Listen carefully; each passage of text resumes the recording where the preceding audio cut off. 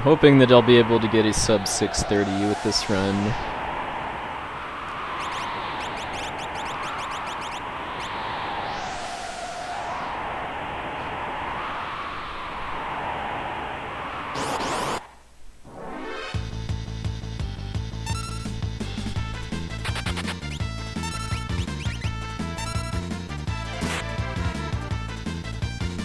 Hey, Scrivener.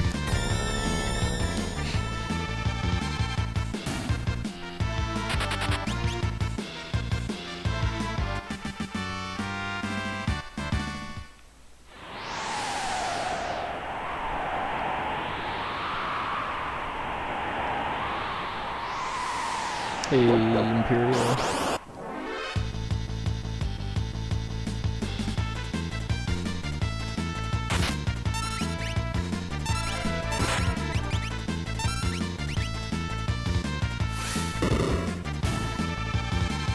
Hey, Ritz Blues.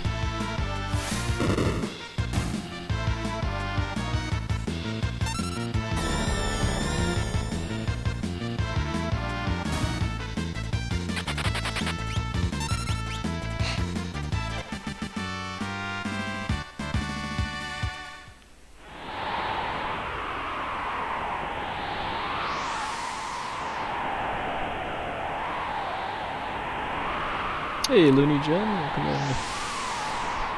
Thank you, thank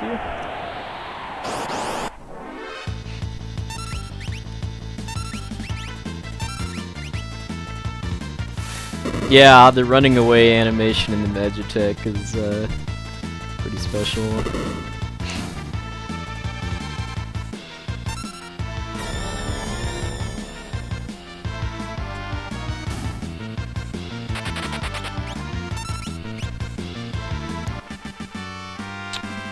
Well, as of now, this is a glitchless, all characters and Espers run, although if my pace is good enough at the end of the World of Balance, which is roughly the 4-hour mark for a shot at a glitchless any percent PB, then I will go for it. Hey, Dying, good evening, sir. Hey, Edgestream.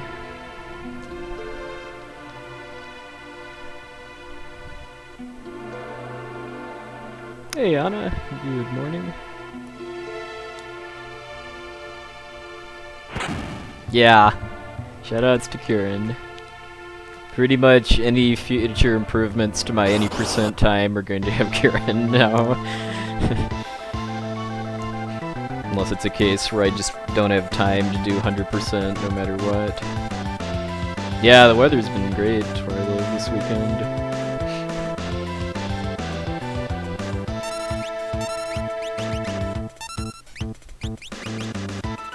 Thank you, Butterface.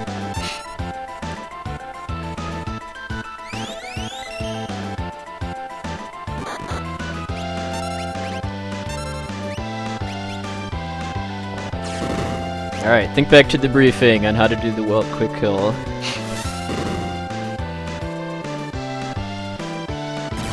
No, I feel fine, it's just allergy season for me. My throat sounds like scratchy or something like that, that would be why.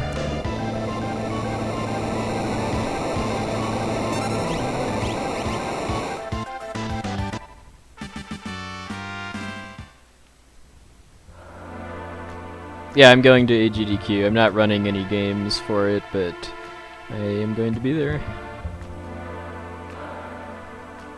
Well, last week's one was a any percent PB by about a minute and a half.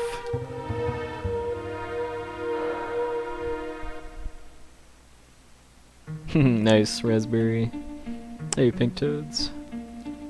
Yeah, that was a pretty solid Welk fight.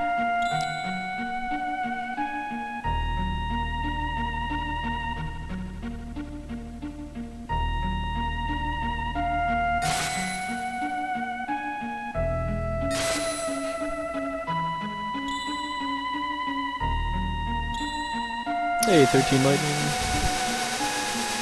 Yeah, the LCC found a consistent setup for Welt Quick Kill last year, I want to say. It was right before the Kefka at Nourish tournament. Oh, thanks, Ritz Blues.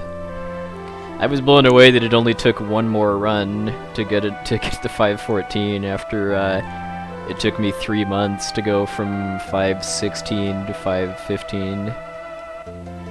Hey, OT Gush. Hey, Blue Imp. Thanks, everybody.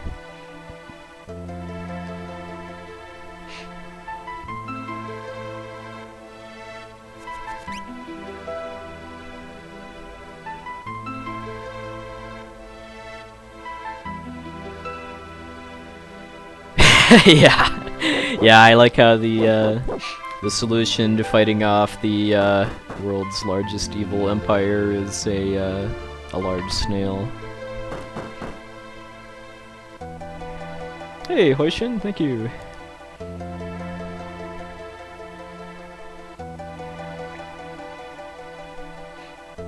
Thank you, Dorkmaster Fleck. Thank you, Free Kilby. Well, if you're still awake when I actually get to the World of Ruin, the 100% stuff is actually not that bad because of having the Moogle charm at that point, which prevents random encounters. The extra stuff I have to do for 100% is pretty much just a boss rush.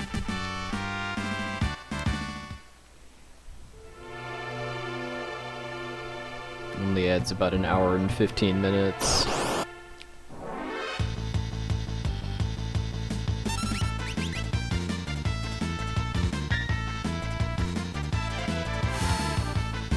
Yes, I mean, 100% is defined as all characters and Espers, so that does mean I have to wait for Shadow. That's why the decision point for if I'm doing any percent or 100% is on the floating continent, because up until that, literally the only route difference is that I have to pick up Kieran and Zozo, but I mean that's 1 second to do, so I can do that and still have a shot at an any percent PB, but at the end of Floating Continent, I have to wait for Shadow if I'm doing 100%, and since that takes several minutes, that is definitely the point of no return.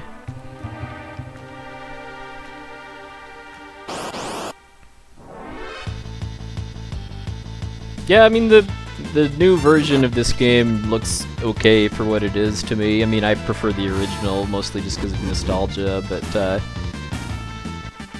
I'm not going to hate on anybody that likes the new version. I do think there are some things that it objectively improved about the game too, like the menus. I very much appreciate that the new version of the game kind of merged all of the menus into one instead of having 3 separate menus for equipment, relics, and espers.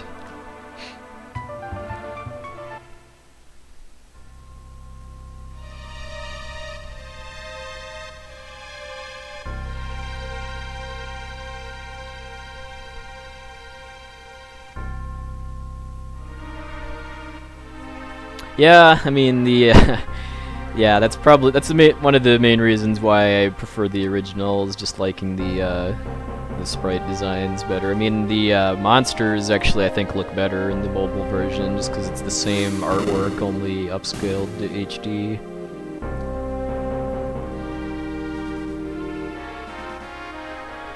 Well, the mobile version is based on the GBA version, as I understand it, so a lot of the glitches from the Super Nintendo version are fixed.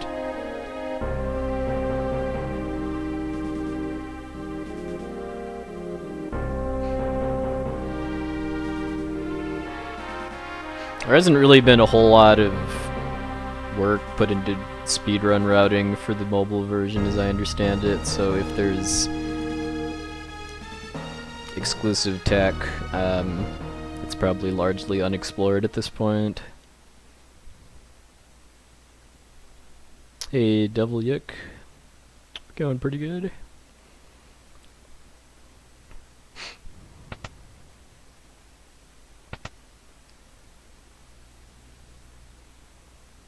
Thank you, Glypha.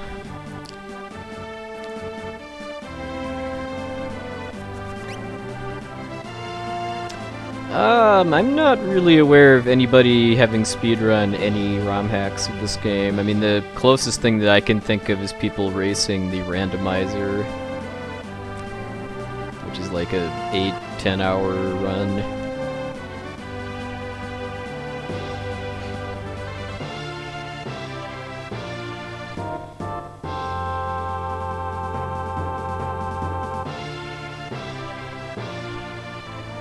Yeah, I've had lots of people ask me for notes, and I'm just admittedly too lazy to make notes in a format that would be useful to somebody other than me. Hey, Boa Transistor.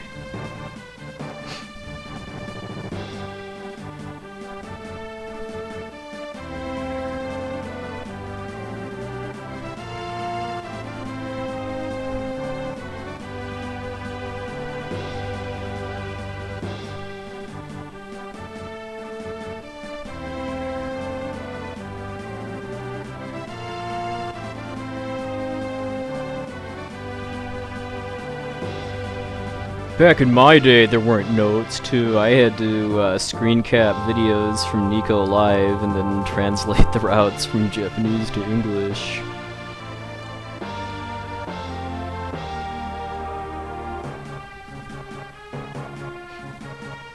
That is one thing that does kind of sadden me a little bit these days, is that it seems like I get the sense there's a lot of people whose interest in speedrunning an RPG is directly tied to whether or not there's like an absolute full walkthrough for, or like FAQ for it already, which is pretty much not a thing for many games. Hey, Ranging Sir.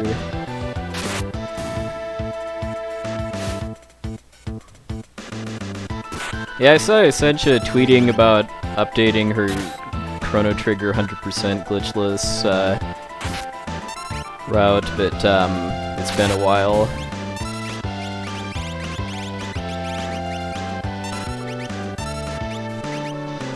I imagine she's probably gotten considerably busier with her kids since then.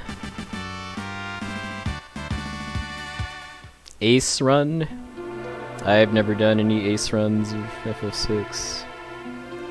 Probably the closest equivalent to an ace run that I've done was New Game Plus PC FF7, which I'm not planning to do anymore.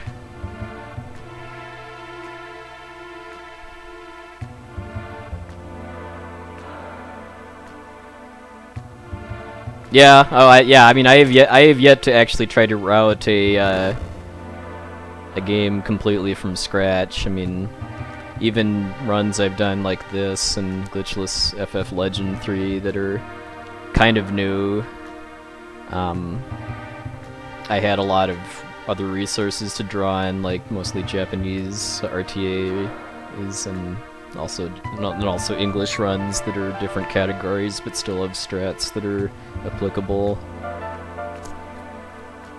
Oh, when I think of ace, I think of arbitrary code execution, which means like credits warping. The last time I did a FF6 100% attempt was like July or so. That was one that almost finished, and then I managed to die to Kefka because of just like task level bad RNG, basically. Like I think I did the math, and the odds of getting what I got that I didn't account for in my route that caused me to lose was like 0.001% or something like that.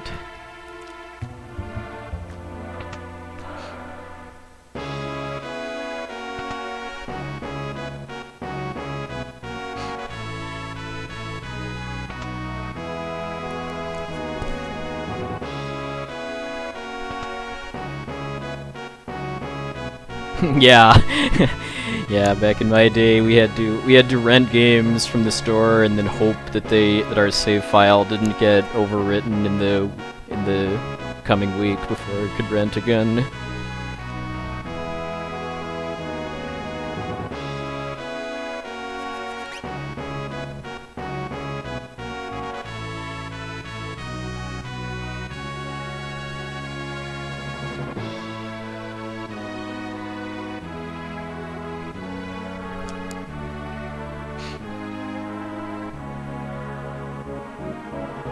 Star Ocean 1 speedrun? Probably not. The only Star Ocean game I've even played in full so far is Star Ocean 3.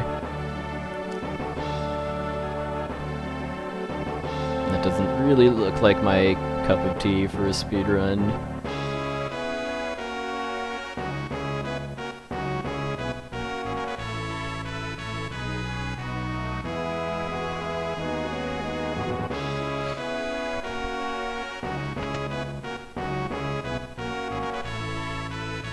Another thing that would just make it really rough to try to make a guide for this run is just how much just winging it I have to do depending on RNG stuff. Like the final battle, like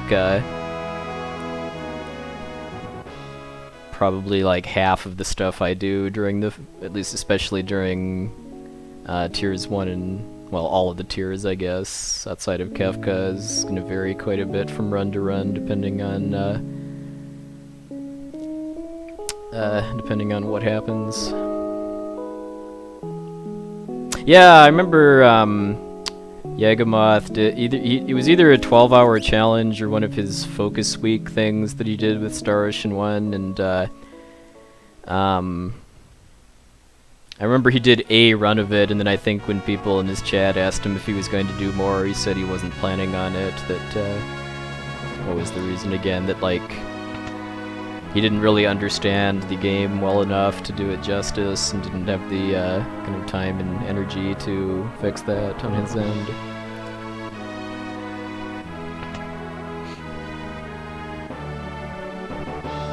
Chancellor.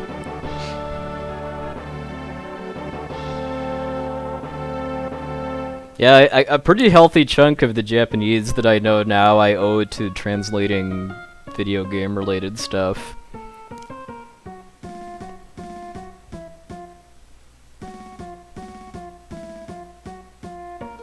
No, that's too bad. It makes me really appreciate the Japanese runners that want to interact with the non-Japanese speedrun community. Like Toru 1988, who's got the record for the Japanese version of this game.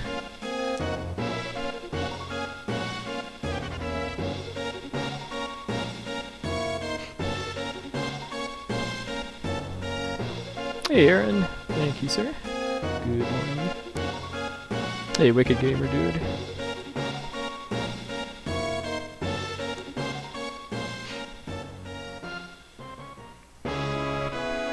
Yeah, like Hoishin, who was in chat a bit ago, is a really cool guy from Japan that runs, I believe, Final Fantasy XII is his main game, and he also does some Dragon Quests too.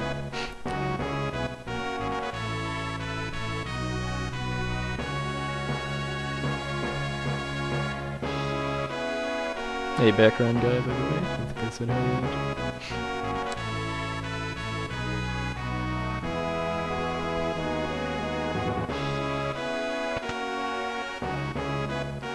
You can tell I've been running this game a lot lately because I've been, I'm paying like 70% attention to chat and 30% to the game, and have made no mistakes or anything yet. Early game's pretty much on autopilot now.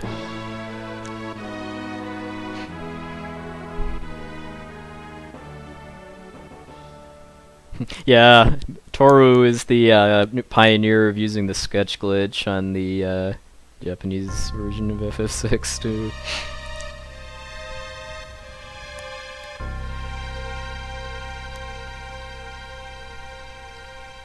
Next thing I want to do with this game is improve my Japanese any percent no sketch time, which well, after I've done a couple runs, I'll have to see if getting the record back from Toru is something I feel like I can do without ridiculous grinding. Hey, courtesy of Tino. Hey, Southern Pretzel.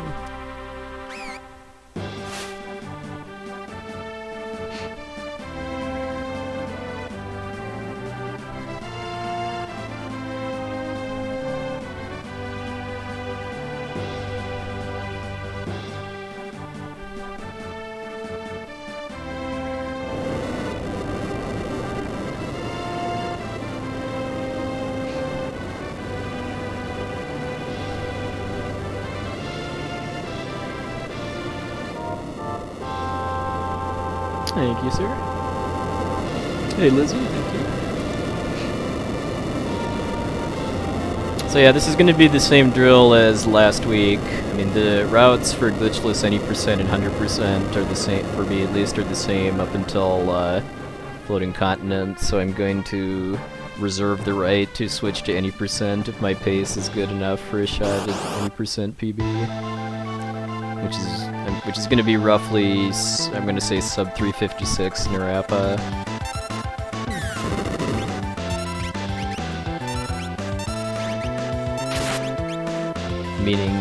Meaning that I'm going to have to be actually ahead of my any percent splits as of then.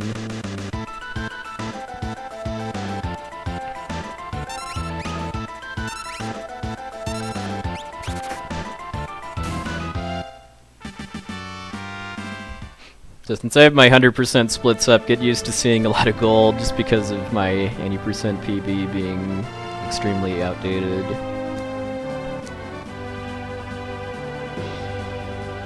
Hey, Gyre. Thank you, sir. How'd the Legend 2 run turn out?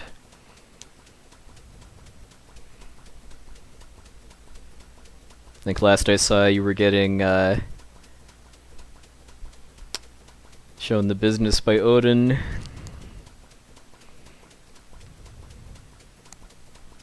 I got a 514 any percent last weekend, which is my goal for right now for the category. Although since then I've actually found yet more route improvements. I found like about a 5-second menu improvement, and then about a improvement to the start of the Celis grind that against my 514 PB is worth about 30 seconds, and against a average Locke version of it from my old route about 10. Oh, nice. Glad that Arsenal behaved at least. I've heard that bosses in that game can cooperate better if bribed with bananas.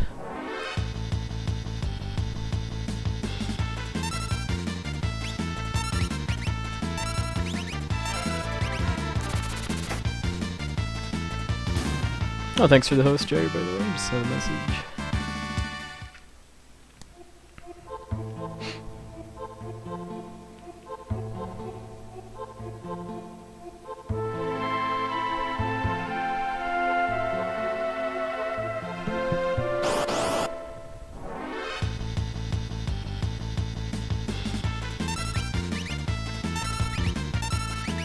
Anyone doesn't know what we're talking about, in Final Fantasy Legend 2, part of the same series as Final Fantasy Legend 3, one of the games I run. One of the localization changes for the English version of the game is that references to drugs were replaced with references to bananas.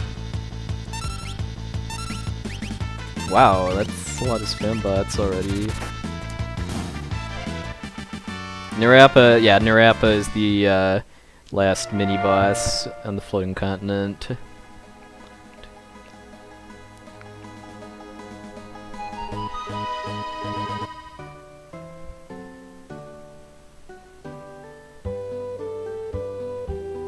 Ooh, nice. No traffic jam this time.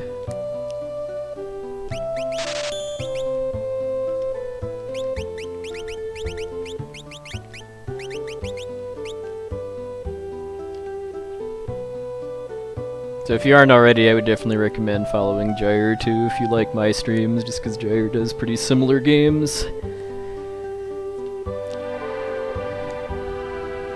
A lot of 2D RPGs from the 8 and 16-bit eras. Hey, Megashin.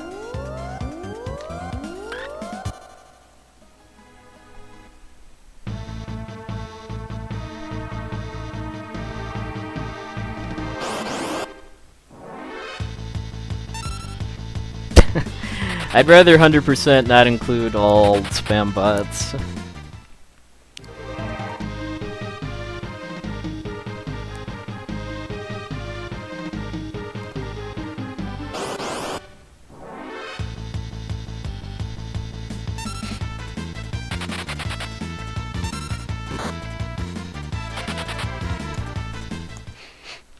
Yeah, I don't think Final Fantasy Legend 3 has anything nearly as wacky in the English localization as the bananas.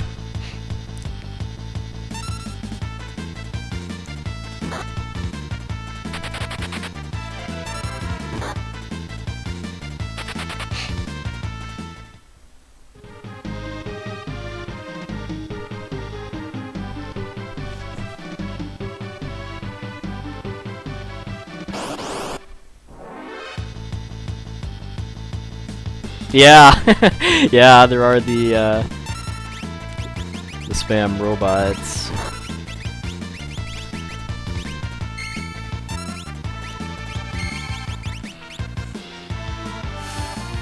For any percent at least, Glitchless needs to get meat instead, so it's a high protein route.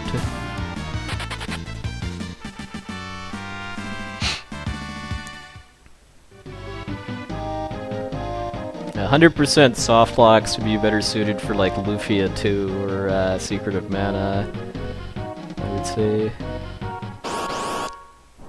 Thank you, Boville.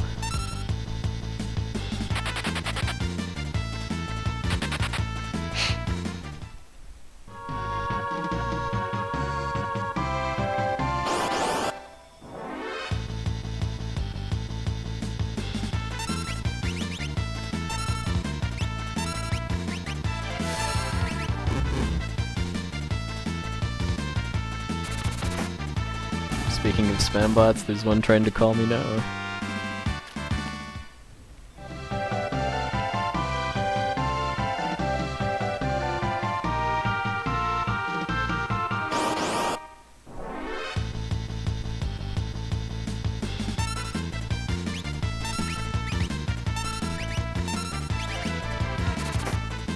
Hey, Yvonne. Oh, I didn't actually equip the Atlas armlet. Oops.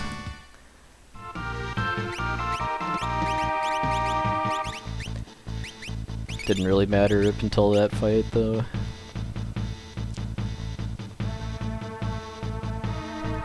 And the game didn't see fit to poison me for my hubris, too. That would be the aforementioned autopilot kicking in.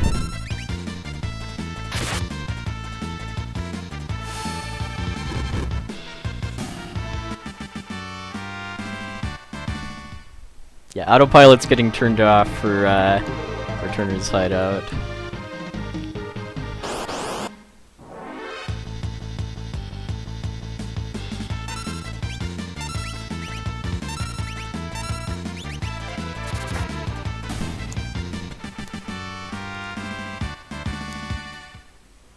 I'd like to start seeing some preemptives on Trilliums, because I can run from 2 of them and still have enough experience. Okay, that's good, that's good.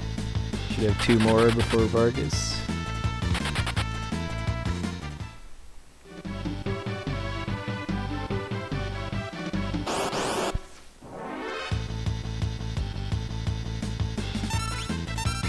I use Genji Glove a couple places, the first one being for the Ultros fight, and then other main one is for the Opera House. So got 7, can have 2 weapons.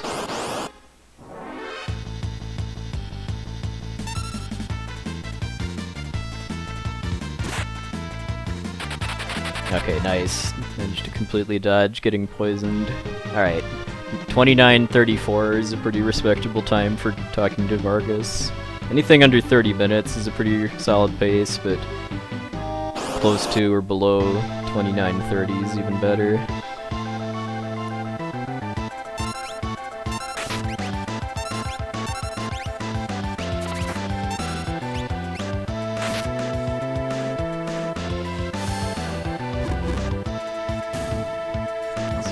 And had Drew go first.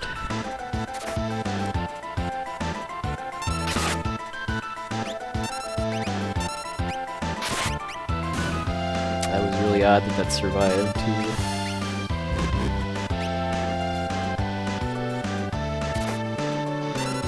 Oh wait, that's because of 2 crossbows instead of crossbow and fire.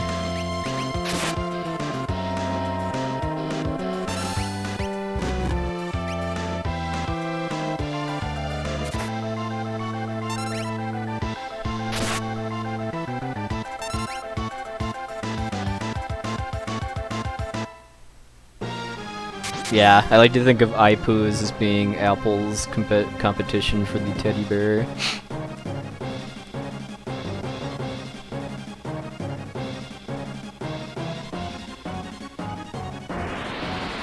Yeah, I watched the trailer for the Nintendo Switch. It looked pretty cool, although in general, new games and new game consoles don't really excite me that much. So that's pretty bad. Yeah, that was really bad Sab and ATB. If it had been just a little bit better, I could have gotten Doomfist skip. So still be a decent Vargas time though.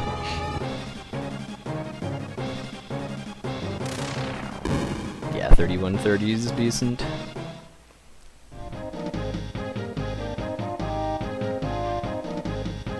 That's kind of a trend I've been seeing lately too, is that I've been missing Doomfist skip like a lot lately just because of Sabin having bad starting ATB.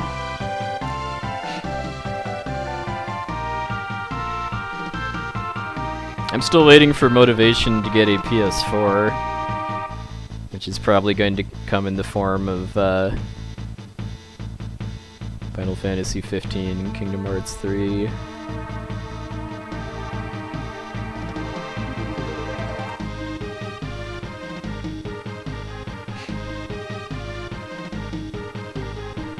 Probably HD FF12 as well.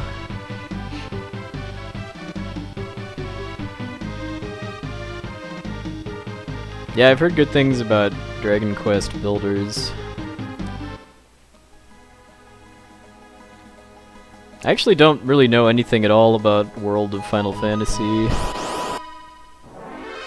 I know that it exists, but not much more than that.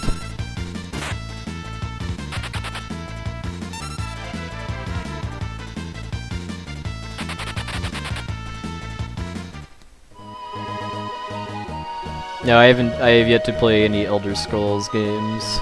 There's a lot of franchises that I just have not played any entries of yet. Like, I'm currently playing my first Ys game. Well, unless you count the Super Nintendo one that I played as a kid. Currently playing The Oath and Felghana on my PS TV. Oh yeah, yeah. I'm a pretty big fan of the Dragon Warrior Dragon Quest series. The first Dragon Warrior is the first RPG I ever played.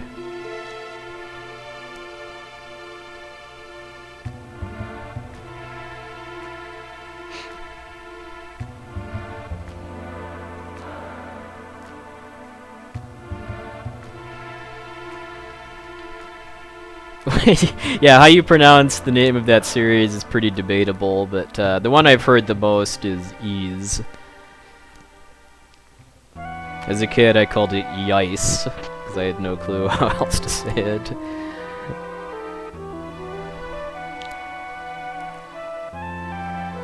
Wise is another valid one, I would say, but I know in Japanese it's Isu.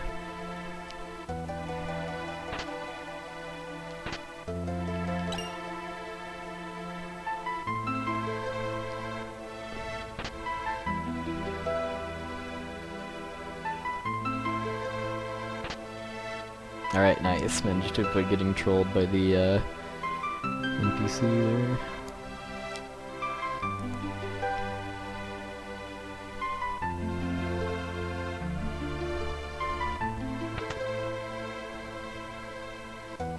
Yeah, what Sakatana said. There might be a vowel extender after the E symbol too. I can't remember.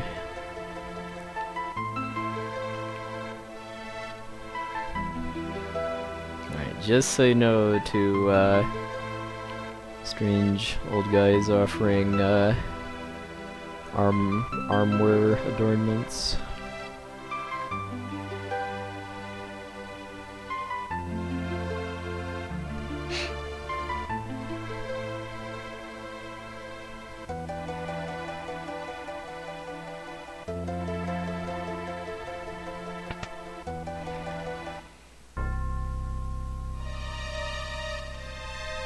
Hey, Jolly Wrencher. Thank you, thank you.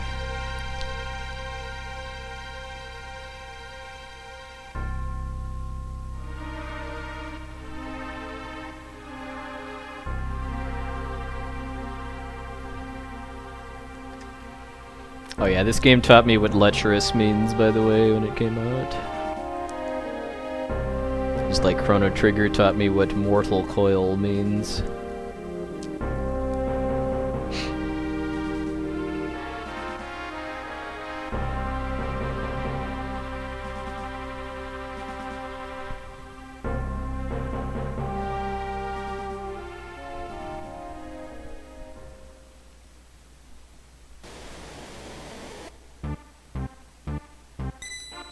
Thank you, Cole Lazy.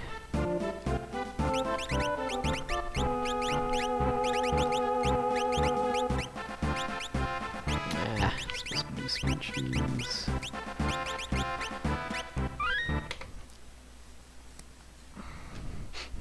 You're sitting here to manipulate the river.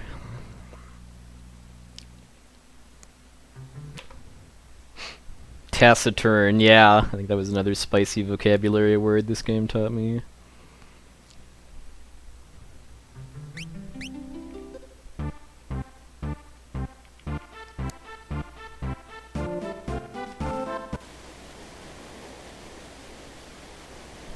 Hey Alta, good evening, sir.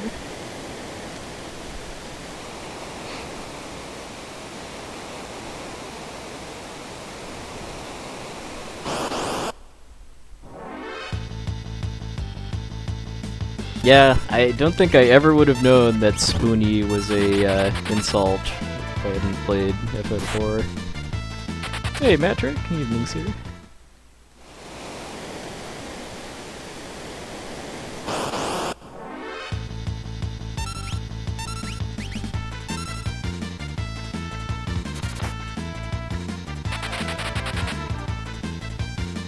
Yeah. This game also taught me that that if something's final, not really.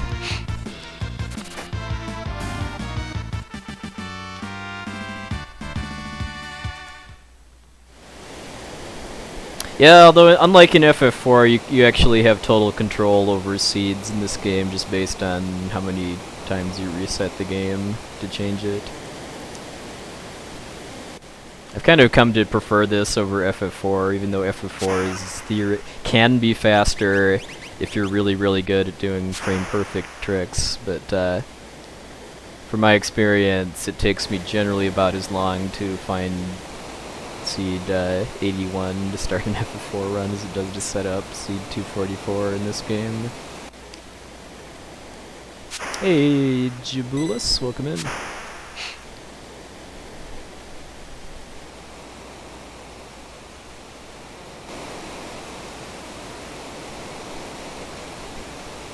Hey, Baron von Bowser. Well, if I finish a 100% run, it should... a PB is basically guaranteed just because of route improvements. If I get a shot at any percent PB again in another week in a row, that'll be definitely something.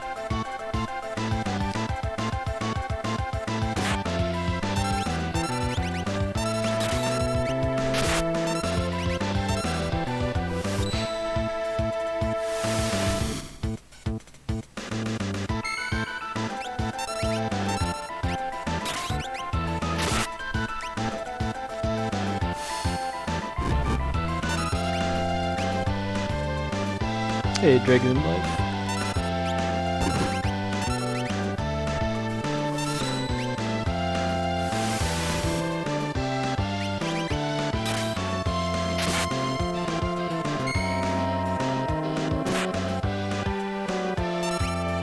This should kill him thanks to that crit.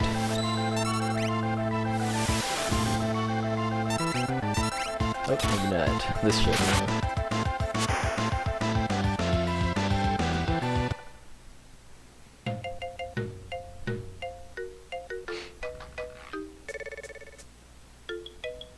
So even though that was really a really good segment, I actually lost 10 seconds to my any percent splits because of not getting a preemptive on the first fight.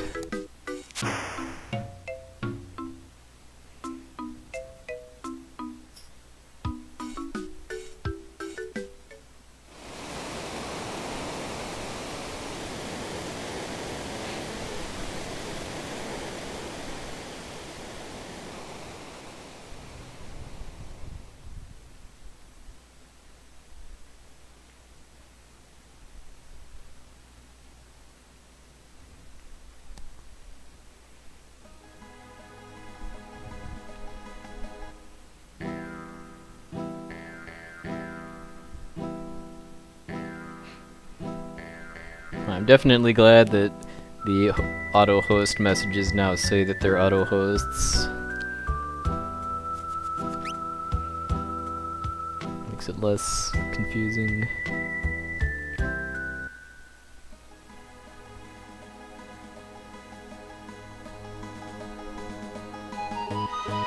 Yeah, it didn't help that I derped the menu before the reset a little bit too, as far as forgetting to put the sprint shoes on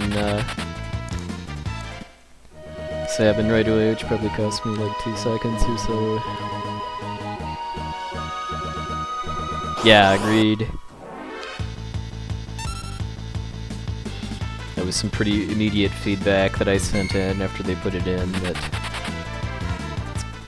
it'd be quite nice to know the difference between an auto and traditional host. Sure. The reason I do Sabin scenario first is because of shopping. Basically, the town that I go to at the end of Sabin scenario, Nikia, is my first opportunity to buy smoke bombs, which is an item you'll see a lot of over the course of this run, which lets you instantly run from any fight that's not a boss or otherwise unrunnable. And if I do that, then I can use them in the other 2 scenarios. So it's most important to do Sabin first, but I do Terra second, basically just because it makes the menuing a little more efficient. Because I can take the Genji glove off of Edgar and then have Locke use it and hit for 1 fight in his scenario. Hey, see, Steves.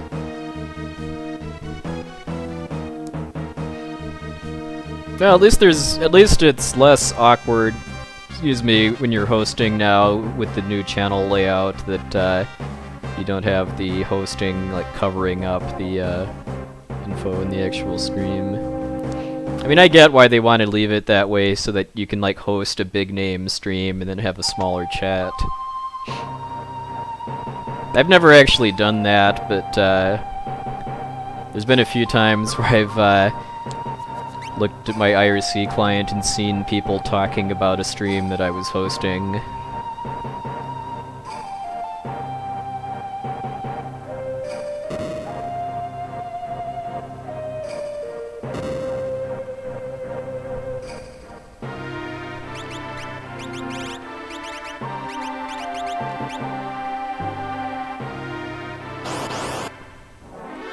Yeah, in the Super Nintendo version, the evade stat is broken and just doesn't do anything.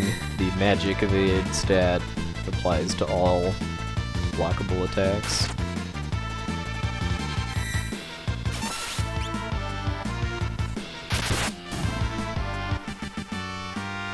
Okay, got the black belt.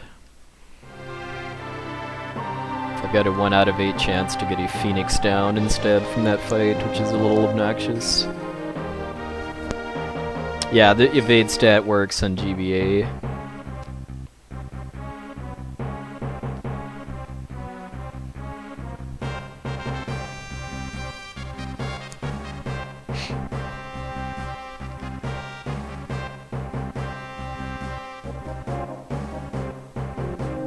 Hey, Prail, welcome in.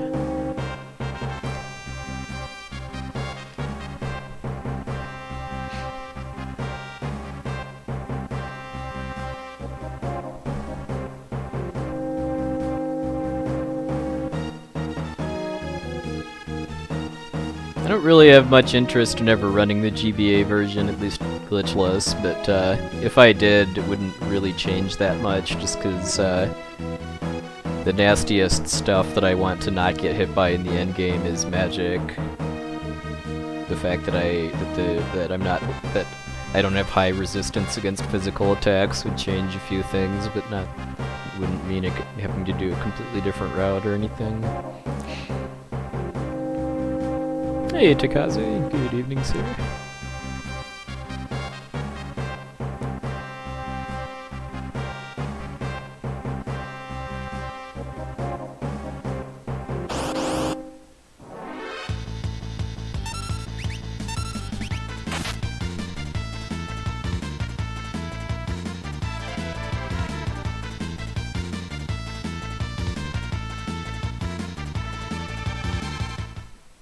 Well, there's a glitch called the airship glitch that lets you do a lot of wacky things with the game by doing triggering events out of order, basically. One of which is to permanently get Leo in your party.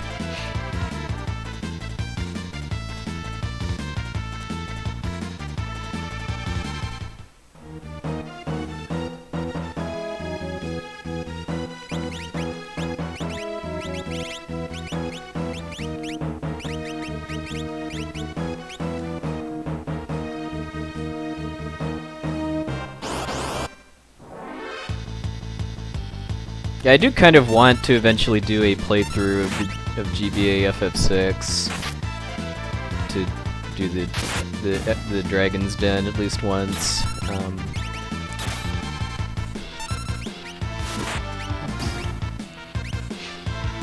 If I did that, it would be with the sound restoration patch.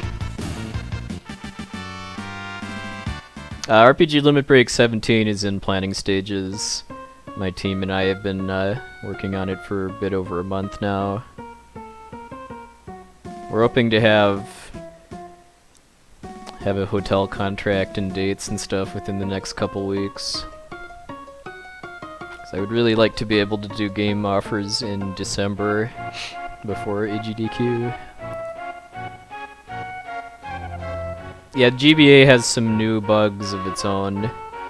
Like, I know there's one that lets you reset certain characters' levels to 1, but not their, like, stats and hit points and stuff, so you can do some power leveling that really quickly that way. Like, Satarak, who's a really knowledgeable guy about FF6, has done speedruns of GBA version using that glitch, among others. You can still do Joker Doom in GBA 2, it's just the setup for it is pretty different, because I believe it's based around spell animations, creating lag or something, or otherwise breaking the restrictions the game is supposed to have on when you can do Joker Doom.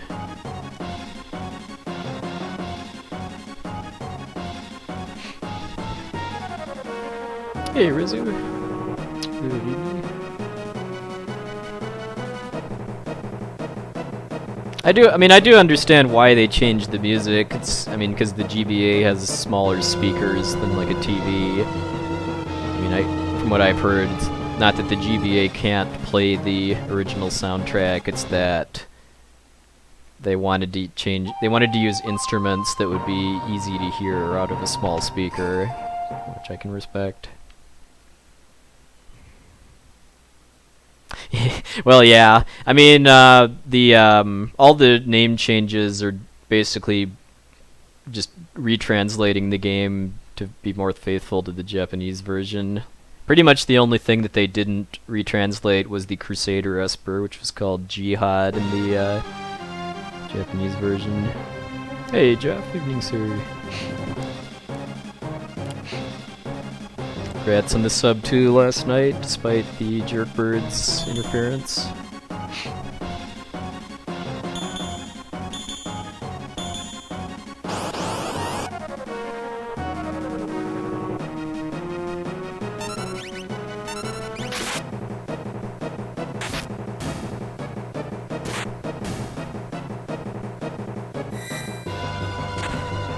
That dispatch didn't really cost me time because Cyan would last. Generally, I'd want to see Cyan use regular attacks instead of dispatch. Yeah, that's a pretty big first world problem in our community, is that there's just too many games to speedrun. Well, we will be seeing Palador in this run. Assuming I actually do 100%, assuming my pace at the floating continent isn't good enough for a shot at another any percent PB.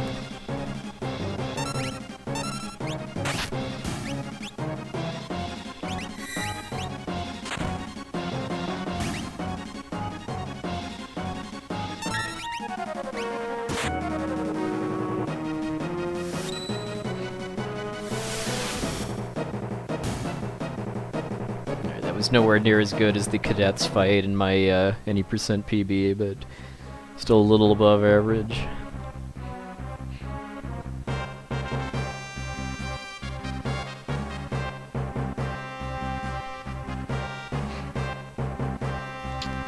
I'm gonna say roughly 355 Narapa kill would be, or sub 356 is good enough pace. Because the World of Ruin in my any percent PB was pretty darn good, but I've found about 30-ish seconds of route improvements since then, along with the fact that Tier 2 trolled me pretty badly at the start. So that's probably about 20 to 30 seconds too.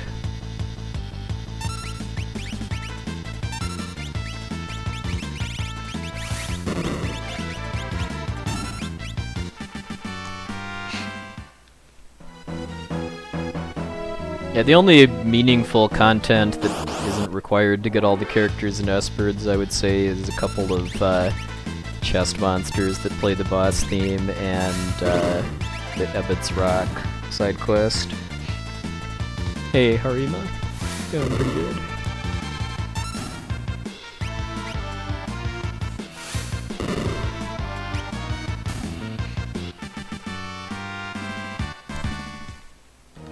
Yeah, I've toyed with the idea of at least casually learning the Child of Light run, just because it's an amazing game that's also a very short run, but before doing that I would need to get a better computer.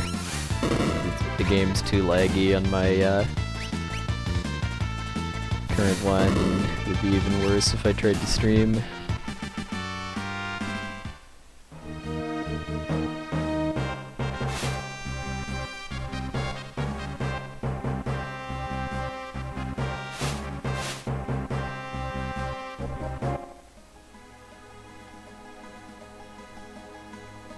Oh yeah, and there's also, yeah, having to actually complete the Fanatics Tower isn't required for all characters in Espers.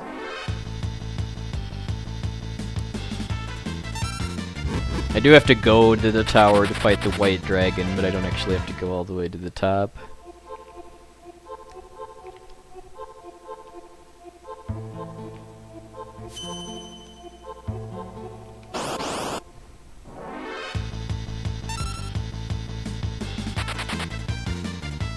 No, thank you, Bruzeb.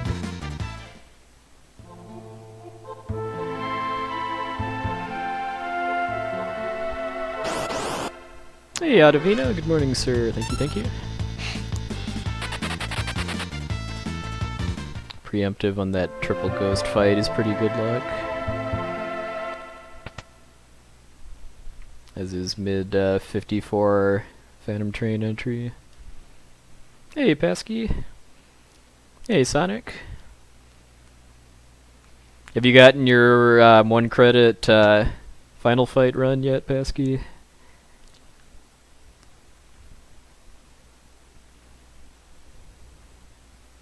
I think the closest I've personally seen you get is 2. Oh, you got it? Nice. Congrats, sir. I know that is not an easy game to 1 credit.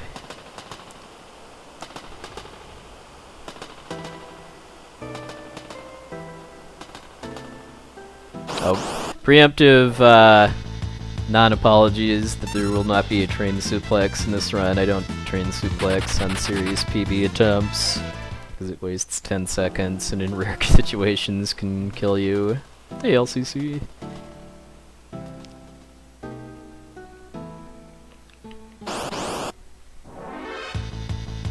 That is one thing that disappoints me greatly, that Hager is not the optimal character for speedrunning Final Fight.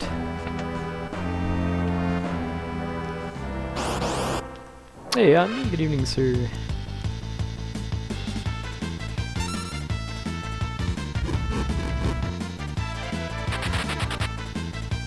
Well, against my 100% PB, it's river manipulation, primarily.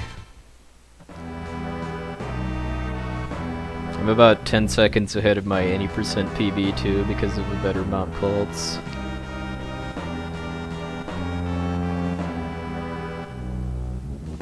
Oh, interesting.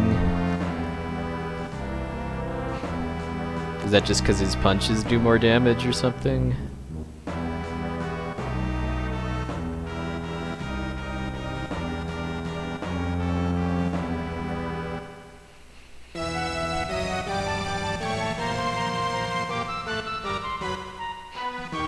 Thank you, Soundhound. I know Murphigator has said that sadly Hager's pile driver is useless in speedrunning, at least, because it's too slow relative to how much damage it does.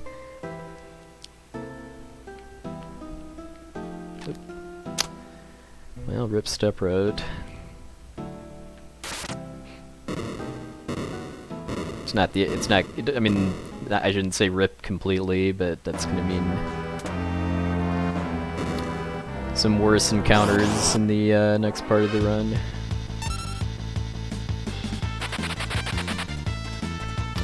As of now, no.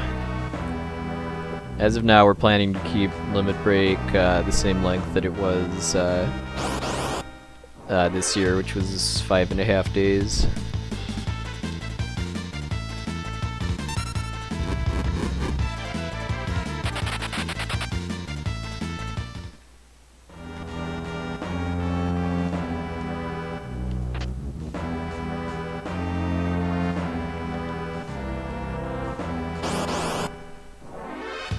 That's certainly an option we'll always be considering, but I mean, people have limited pools of vacation time and time away from school and stuff like that, so I don't want to make the event longer just because I can. I want it to be I'd only want to make it longer if I think that's the best for it long term, or even short term. I mean, if we make it longer, there's no reason it has to stay longer forever. Yeah, getting all characters in Espers is the 100% definition. Hey, Sky Island Games, thank you.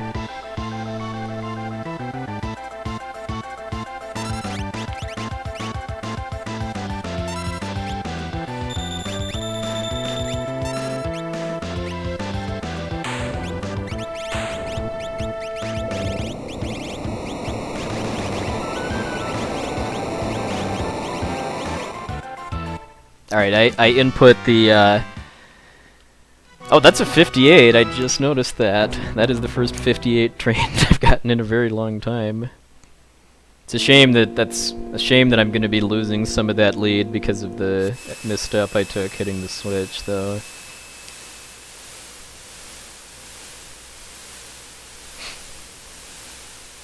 When's 100% all items? When you do it. Or somebody else does it. It's not me.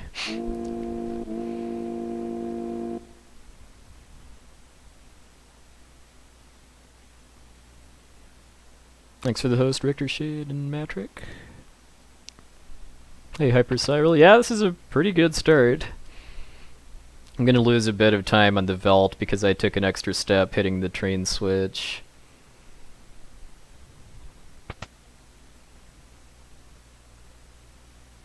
That's not going to apply until the next split, though.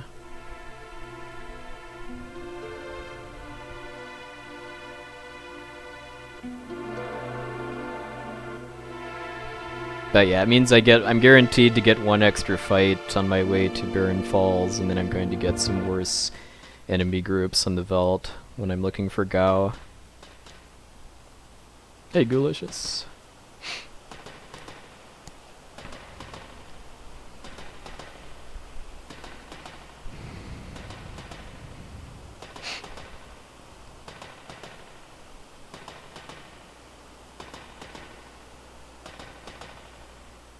But yeah, I mostly owe that 58 to just some pretty good preemptive luck in the forest and train.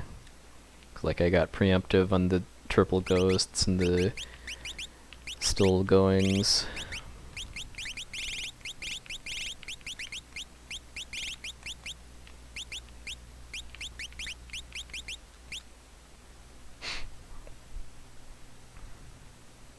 Well, I input the train suplex after I'd already Phoenix downed it. Hopefully that still counts for something. Alright, so right here, this is an extra fight that I'm getting because I took an extra step on the train. It's kind of a crappy one to... Oh, okay. That wasn't that bad, actually.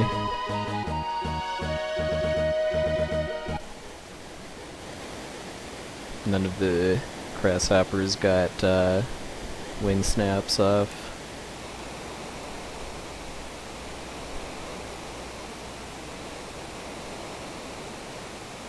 There's another good thing about that segment too is that Shadow actually managed to outspeed the train, which is pretty darn rare.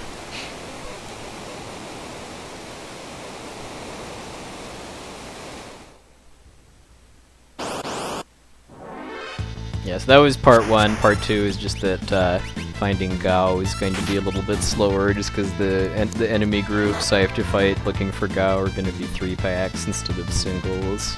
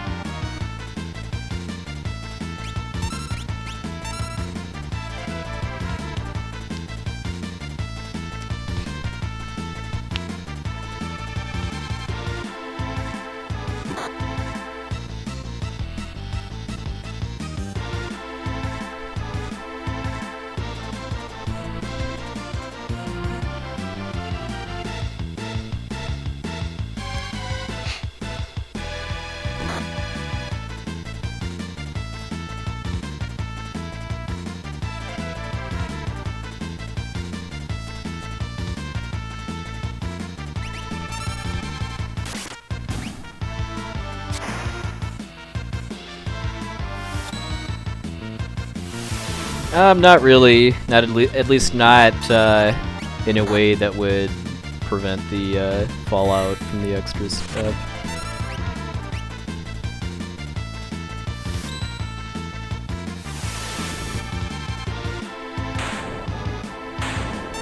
Kind of odd that it didn't. Well, I wasn't even paying enough attention to what it did. It didn't do any spells, at least. Yeah, that fight's on a timer. Rizipas won't spawn until about a minute after the waterfall fight starts. So I just basically wait it out and use the music as a cue for when to bring him out. Thank you, Abzy. There are faster strats that involve using Cyan's retort glitch. The fastest version of it actually lets you skip Rizipas completely, and the setup for it is great too, because it actually involves trying to suplex the piranha in order to trigger the retort glitch. I'll be doing that for my Japanese any percent no sketch route.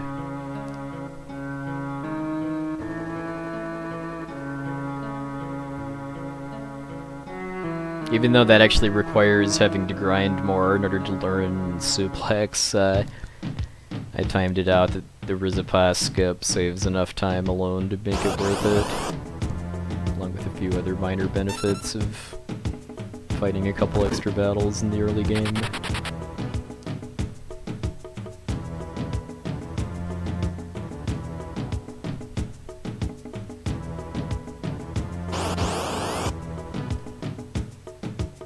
So sadly, even though my Velt encounters are different than they should be because of the misstep, it doesn't involve getting to skip this.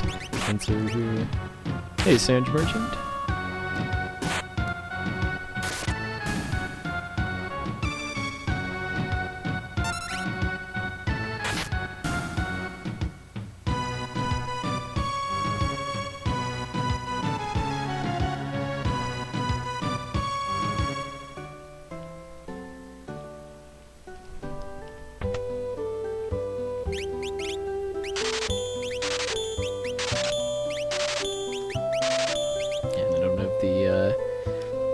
Imperial, because Shadow's got a fast turn in the train and I didn't want to pass that up.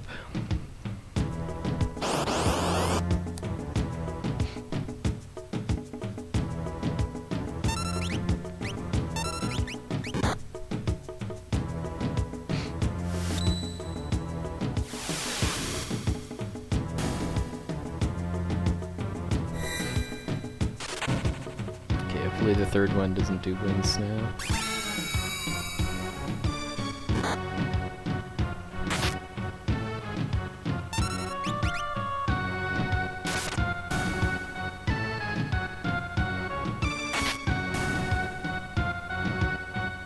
Yeah, and I was lining up my turns so that I wanted to make sure Sabin got the last hit, so that if I got Gao off that fight, then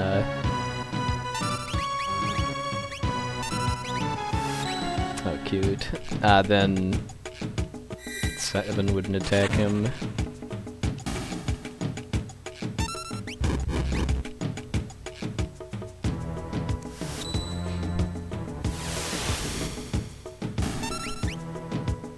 But yeah, these two fights here are supposed to be single enemies, but because of the misstep, it's 3.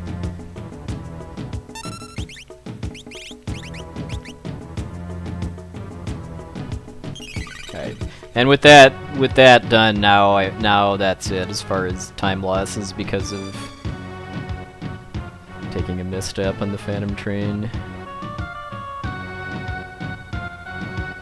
I'm definitely still gaining time on my 100% splits though, just because I know in my 100% PB I got marshaled, meaning I got the Marshall Lobo fight, and then one of my characters got netted.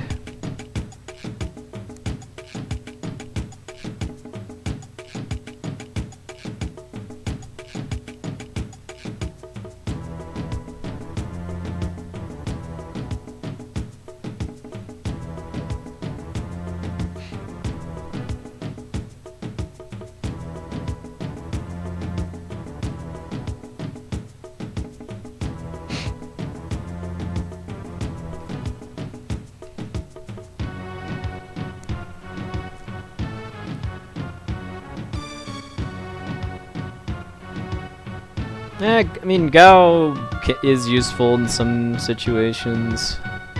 The fact that you can't control him when he's raging, and that his rage special attacks are RNG based is pretty sucky, though.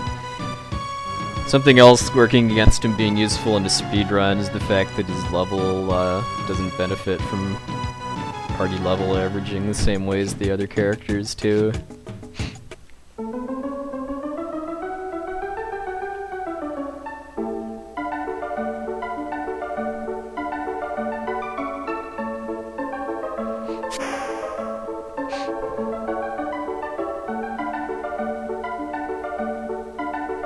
Hey, Mr. Buzzman. Well, I mean, I'm reserving the right to switch to any percent if my World of Balance is good enough.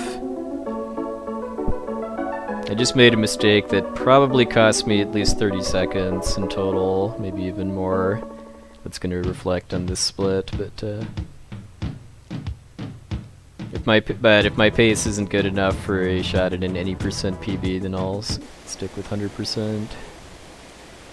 Which is a completely free PP if I finish the run, just because of massive route improvements. Oh yeah, I definitely want to improve my 514 by another minute or two, but I'm taking a break from seriously grinding for it. But I mean, since this category is the same for the first 4-ish hours. If I have if I get the right luck to have a shot at getting like a 513 or maybe even 512, depending on stuff, I'm gonna take it.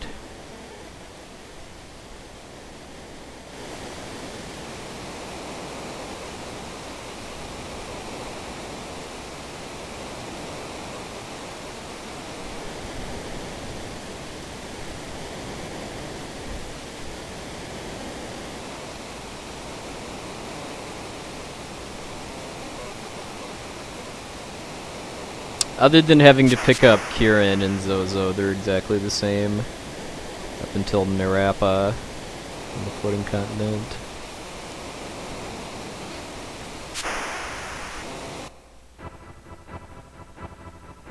Because at that point, if I'm doing 100%, I need to wait for Shadow.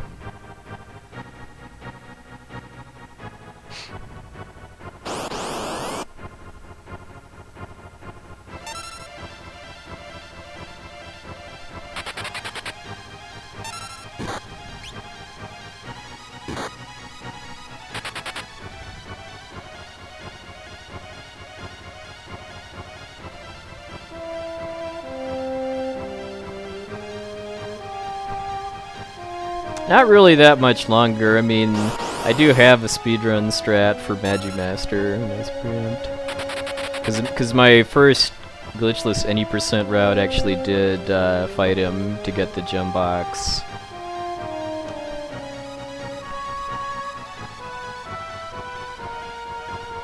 There's not really a whole lot extra I have to do too. I just need to use Palador so that some of my characters can survive Ultima.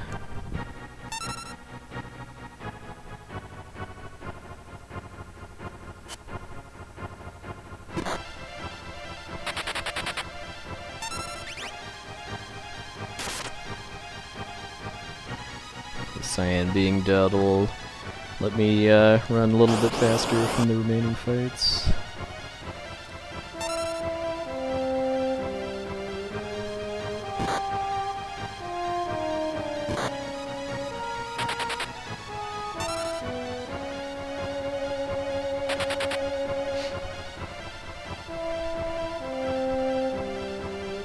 Which, I guess I lost count there, it was just one. Thought there were two left for some reason.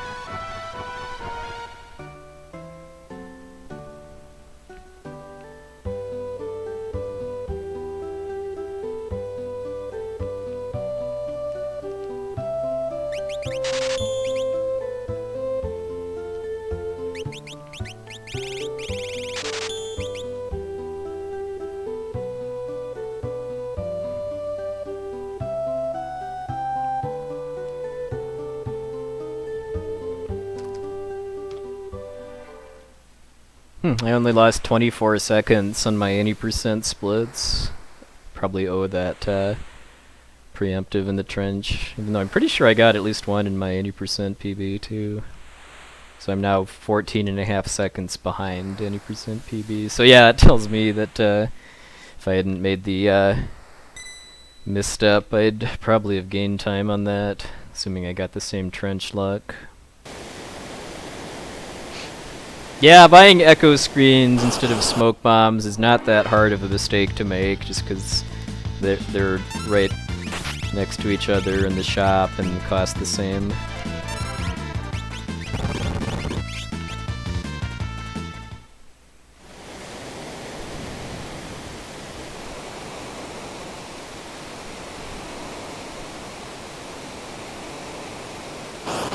Okay, got one extra river fight, a little preemptive.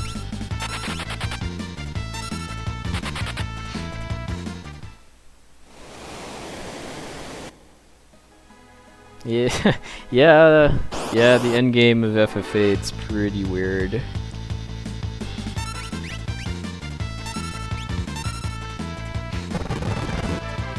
I appreciate the game more now than when it came out and I first played it, but I still think it's the weakest PlayStation FF.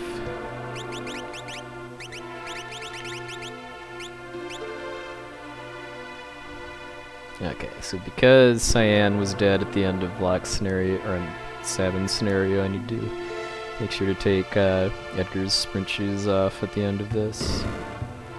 Hey, Cheshire Cat.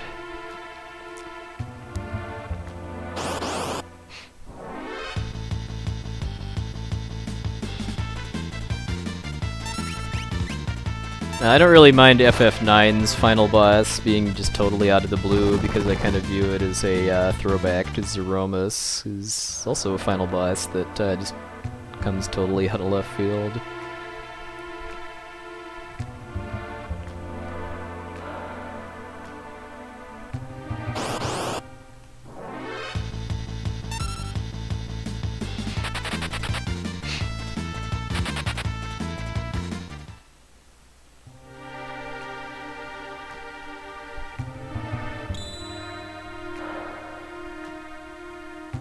Yeah, well, FF3 has the Cloud of Darkness, and then also the fact that you never actually have any kind of encounter with the main villain until you fight, namely Zande, until you fight him right before the final dungeon.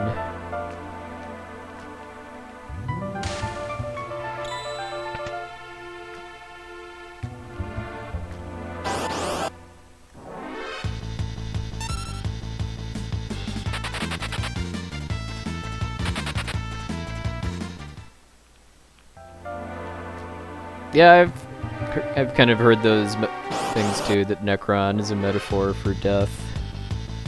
I mean, given that he's called Necron, that's definitely kind of in your face, although in the Japanese version it's called Darkness of Eternity. I think Iai no Yami.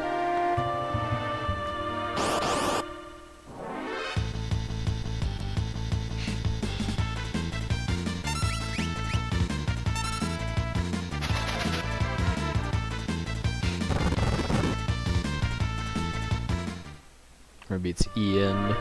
It's E-I-N, I think is how I've seen it romanized. Alright, shoes off.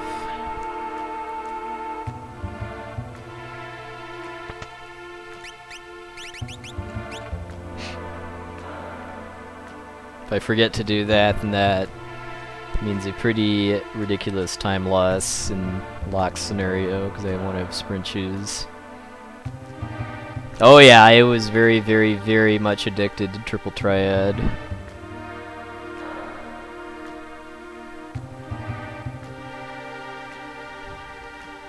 Hey, Neo Slash. Good morning, sir.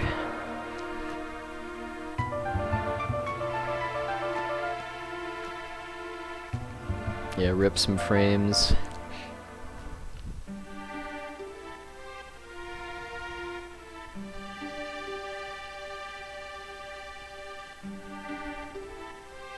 Well, which is a considerably shallower price to pay than having to revive Cyan to take his shoes off.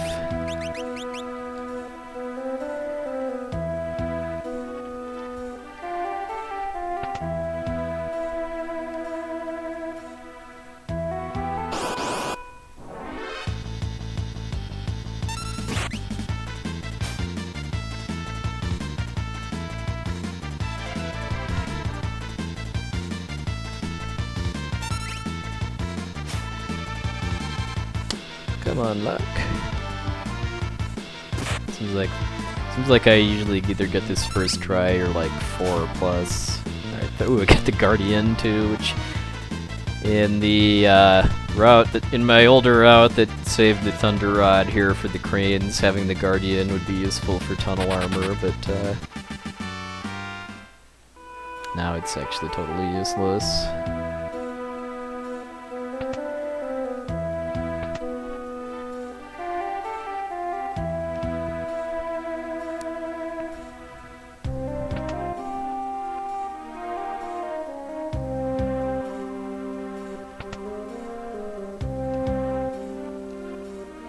B-Day suit, indeed.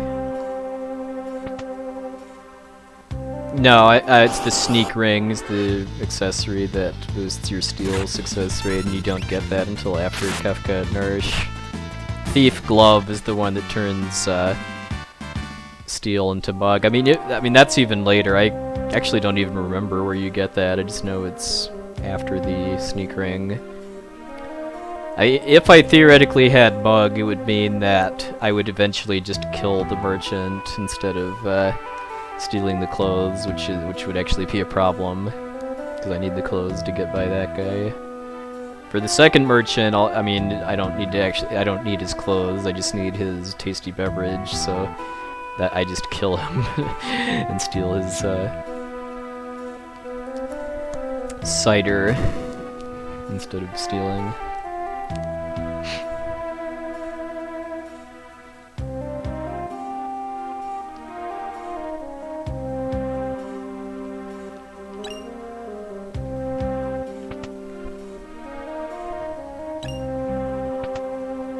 No, you don't get clothes for killing them. You have to actually steal. Yeah, or soup in Chrono Trigger.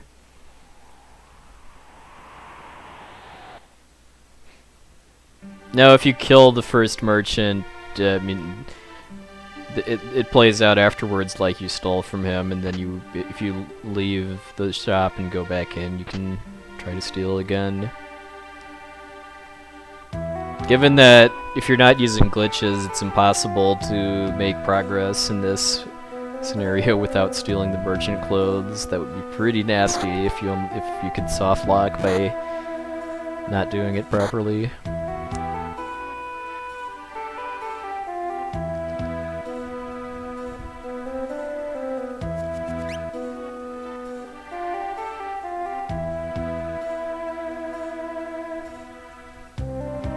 Yeah. I think they added more colorful description for the soup in the DS version of Chrono Trigger.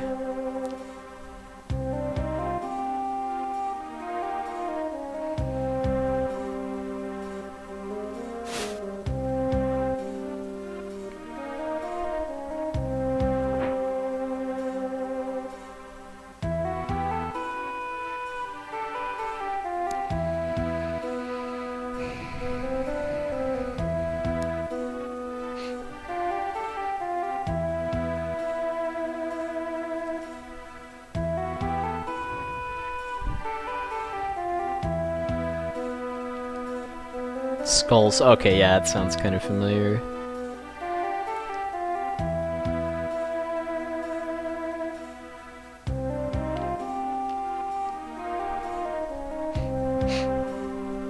Well, yeah, I would kind of imagine the whole concept of there being like a, or I guess that drinking alcohol is not healthy for kids is probably a newer thing than alcohol being drunk in the first place.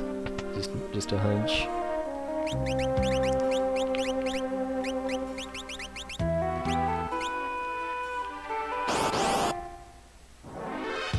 I don't know. Chrono Trigger is one of the games I'm thinking about offering for RPG Limit Break. So I might do some runs to get back into it a bit before it offers, but we'll see.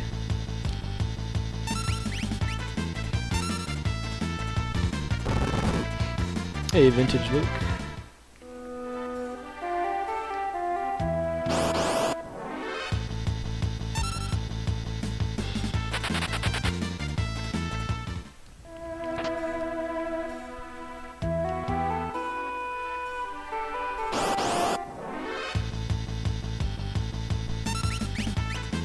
I mean, I did do Chrono Trigger 100% at the first Limit Break in 2015, so if I offer it this time, I'm going to express a preference for any percent instead, just because it's never really gotten a really good showing at a marathon.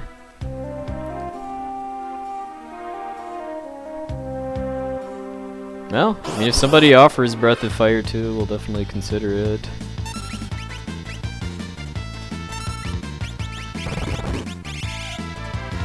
Breath of Fire 2 does, at least the Super Nintendo version does have the unfortunate quality of being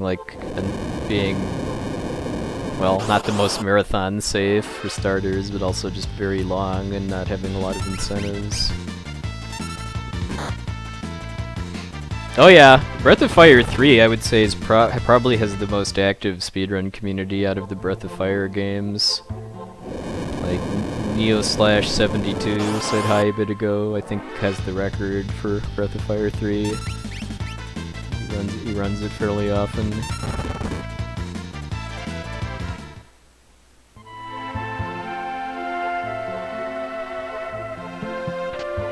El Magus has been running it too, Abda Jr. has run it in the past.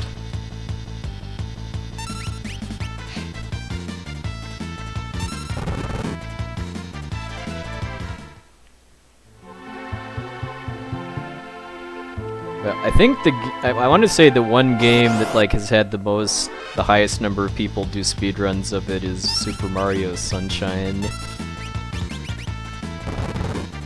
Probably closely followed by Super Mario 64.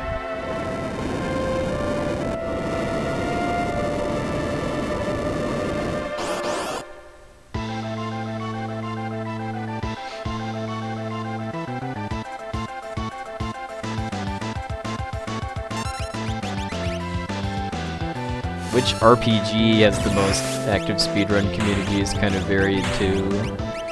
Right now I would probably say Earthbound is probably the most active RPG for speedrunning.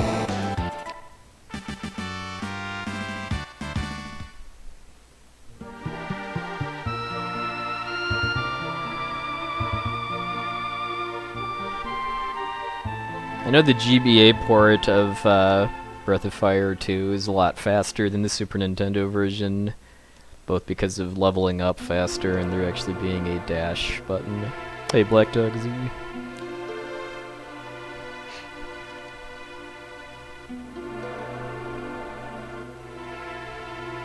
Ryu Quetzalcoatl has been running Breath of Fire 1 lately.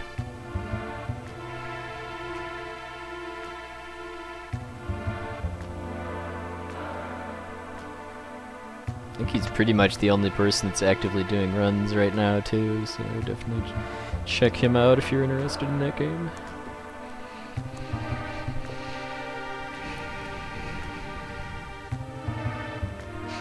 Hey, Typomatic.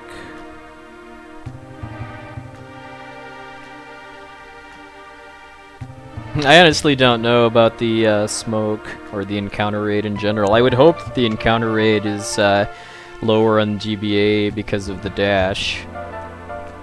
Because that's kind of an issue if you have a game whose encounter rate is designed around a certain movement speed and then you increase that if you don't lower the encounter rate, then that means you're just going to be getting a lot more encounters. Kind of break up the flow.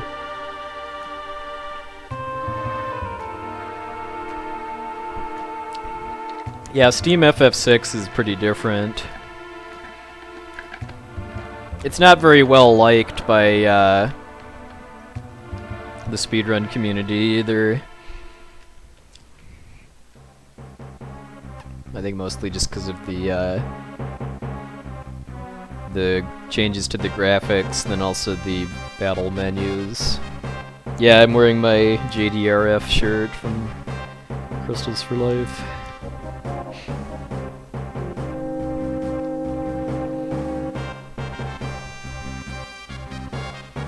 Thanks for the host, Black Dog T. Satarak has done any % runs of GBA FF6.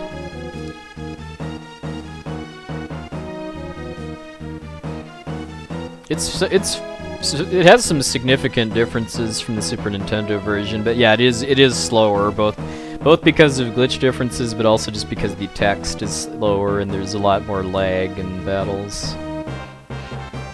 If somebody wanted to speedrun on Steam, it would just be a different category. I mean, it wouldn't be directly comparable to Super Nintendo or GBA or anything, but there's no reason somebody can't do it if they want to.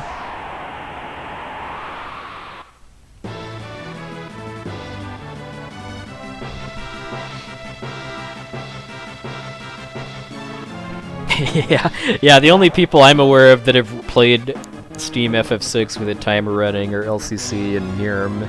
I don't know if Nirm actually finished it, too.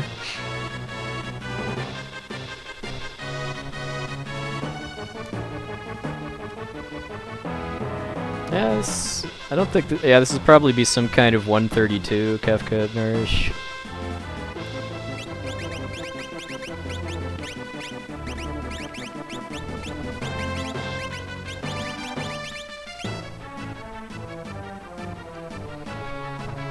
Pretty respectable time. I think my fastest ever is 131.48.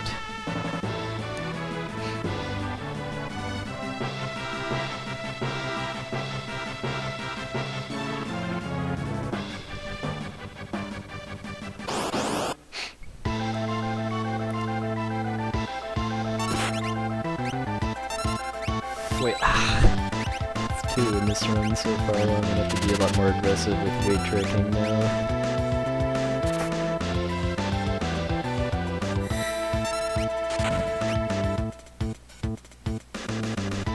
Hey, Dark JDL.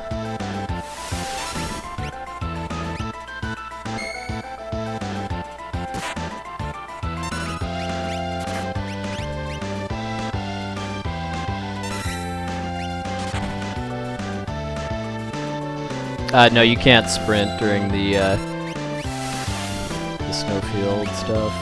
It's just locked out. Okay, I got the Bolt of Justice at least.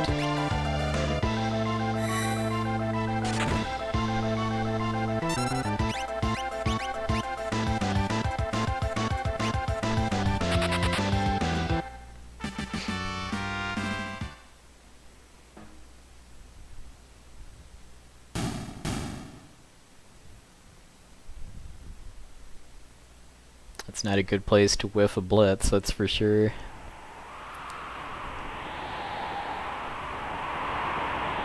QQQ, no. Literally the only thing I need to do differently in World of Balance is pick up Kieran.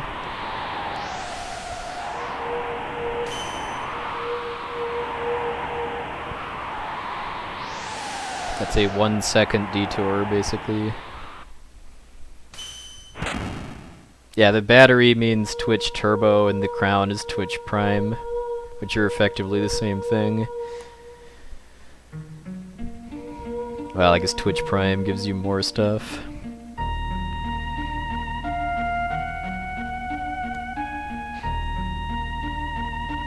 No, 100% is all characters and Espers.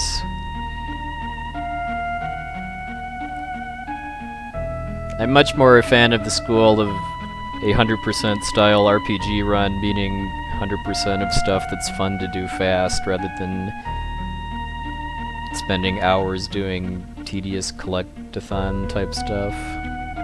Like getting all the dances, rages, lures, treasure, items, yada yada.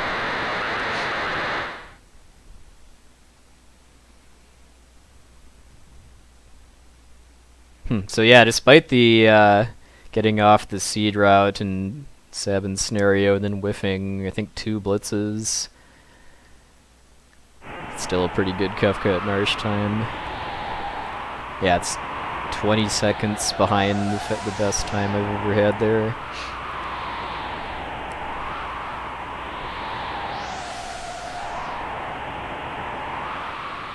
Yeah, Slam Dunk Wizard. The Sabin has actually done all bosses.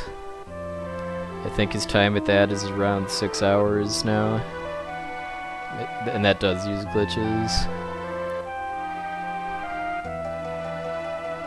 And I believe he defines a boss as just a battle that plays non-standard music.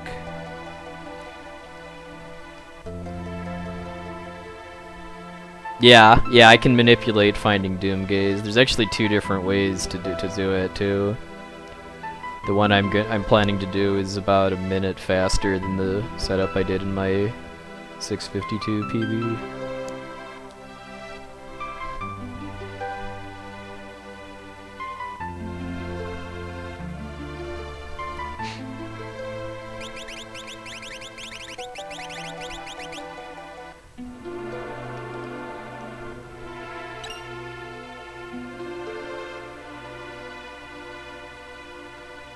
Yeah, I mean, I'm always looking forward to the 2D platformer blocks in the Castlevania games, and then retro RPGs too. I'll definitely be staying up for Final Fantasy by Gyre and Fusel.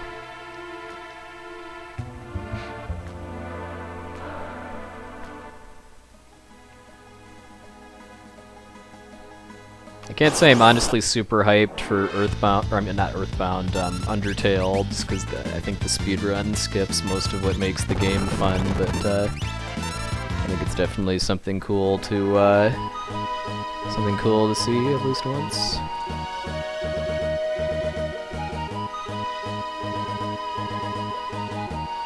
General tips, it's kind of hard just because this is just such a deep game for mechanics and stuff.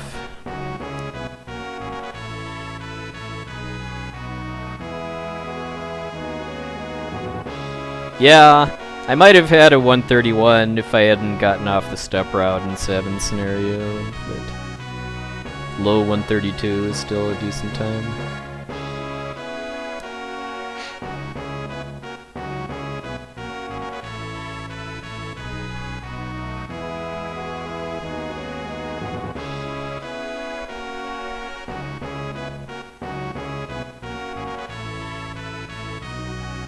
Do this. Well, I'm planning to do a couple runs of this. I'm not planning to grind it anywhere near as hard as I did any percent, but I can see myself doing at least like 2 more runs after this.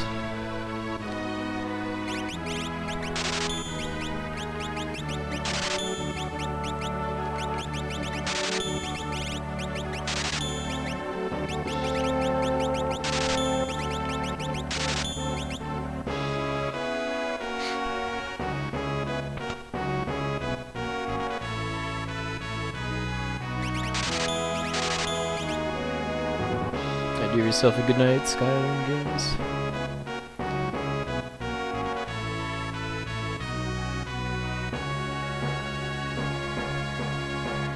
So I guess probably the closest thing I could say to a general tip for speedrunning this game is just to practice everything. Practice like movement, menus, fights. I mean, pretty much everything that you do affects your time in some form.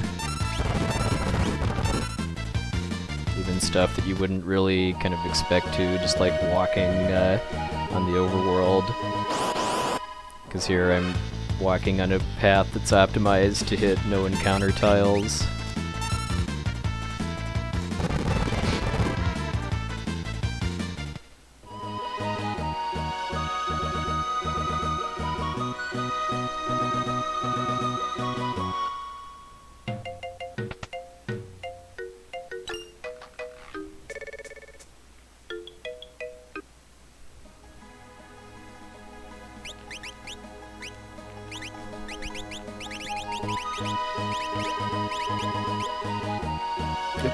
Dang it, thought I was above it.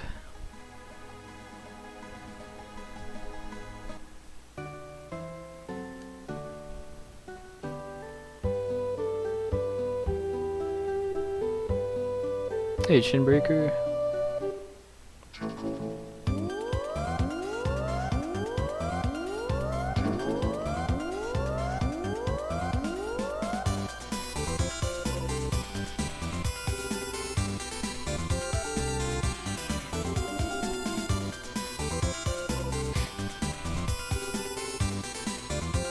Well, it's not just the hero ring, it's also the chocobo.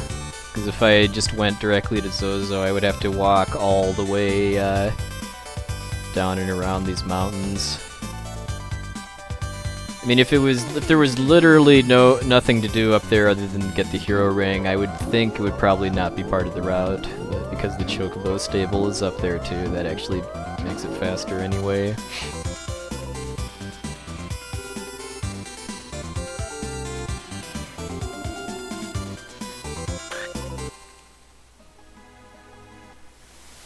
It's kind of it's kind of an interesting question, Slam Dunk Wizard. I mean, for games where there's actual like improvements to be made to the route, I definitely enjoy the routing process, like this game especially.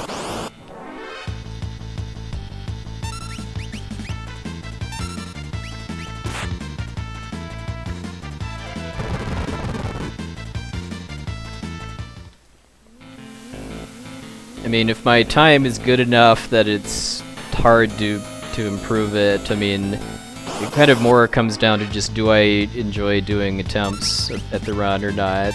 Am I still going to have fun even if I don't get a PB? That's kind of the more important question for me than how optimized is it.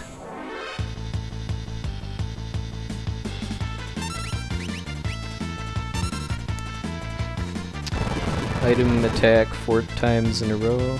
Not sure I understand the question.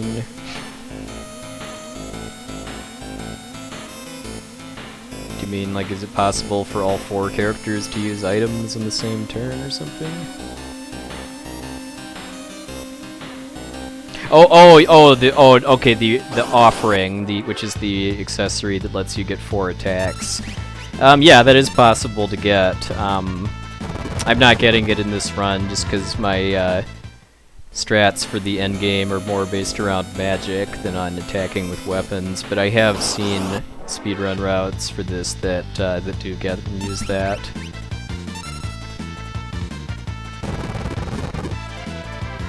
Like, I've seen a setup where you get Locke and then and then because you get his Valiant Knife, which is a really strong weapon if his HP is low, and you combine that with the offering, he's actually really strong. The offering is in a chest in the ancient library, or the ancient castle, the place where you get Odin. You have to fight a mini-boss called Katana Soul to get it, though, which you can cheese out actually if you confuse him. Then you can get him to kill himself with the death attack. I have to go to that castle to get Raiden and to fight the blue dragon, but I'm not actually going to get the offering.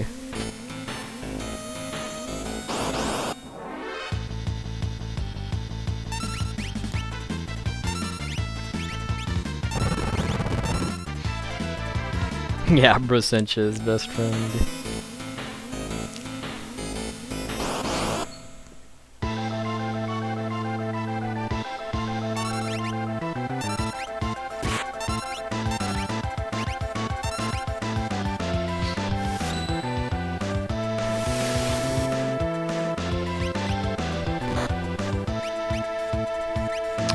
Actually a attack instead of a counter. I can't get the quick kill now because he took his turn before Edgar went.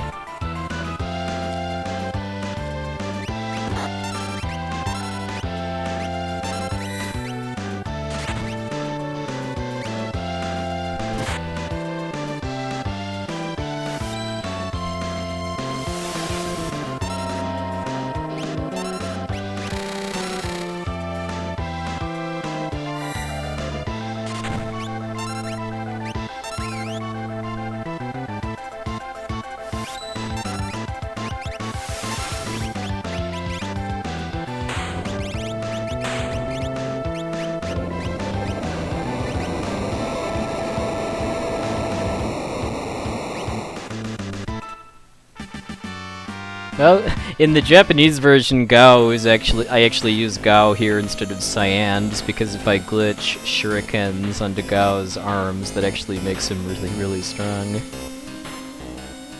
Hey, Dorgan Shadow Shade. Well, splits are good just because my all characters in Espers time is pretty, PB is pretty outdated now. I do have my glitchless any percent splits up too, and that's how I'm doing compared to those. So I'm about 34 seconds behind that now.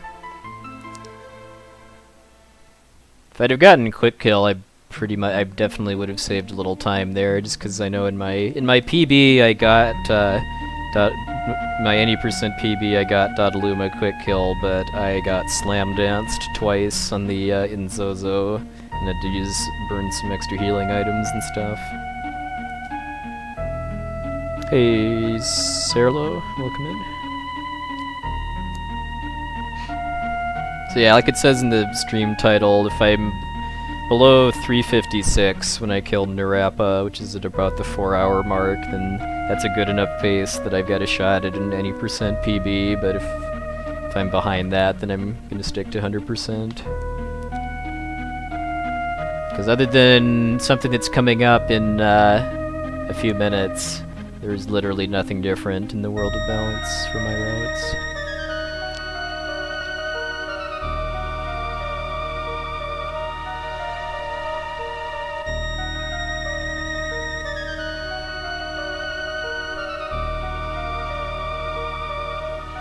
Yep, Kieran. Because Kieran is an Esper that's completely useless to me.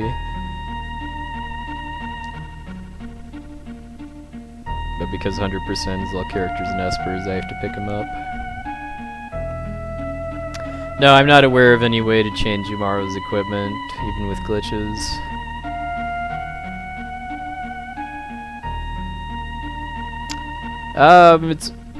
My any percent time is more important to me than 100%.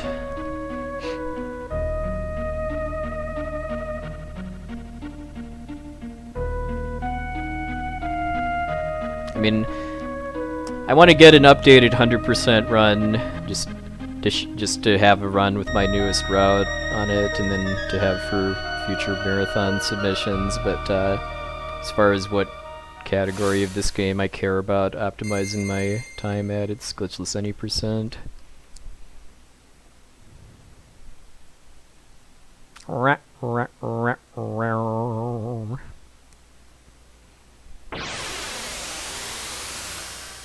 Yeah, not that I'm aware of MSK, and yeah, you can freely change Umaro's relics, and you have to in order to, because there's 2 relics that only he can equip, Rage Ring and Blizzard Orb, but his equipment is unchangeable.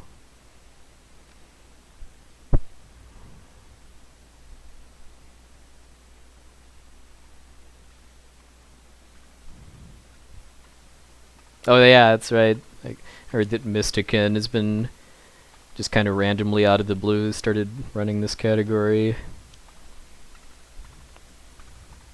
I think his time's a little below 8 hours.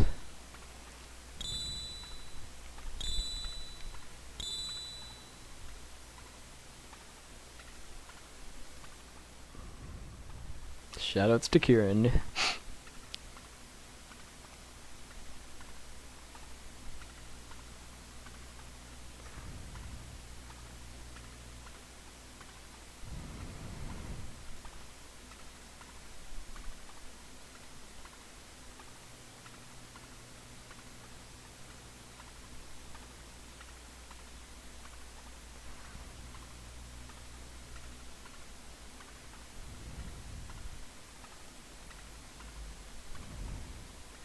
If you summon Kieran, it casts regen on your whole party.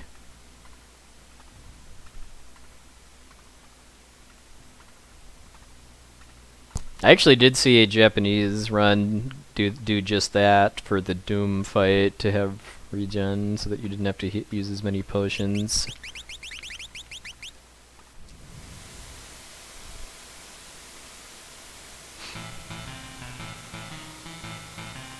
Yeah, that's not that bad of a thing in casual play when you're going to be spending more time in fights.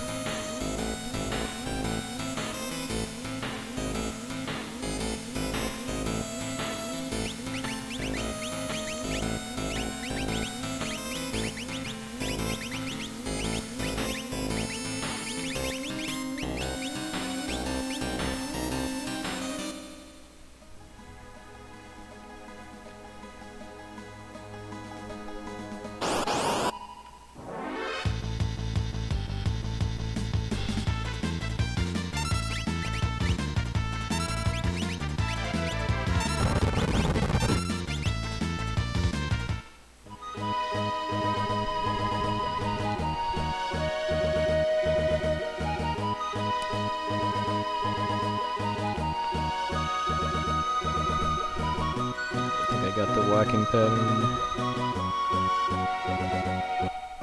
Hey, Dino Thunderlung, welcome in.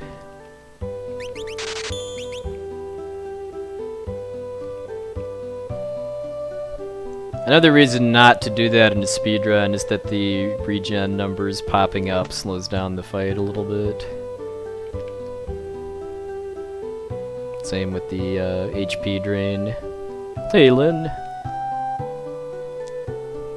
Yeah, sorry, you're gonna have to wait about another hour for Thamasa hype. And I'm sure there's no way you would know that, too. You don't know Lin 1 doesn't know anything at all about this game. It's not like he speedruns it himself or anything. No, I know there were some people disappointed last week that I didn't follow through with 100%, even though it resulted in me getting a 20% PB. At some point, the game will not give me a good enough luck in the world of balance to be worth going for any percent PB.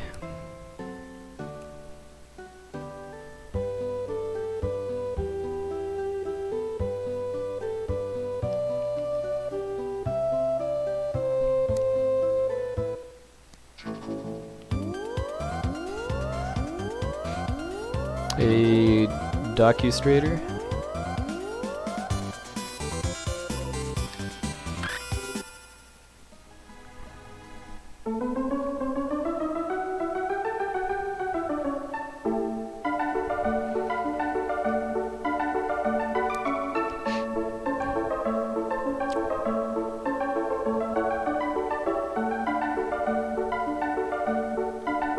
Yeah, I mean, I hate calling any of my FF6 glitchless stuff records, given that it's not anywhere near as competitive as with glitches, but And also the fact that I made up the rules in the first place for it, but yeah, you can call it that if you want.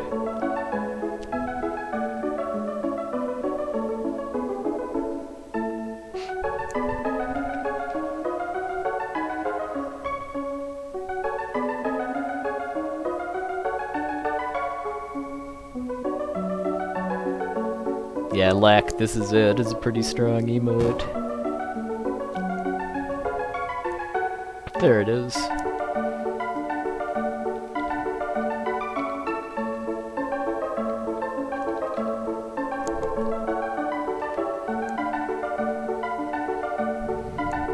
Yeah, I mean it's extremely easy to hold record at a category that you define the rules for yourself.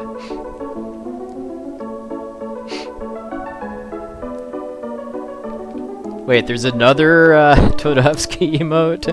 Nice. Thank you, Vaughn.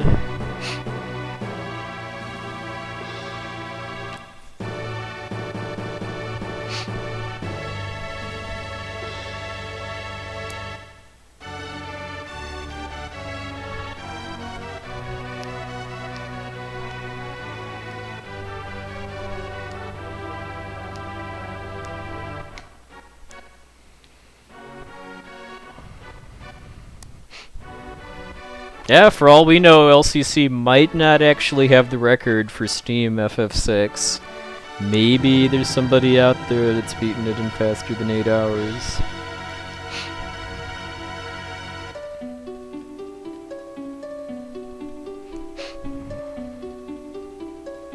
Yeah, what Takaze said.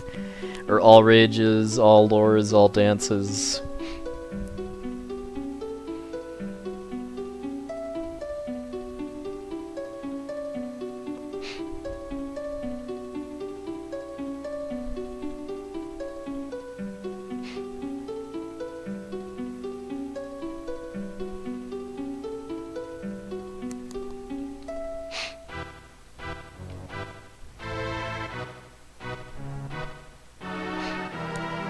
Yeah, I've got nothing against against runs with the sketch glitch. I think it's pretty cool that it's possible and that it's understood enough. It doesn't really interest me much personally, mostly just because the sketch run skips my favorite parts of the game to play fast. But I've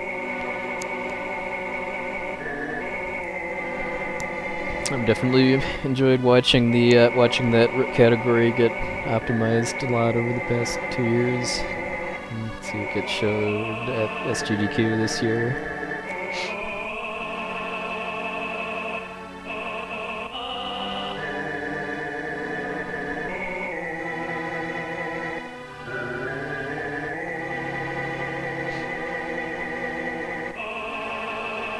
Yeah, I might pick up any percent no sketch if there's more FF6 runners needed for the next FF4 through 6 relay next year.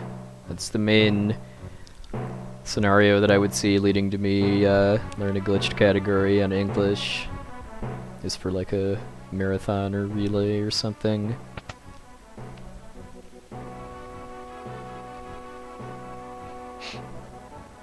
Because for doing glitched runs that I like really want to optimize my time at, I'm more interested in the Japanese version just because it's just so much more different than English because of the equipment glitch.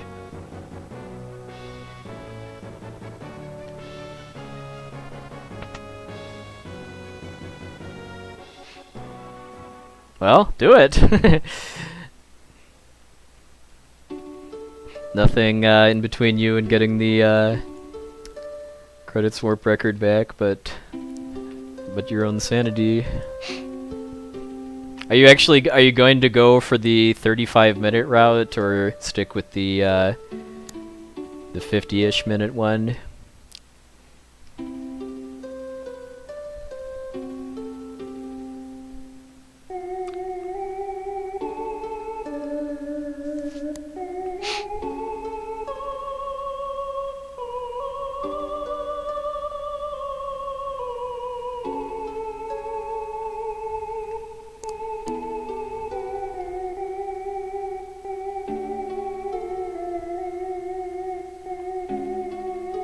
Ah, interesting.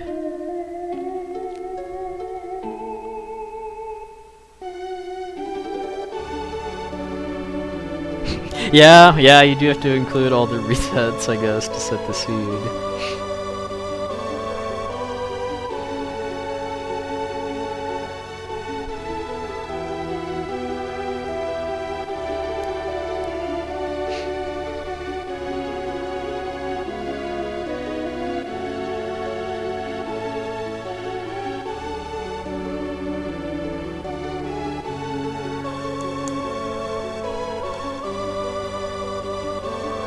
Somebody once suggested writing alternative opera lyrics that use all of the wrong lyric choices, which I definitely endorse somebody else doing.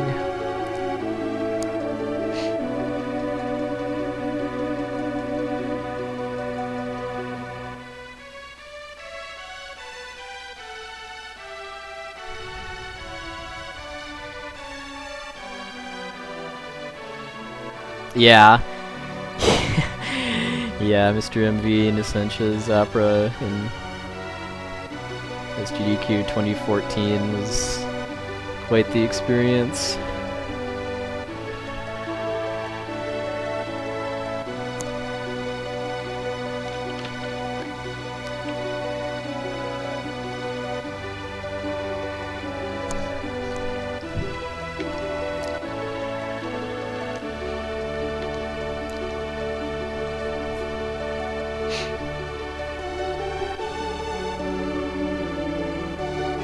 Sadly, the parody of this in Undertale is going to be skipped in the speedrun at AGDQ. Because I know you can skip the opera by saving beforehand and then resetting the game after it starts. And that goes back to what I said about how I'm not the biggest fan of the Undertale speedrun, just because I think it just skips way too much of what makes the game fun to play and experience. But that's just my preference.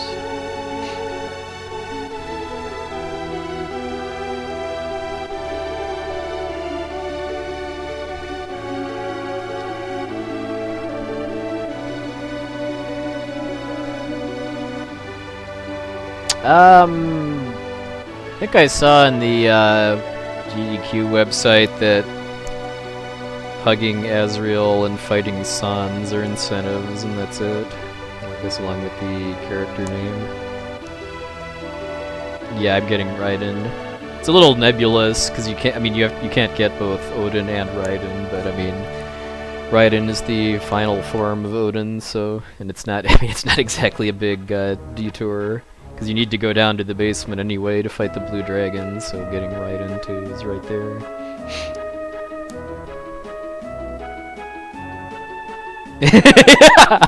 Whether or not anime is real, I definitely approve.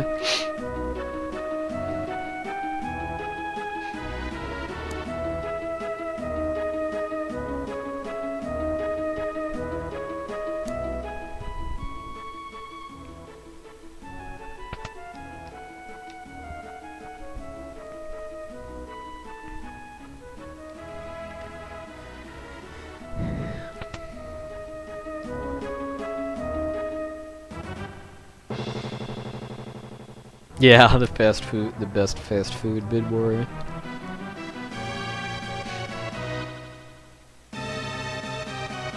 Last I saw, the Cal Fire Marathon was doing quite well. They'd raised like $3,000 or so.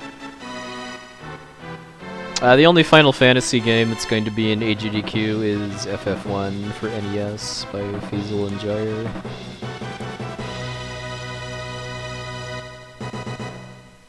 I think it's Tuesday night, local time.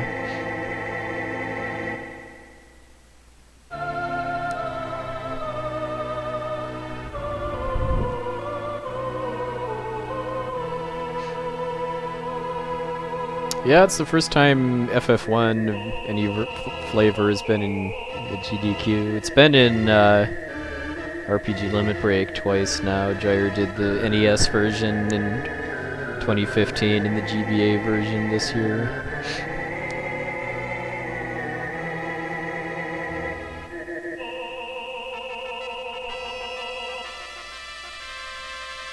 We were originally going to have the PSP version this year, but then the runner wasn't able to make it, so we did GBA instead.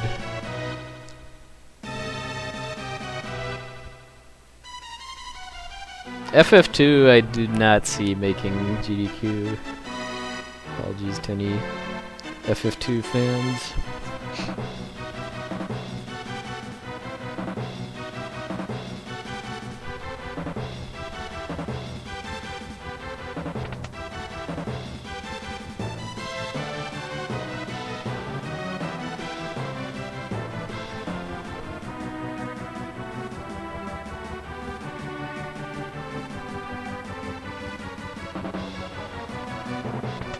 Alright, let's see how the rats are.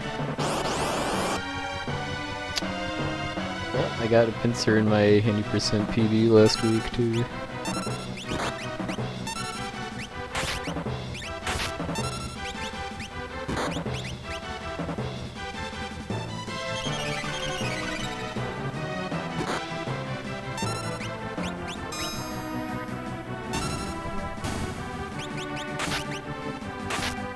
That sucked.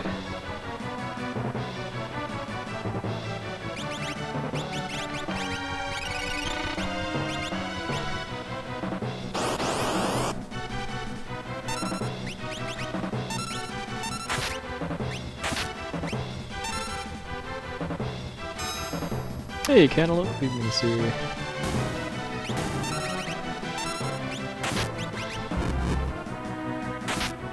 Alright, killed the second gold rat before it summoned more, which is a risk if Edgar one-shots all of the gray rats.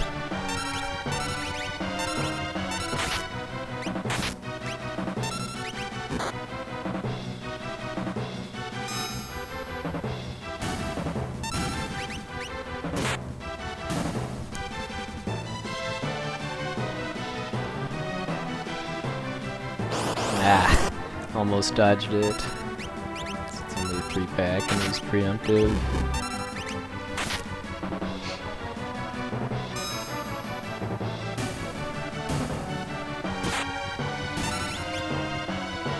Alright, so that pincer sucked, but it got the other fights were pretty good.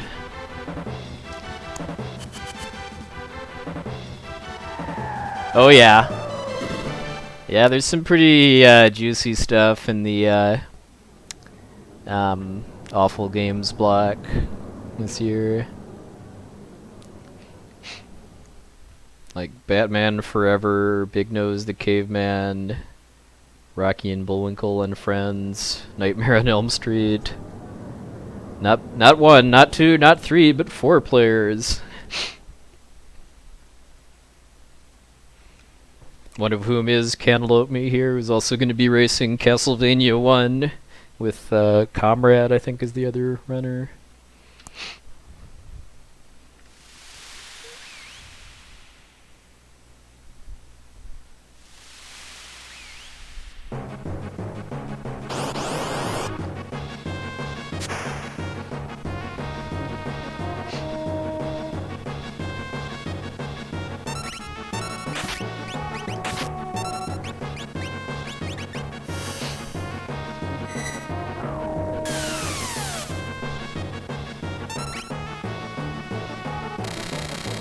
Hey, Scav.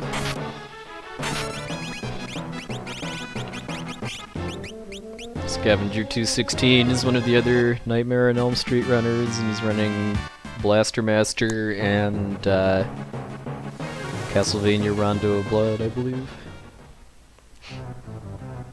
Oh, I missed my split too.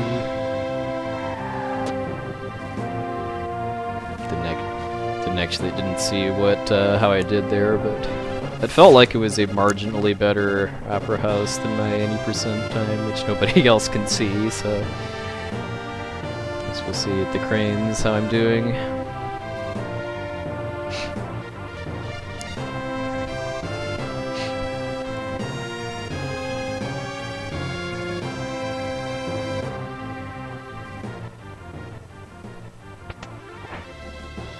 $540.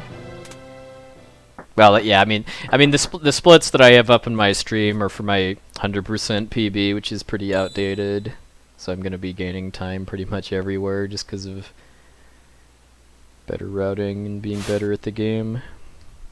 Yeah, that conductor that never misses a beat. I'm also a fan of the string bass players nearby too. They either have really cool mustaches or really large cheeks. I'm a Twitch partner, but I don't have a sub button, just because I prefer to keep playing games as a hobby since I have a full-time job. No, I'm not running anything at AGDQ. I didn't even submit any games this time, just because nothing that I'm running at the moment I thought was worth my while to submit. I mean, this game is definitely not getting into 2 marathons in a row. And I'm not good enough at Donkey Kong Country 2. Oh, hey, oh wow, that's a powerful host. Thank you very much, Zost. Appreciate it.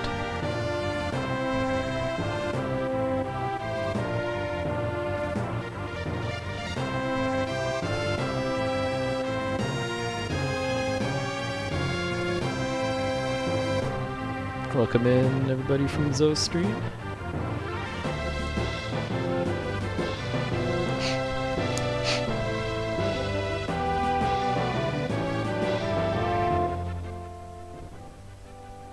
Oh, it's Jeff Bound again. If anyone doesn't know Zost, he's a monster at Super Metroid. We've been talking about AGDQ games the past bit. He's going to be racing Super Metroid 100% with 3 of the other best players in the world.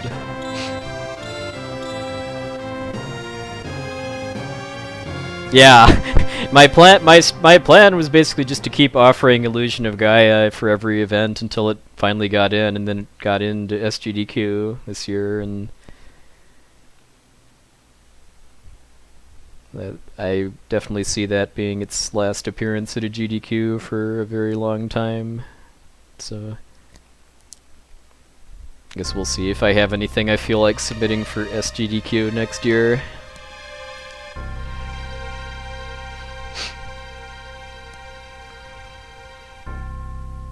Well, if everybody dies in 100%, I will be very, very legitimately shocked, given that given how much safer that run is, at least after Fantoon, because you have so much extra health and weapons. Oh, you were ahead in Turian? Well, Super Metroid is definitely a cruel mistress, but I know you'll get it. I know you'll get it soon.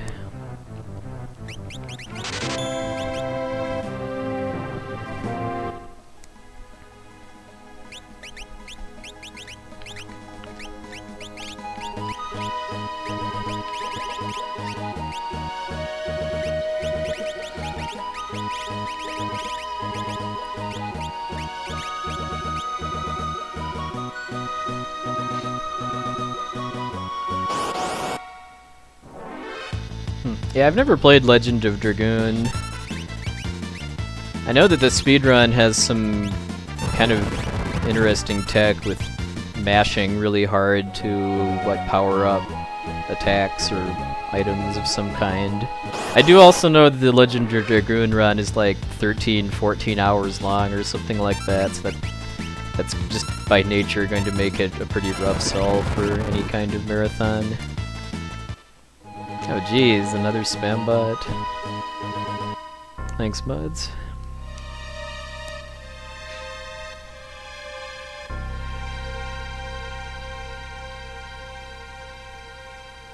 Yeah, Zost came pretty close to getting an any percent record at SGDQ 15, I want to say. I think he was on record pace up until not getting the Metroid skip in Turian.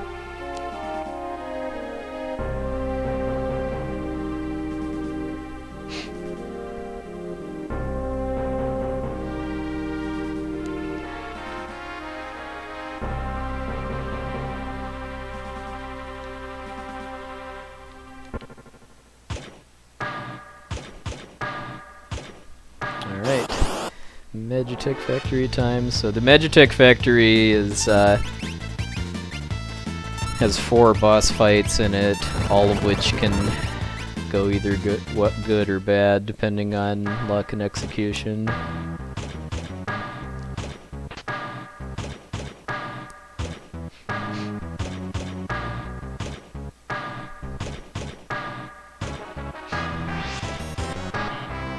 Yeah, that was still when the new any % route was relatively fresh too. So yeah, like it's now like now that both Zoast and Oats and Goats have 41s. I mean, I really don't see a record at a marathon of any kind really happening, or even having a chance at it happening again.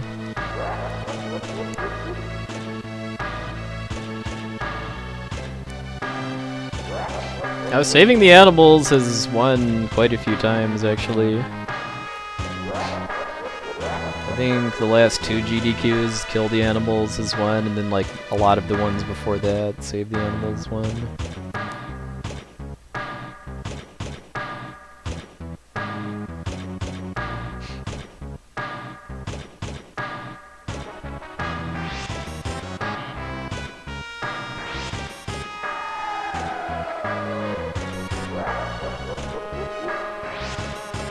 Yeah, it's a little...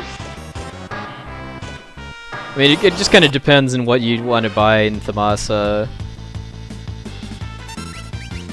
as far as which door to go in.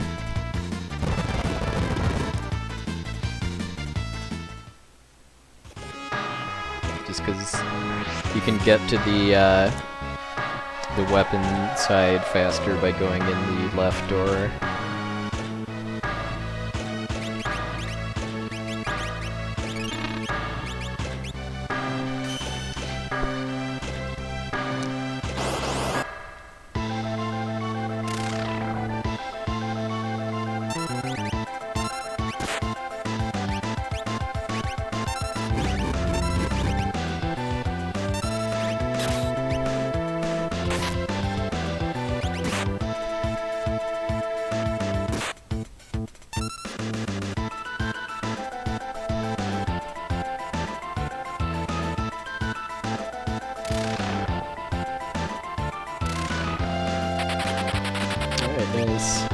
So I was just exploiting the fact there that when the game is switching sprites on the field, it basically forgets that you're in a boss fight and you can actually run away. I mean, I fully admit that that's pretty kind of shaky to have in a glitchless run, but the reason why I do it is because when I originally made the rules for this category, I basically copied the glitch definitions from the Japanese FF6 speedrun community, and they all do the Fridden Shiva escape.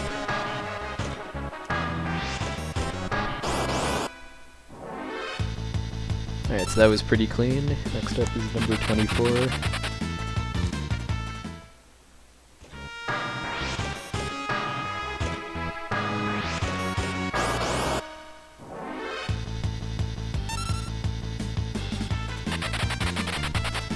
I mean, there's also glitches that are impossible not to have affect you, like the fact that the evade stat doesn't work, and that the magic evade stat applies to physical attacks too. I mean, that's something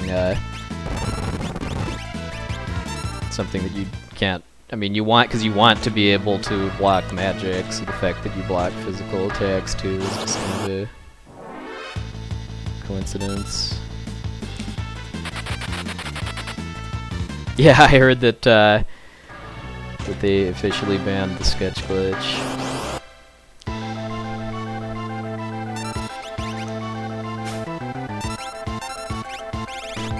Alright, so number 24, despite being a robot, is conveniently not resistant to sleep.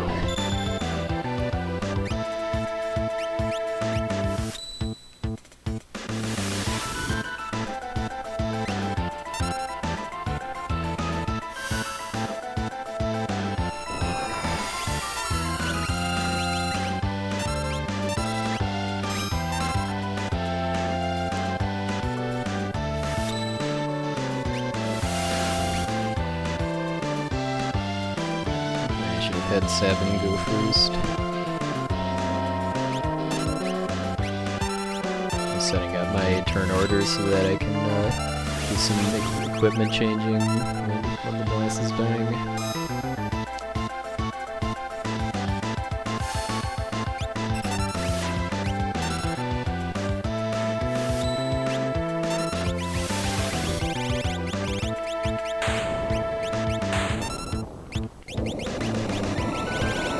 Something I do a lot of over the course of the run too is just shifting equipment around during battles when I'm waiting for animations to play out, just because that saves me a lot of time over the course of the run.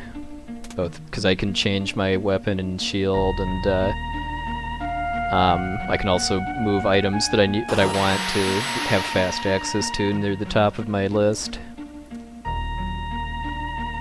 Yeah, I do that a lot too. Cantaloupe. I usually, if I'm working and I'm not on like a conference call or something, I'll usually have a Twitch stream up for background noise.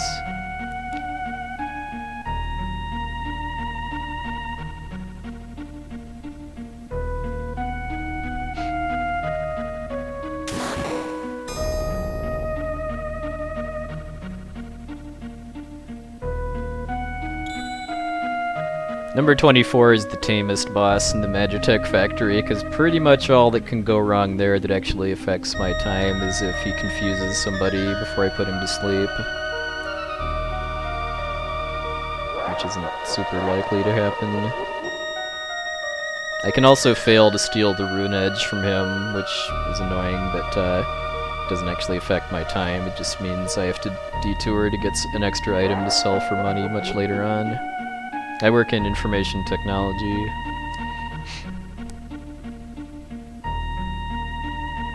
Well, I missed my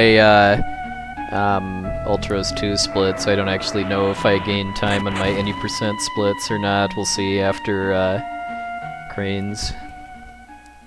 I would guess I'm like somewhere between 30 seconds and a minute behind my any percent PB at this point.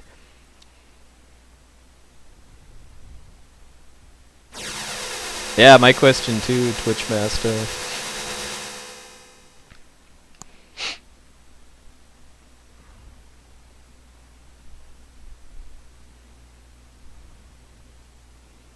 Alright, so after this cutscene, I'm gonna put on some of my new Espers I just got, and then I'm also gonna make Sabin the party leader, which is going to manipulate the types of enemies that I fight in the minecart.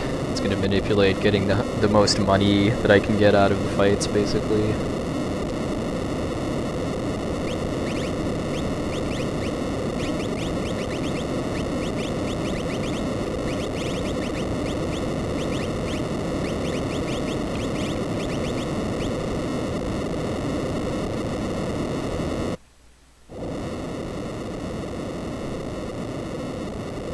Hey, expensive order.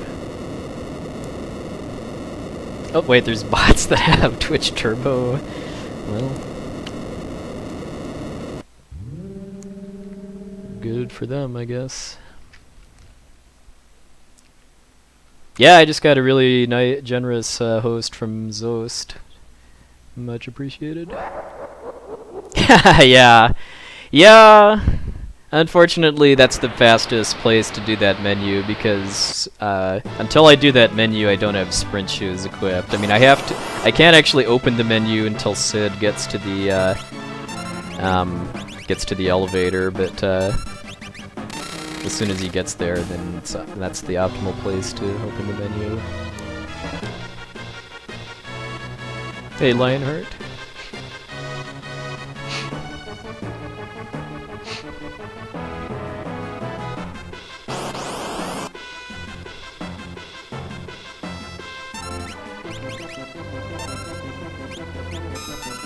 A subtle thing I do in every battle too is I try to end the battle with no command menus open, because if there's a command menu open when I win a battle, then that slows down the victory animation starting by about 20 frames.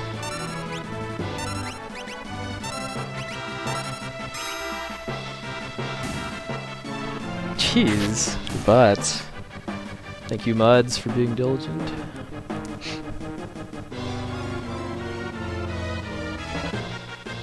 I'm surprised Bic hasn't nailed any yet looking for robot parts.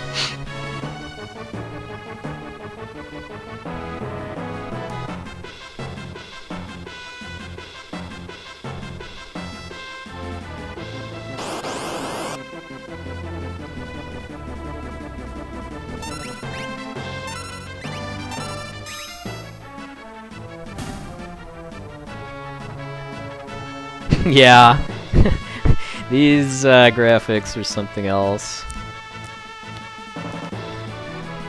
I mean, there's a very similar first-person sequence in Final Fantasy IX when you're on a runaway Gargant, and I kind of like to think of that as being Square's apology for this.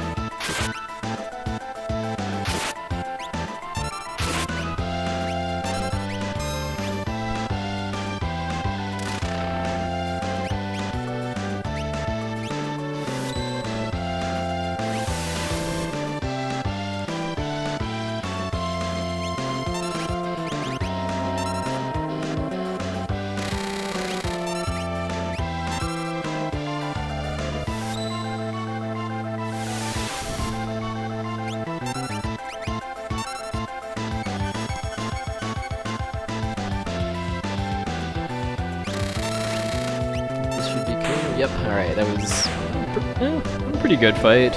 He didn't, because he can do that red feast move as a counter and heal himself, and if he does it more than like 2 or 3 times, then that can make it take an extra hit. Didn't regen of his arms either. Whether or not I have Locke attack depends on how many red feasts he does, because if he heals enough, then I'll need to have Locke cast Bolt in order to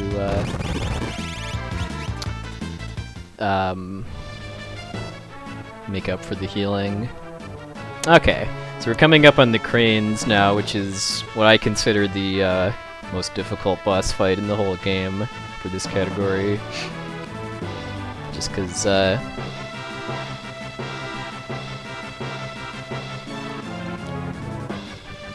because I have to do some slots manipulation to get Chocobop to do good damage to both cranes, and there's just a lot of stuff that can go wrong, like the cranes killing somebody on the first turn, getting their ATB split up, so because the ideal outcome here is that I kill both of them before they get a second turn, and that's not always something I have the ability to do, depending on like when they get their first turns.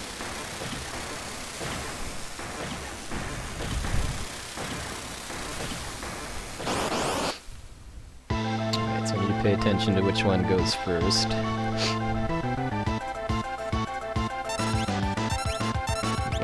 Left one went first.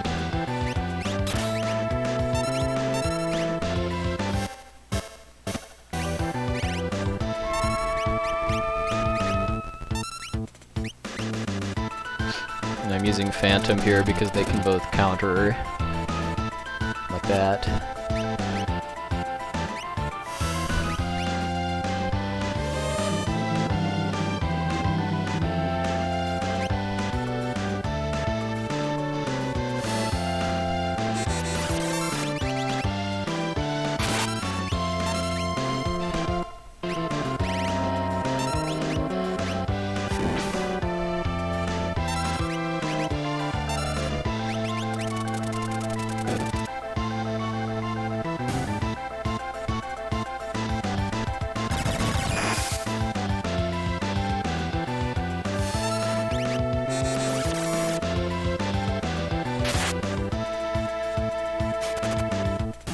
Okay, so that's her with the kill. Alright.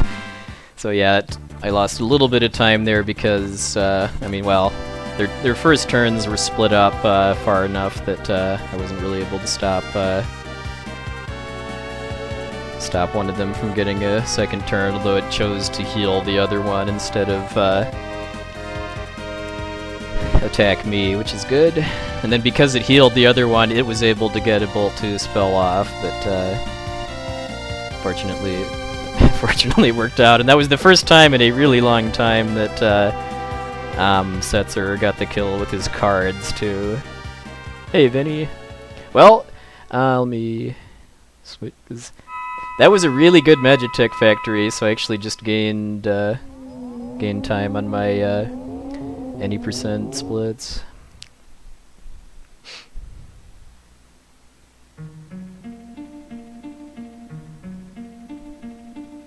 I've really been getting fast chocobops lately too, like with only 1 or 2 pauses.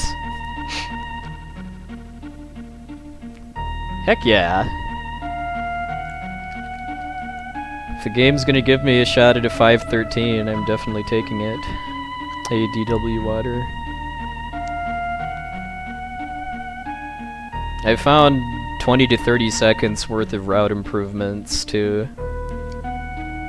Cantaloupe I actually do not have to decide until about the 4-hour mark, because the routes are the same up until the end of the Floating Continent escape.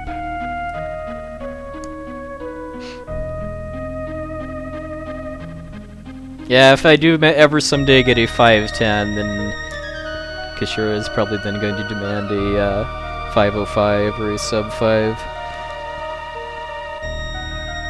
I'll probably continue to give the response that if I really want to get sub 5 at this game, I'd run a different category. Like no sketch or sketch.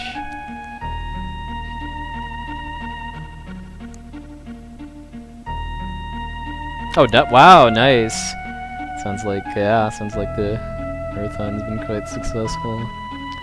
I was mildly disappointed to see that my character name donations for Final Fantasy III got beaten, but that means that there was more money raised in the process.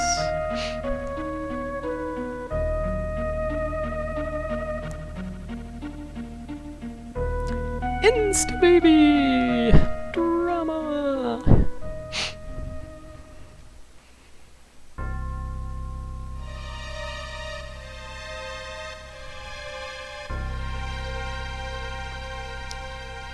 But just because of the nature of the rules I made for this glitchless category, I really don't see it ever being truly dead, because there's just way too much RNG that not really the kind that affects whether the run can be finished or not, but that affects split times in good or bad ways. Because like my 514 run has a good, like, just with current route and strats, is at least 2 minutes to be saved in World of Balance, and another 1 to 2 in World of Ruin. Hoshi wo Miro Bulletin. Yeah, it would have been a lot better if whoever outbid me for the names had only done it for some of them.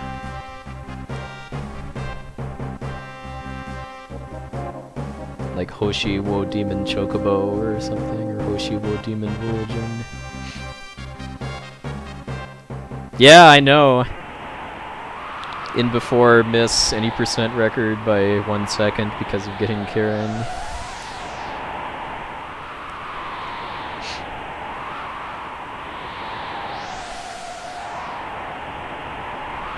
Yeah, if anyone doesn't know, that's literally the only difference in the first 4 hours of the run between my any percent and 100% glitchless routes, is that there's one Esper that I normally skip in Zozo called Kirin that takes about a second to pick up, and I normally just skip it because I don't need it. But because 100% is all characters and Espers, I do need it for that category.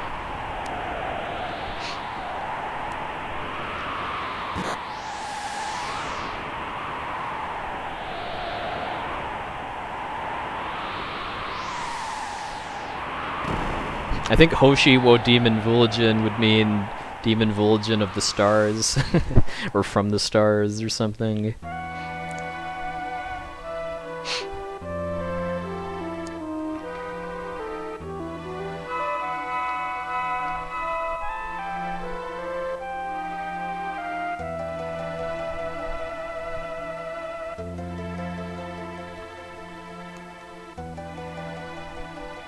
Yeah, that's fine. Selfless Scoundrel, as long as it's relevant and appropriate.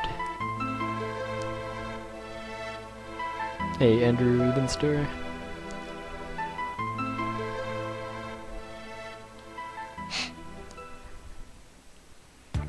Oh yeah, yeah. I know Japanese is very, very, very different, grammatically wise, from Latin-based languages like English and French.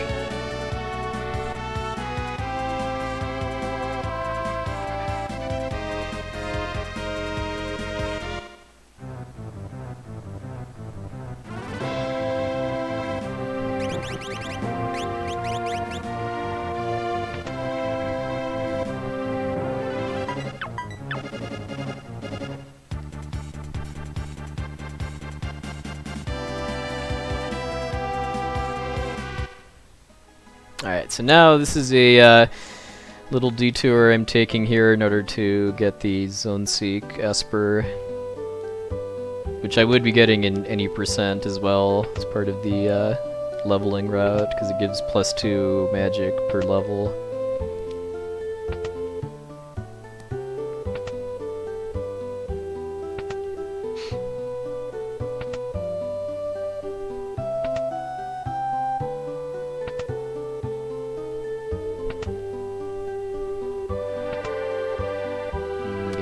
Slow manip here.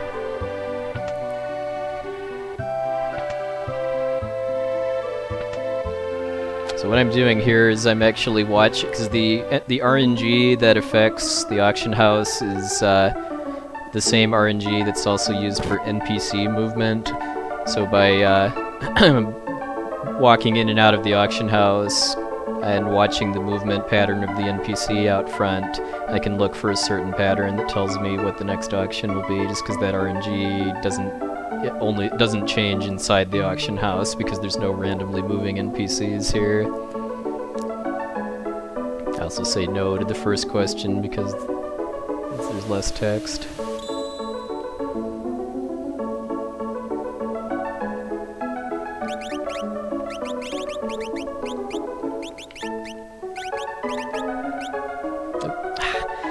Shoes.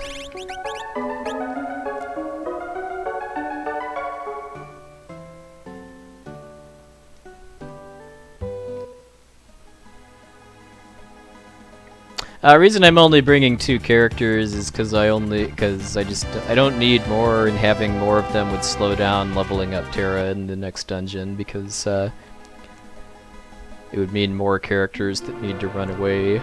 And I take Locke just because he's the fastest I have, and also very good at running away.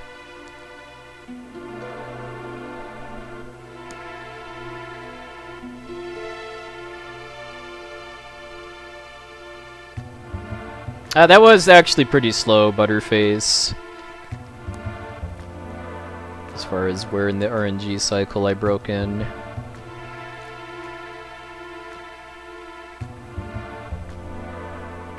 Probably, I don't know, maybe 10 to 15 seconds slower than kind of a good minip. Not even a perfect one. Because it's not even really a manipulation too, just because I'm not doing anything to change the RNG. I'm just basically figuring out where it is, and then when I can get Zone Seek. Yeah, Zone Seek and Golem are in World of Ruin Auction House too. I get Golem in 100% in World of Ruin.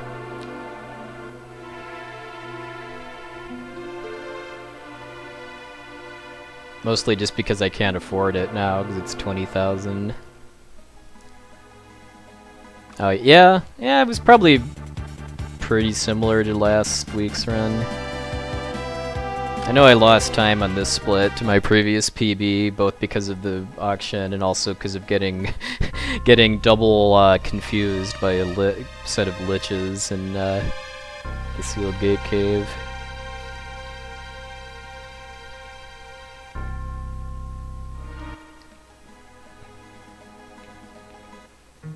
In this room right here.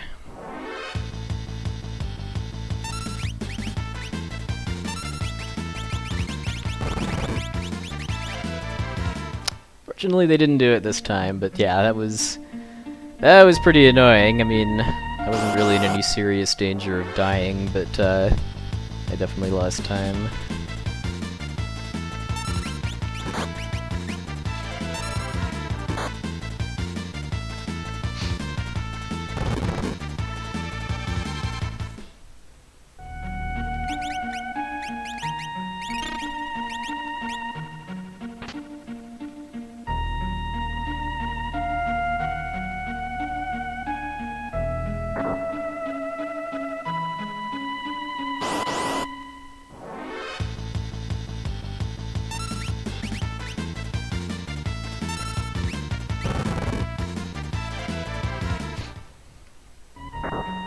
Getting encounters in this room can be pretty annoying, just because it can lead to you if you get an encounter on one of the Yoku block parts of the bridge, you can fall in just because you can't move for a few frames after getting out of the encounter.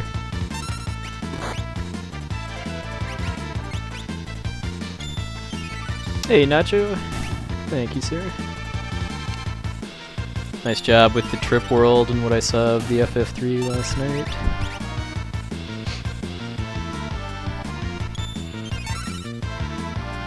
So what I'm doing here now is I'm doing a little bit of power leveling with Terra to make her strong enough for the rest of the World of Balance and the World of Ruin if this is 100%. Because all of the enemies in this room here are undead, and in FF6 you can one-shot undead, guaranteed, with either Revivifies or Phoenix Downs. I use Revivifies because they're both cheaper and the animation is faster. And because experience gets evenly divided between characters that are alive and in the fight, at the end I have Locke run away, just that all of the experience goes to Terra. And then she has the Zone Seek Esper equipped now, which raises her magic stat by 2 for every level up. So that is quickly going to make her a force to be reckoned with.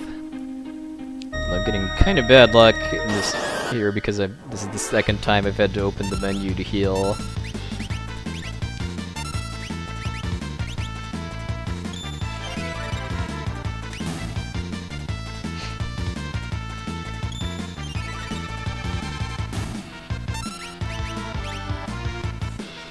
Yeah, I'll be using it in the World of Ruin too, for either category. Because the most overpowered attacks in this game, as far as doing damage at least, are tied to your magic stat.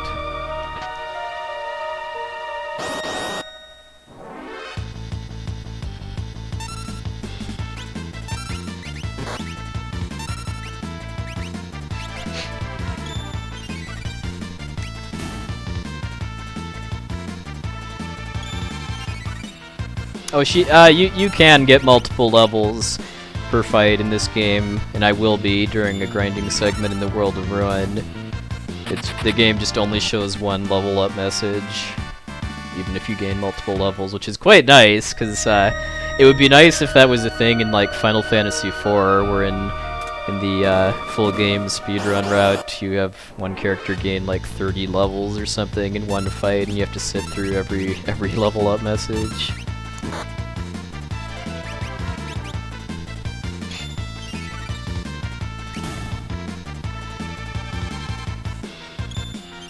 Yeah, exactly. Expensive foreigner. That's quite a bit later.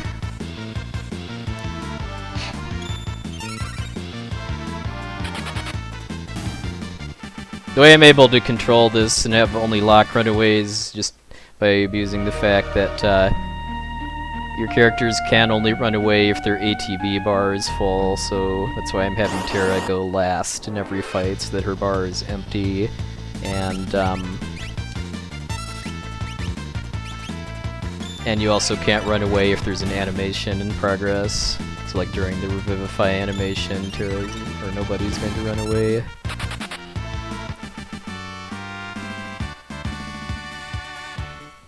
So it looks like I might have to farm an extra encounter here, because I didn't get anything that I could fight before entering the lava room. So I'm going for level 19 Terra, which should take one more fight.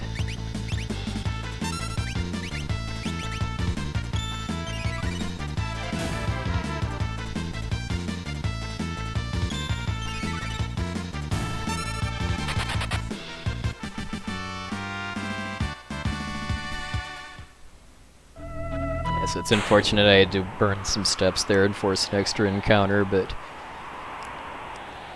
didn't really have a choice just because I didn't get any undead enemies in the first half of the cave. Yeah, yeah. One of my favorite marathon highlights of running this game was at the second Crystals for Life marathon, where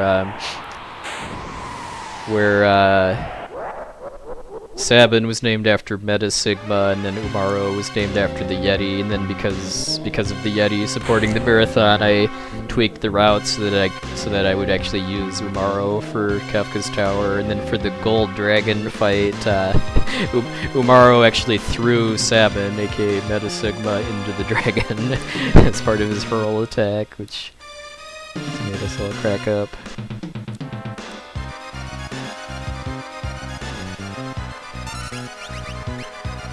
And then this fight with Kefka here is not actually inescapable, though you can only escape with a smoke bomb or warp stone because the L and R buttons are locked out.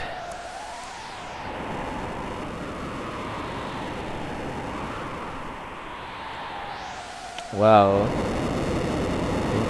Thank you mods for helping keep this keep this chat good in this onslaught of spam bots. Thank you, Azvek. Thanks for the host, too.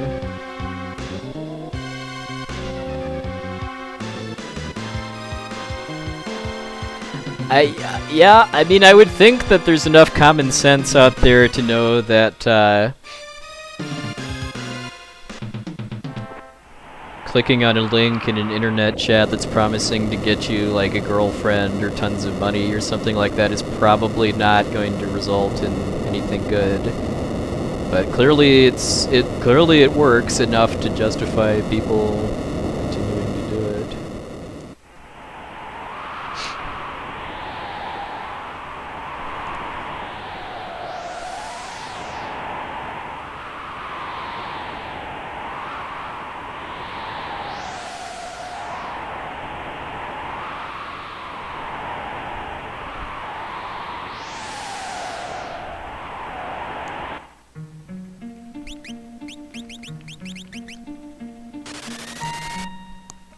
Well, I'm now 5 seconds behind my any percent splits just because that segment was kind of bad in my any percent PB because of getting double confused by liches near the start.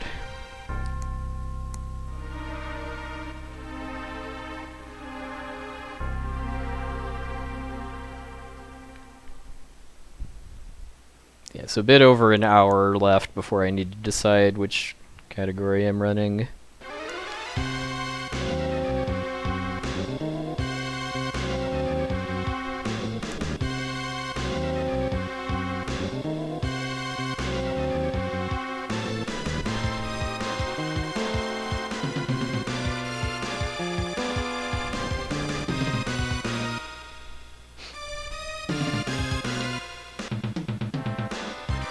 I mean, at some point I will finish a 100% run, or 2 or 3, but, I mean, if the game's gonna give me a shot at getting a 513 any percent, then I'm gonna take it.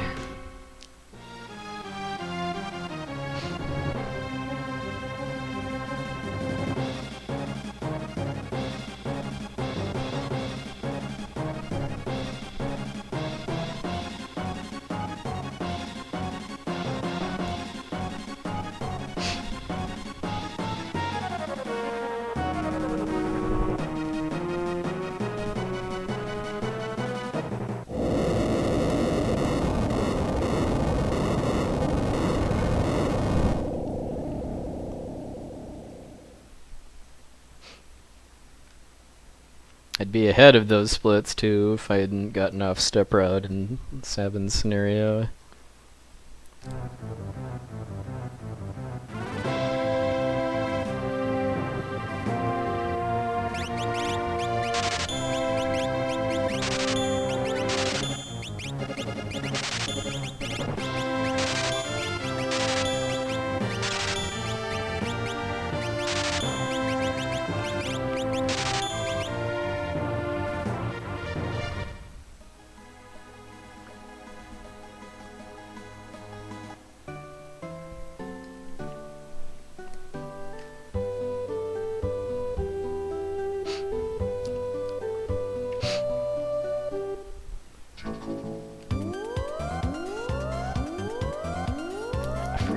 Fast turn there.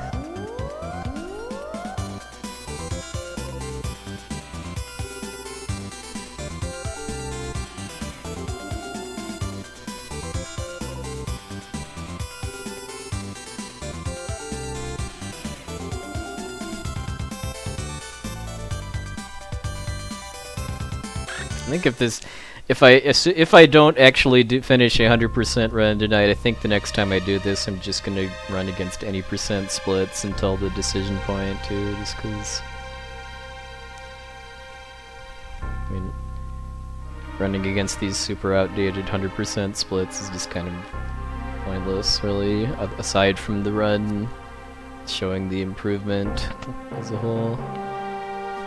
Yeah, I always keep default names for games that I play too.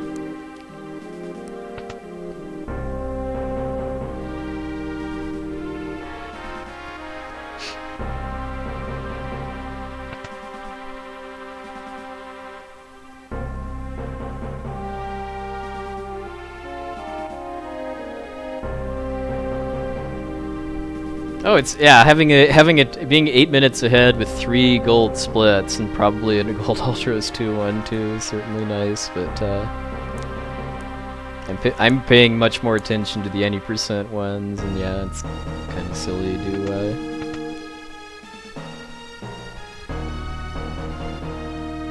not have those up, I guess, especially when people are definitely going to be interested on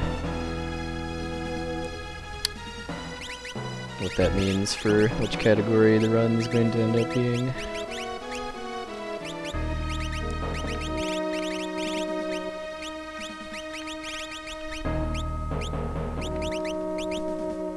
Alright, let's not miss the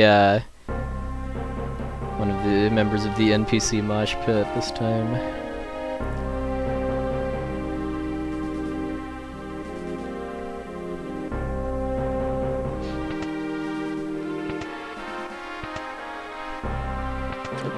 Where am I going? Jeez, wrong door.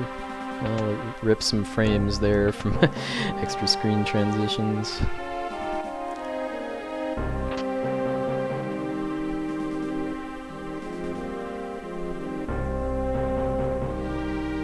Had the sides of the castle reversed for some reason.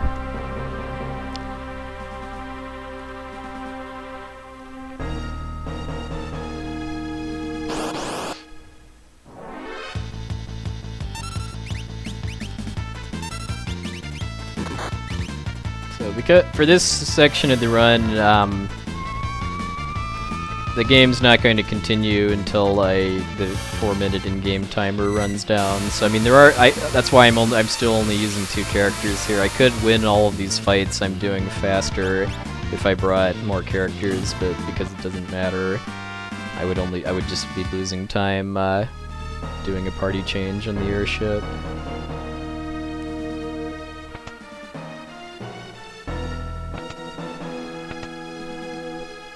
This is the first floor door I want to go in.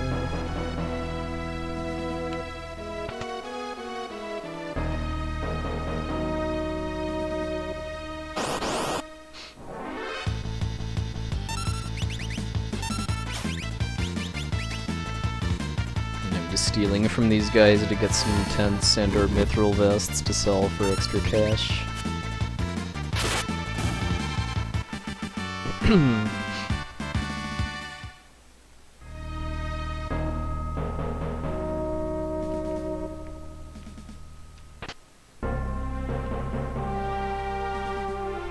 this would be the guy that I missed in my run last weekend.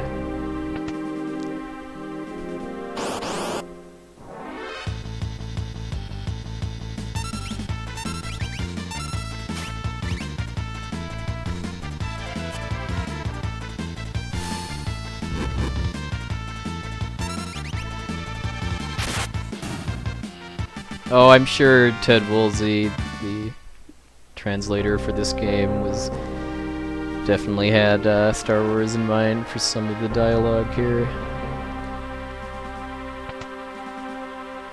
I'm about 5 seconds behind any percent on a. I also said that if this does become any percent, then the next time I do this, as far as deciding on category, floating continent, I'm just going to run against any percent splits from the get-go. Alright, you have yourself a good one, Sanj Merchant. Thanks for stopping by.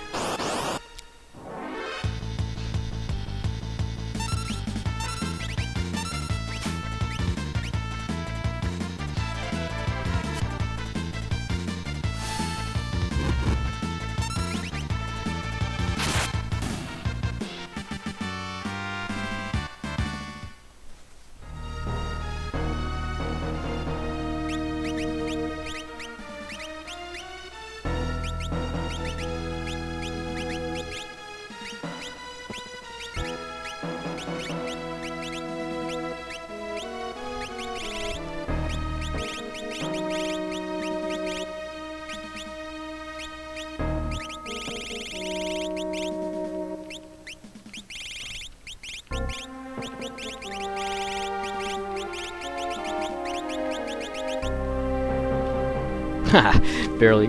I have to actually exit the menu to commit the memory cursor for the warp stone, so that was pretty clutch.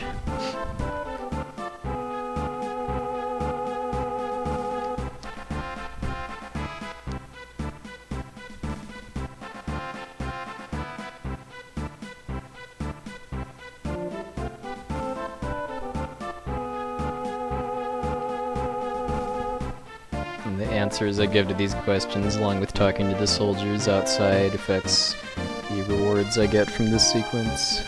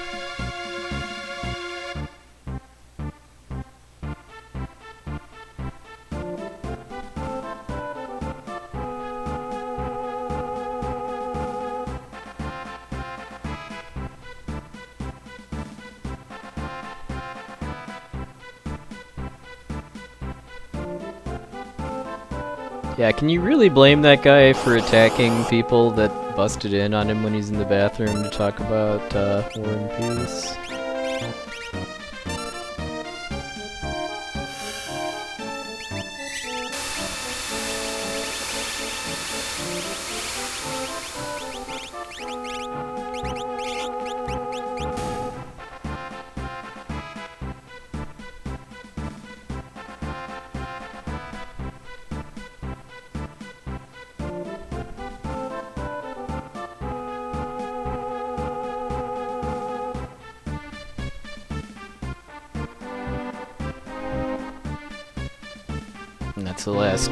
That's the last thing that I can't just mash through, so I always make sure to pay pretty close attention to the game when I'm during the banquet, just because making any mistakes at all with the dialogue is generally irrecoverable as far as getting the charm bangle, which is the ultimate prize.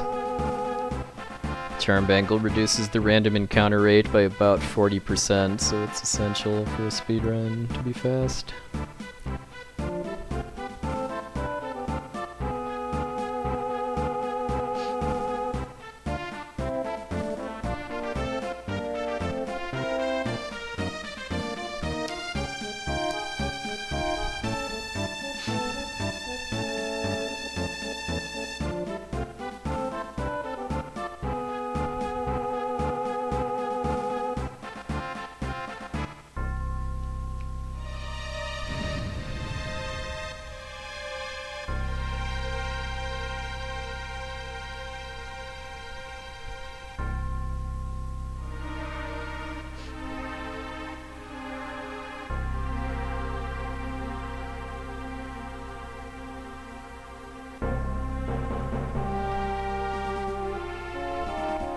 Yeah, Emperor Gestalt can be either a bunny rabbit or a puppy, depending on your perspective.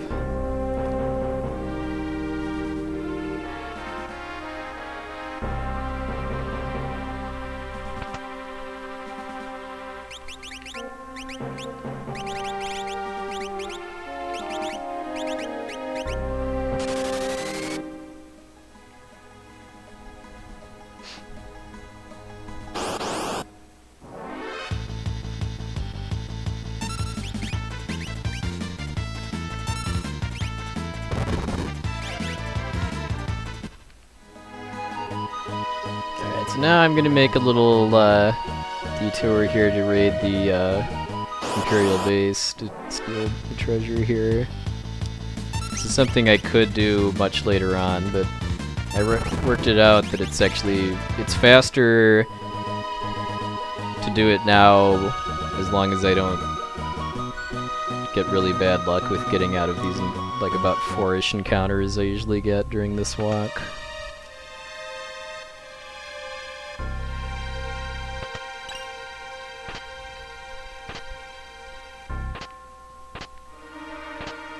Pretty much all of this stuff here is I'm either going to use or sell, or in the case of the bunny chests, use to buy stuff.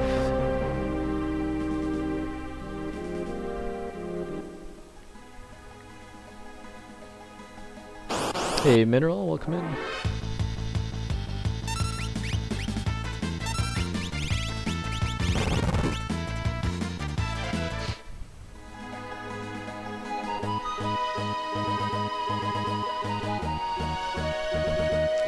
Bugs this run. There's an enemy in that desert there that's just called Bug that I find just absolutely hilarious, that you're this deep into the game and you're just now encountering a monster that's called Bug. Because in an RPG I would normally expect a bug to be like an enemy that's on the overworld outside the town where you start the game.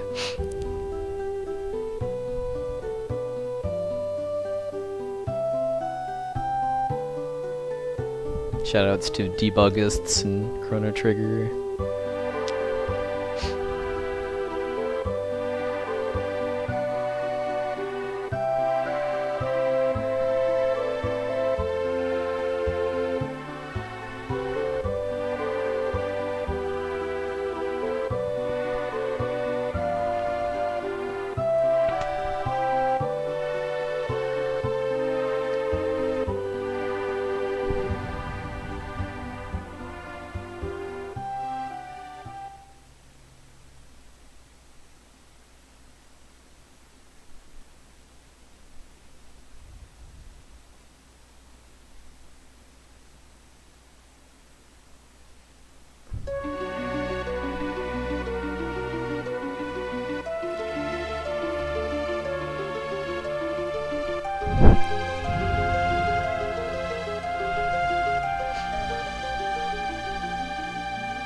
Evil Weevils are pretty powerful too.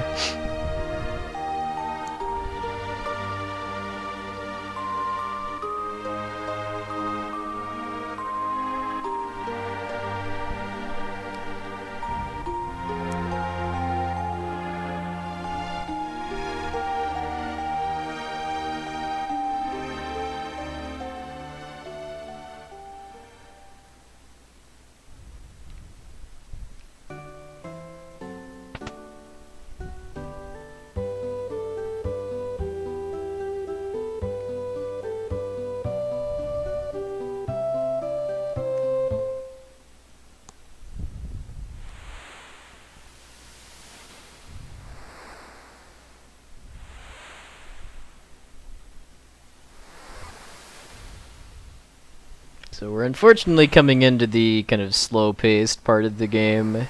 There's just a lot of cutscenes, but there is some very real action to break that up.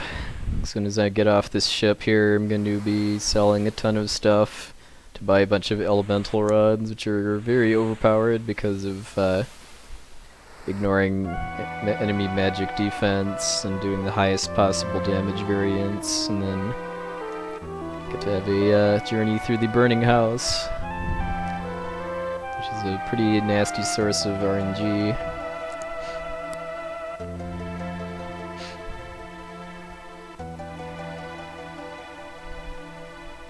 Yeah, that was a really fun race. The SNES Cult Classic was kind of just it was a real shame that the race as a race it was basically over after Chrono Trigger, just because the two guys that raced Mario RPG, their game times were like seconds apart at the end. So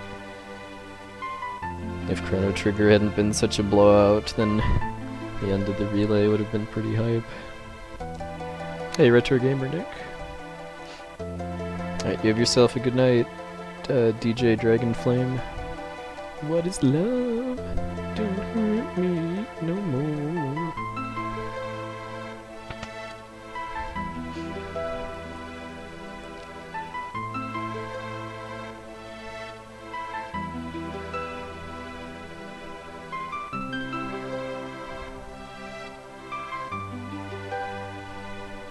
Hey, GM Custom, welcome in.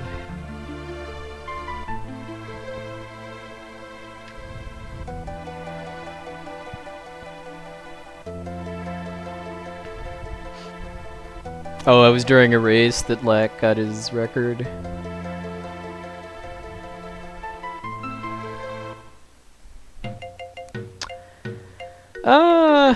I'd say the Final Fantasy that people run newer versions of the most is Final Fantasy I. Just because the remakes of the game are a lot faster paced and both more reliable and easy to actually finish runs of. Like the GBA and PSP versions. The PSP version has some pretty major glitches that let you like create endgame equipment out of nothing too.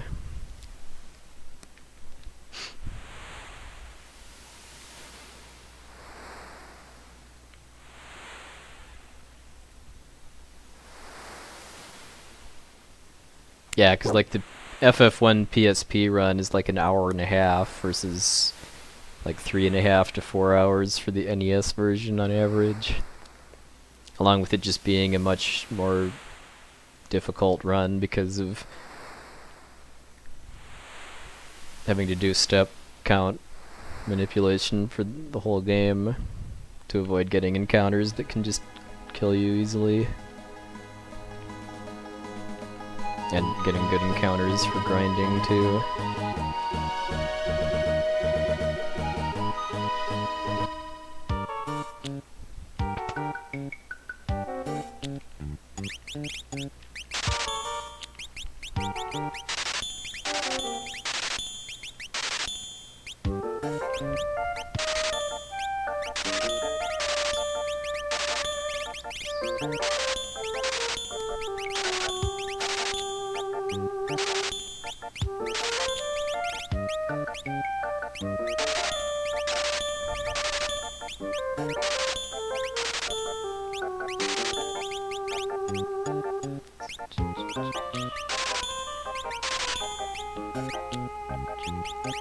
Need a little bit more. I didn't sell my tents, that's why.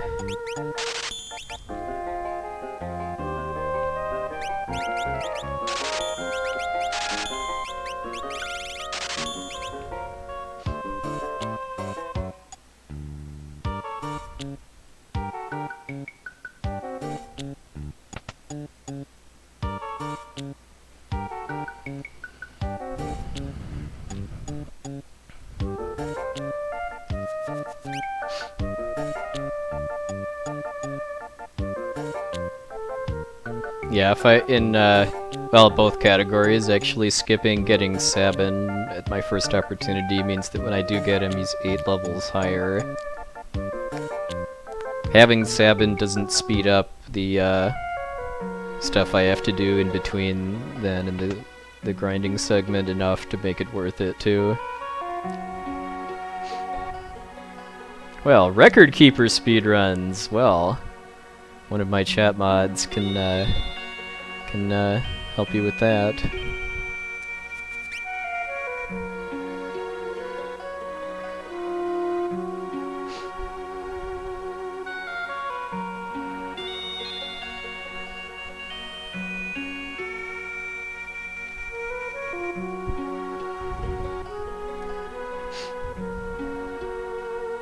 Yeah, Realm is Jubilee, I would say, is a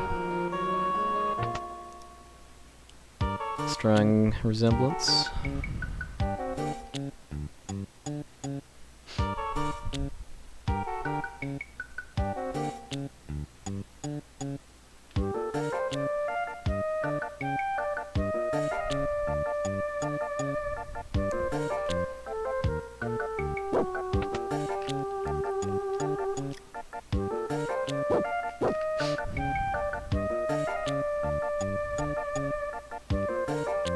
Well, probably the most Storm-like character that I could think of would be Barbaricia. I'm not really sure anyone in this game really fits the bill.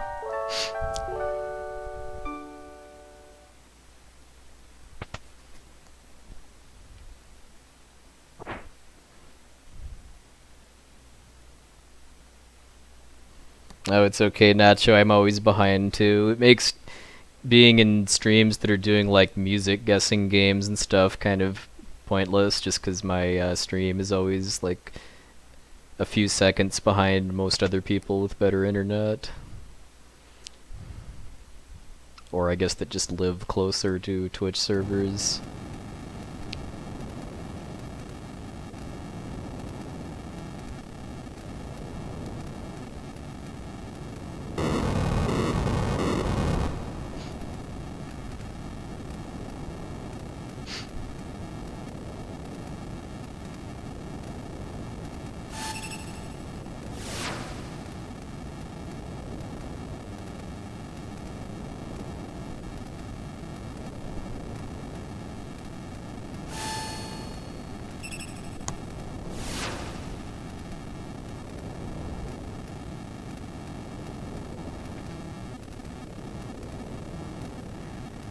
Oh wow, that's the first time I've seen that fire emote. It's pretty appropriate here. Yeah, or Dr. Octopus would probably be pretty apt too. Yeah, I'm in the DKC2 tournament. I think that starts like in a bit over a week. I haven't been streaming a whole lot of DKC2, but I've been doing a lot of practice offline.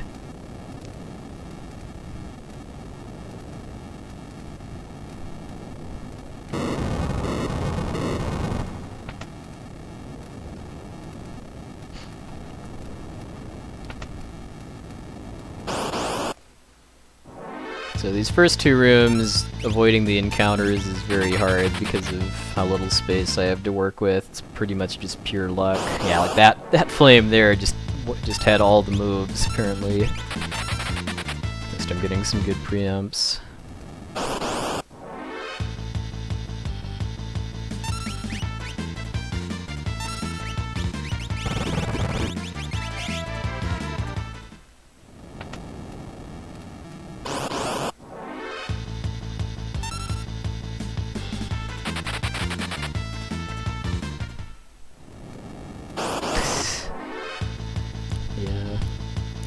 I'm just not getting good patterns to actually dodge them, but at least I'm getting pretty fast escapes out of encounters.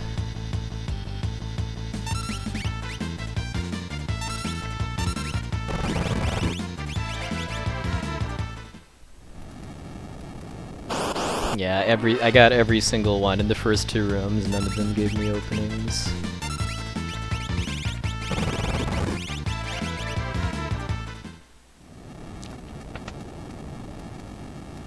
Oh, yep. Okay.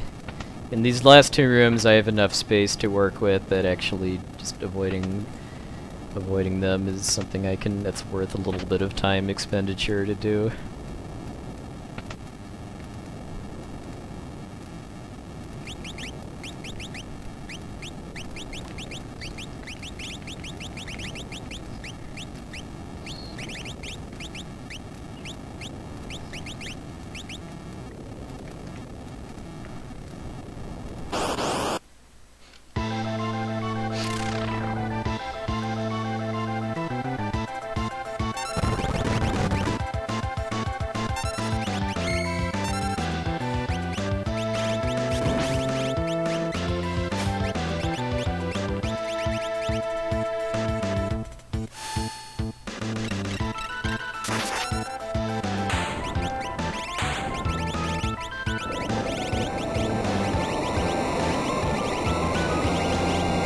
I'm actually ahead of any percent now by 10 seconds, just because...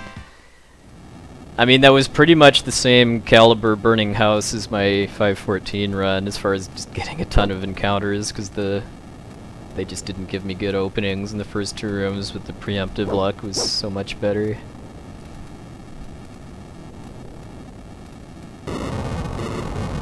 Well, we'll see though. I could pretty easily lose enough time to not be worth going for any percent PB on the floating continent if I get trolled by ninjas.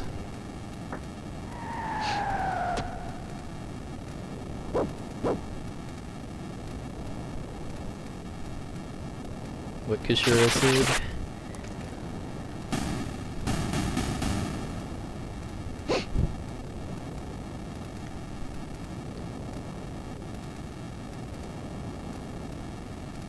I like to call that the Rambo Strago strat for Flame Eater too, as far as doing about the extra 250-ish damage to kill it with just attacking with an ice rod. It's about 10 seconds faster than what I was doing before, which was to have Strago cast Aqua Rake. Yeah, that pretty much was a Zentetsuken. I guess it'd be Zentetsuken would probably be better pronunciation, because I know Ken means sword in Japanese.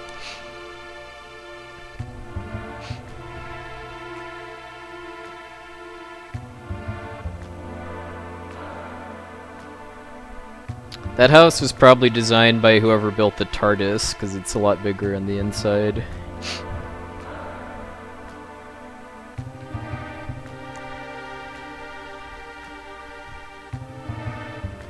This is how I'm doing against any percent splits here.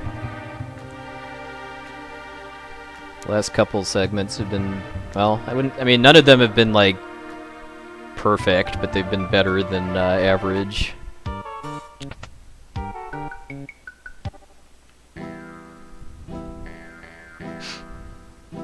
Yeah, that's. I mean, Gogo can be pretty much wherever you want him to be, so him being the doctor is certainly a possibility. I know katakana, which is the Japanese alphabet used for foreign words like English, so because most of the item names and spell names and other text in the Japanese version is in the katakana, and I can read enough of it to be able to play the game or translate a run in the Japanese version.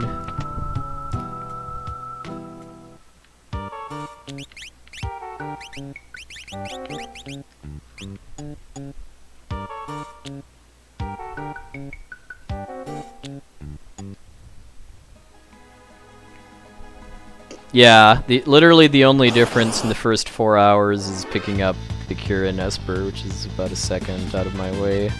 Hey, Rotorstorm. Going alright.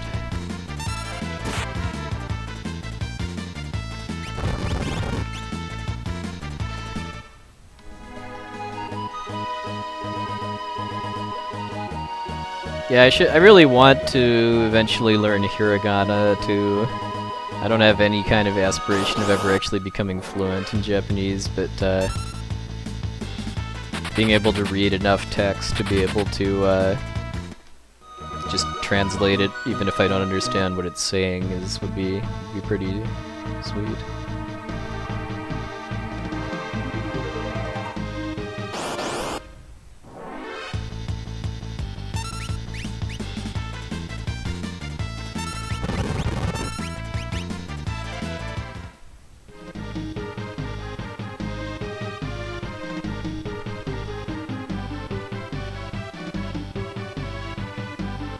Oh yeah.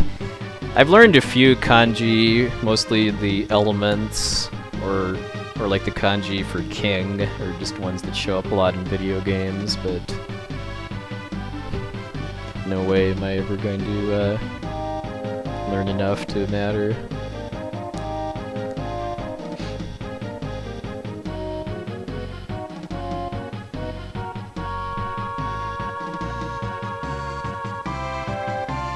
good luck with the health screening.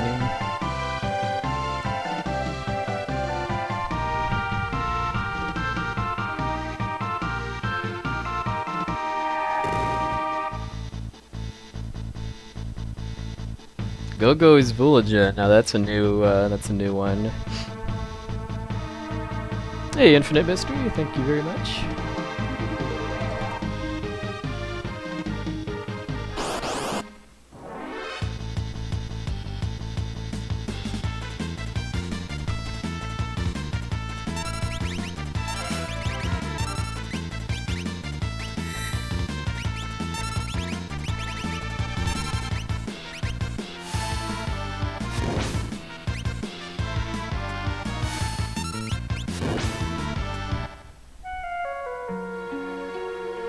Go-Go is Elmagus. Yeah, I think that theory was born last weekend. Yeah, why Ultros doesn't get a maybe it's because the Ultros 2 battle theme was so hype that they decided they couldn't nothing they did for Ultros 3 could possibly live up to that, so they just give them the regular battle theme.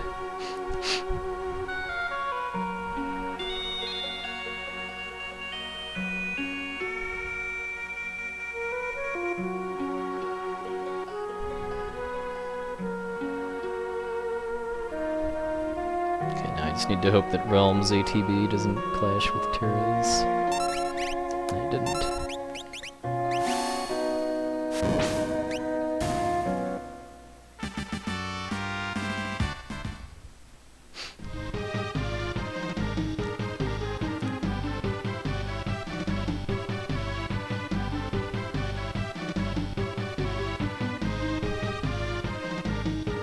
Oh, Toro Su.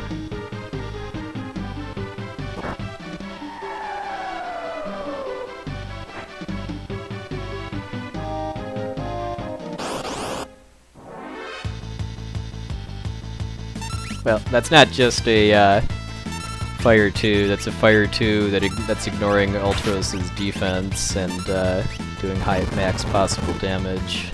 I mean, there's nothing in the game that at all that explains what rods do and why you'd ever want to consider breaking one.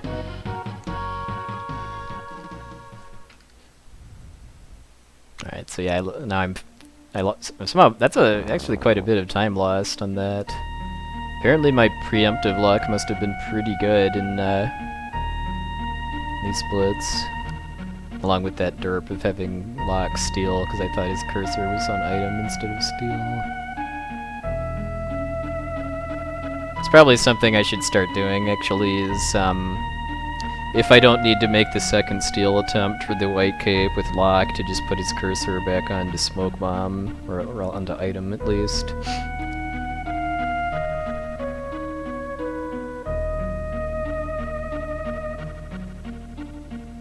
Alright, so we've got about 12 minutes of cutscenes here before getting to one of my favorite parts of the speedrun, which is the floating continent. So this is usually where, people new to the stream, this is usually where I ask how everybody's doing tonight or today. If you did anything fun over the weekend.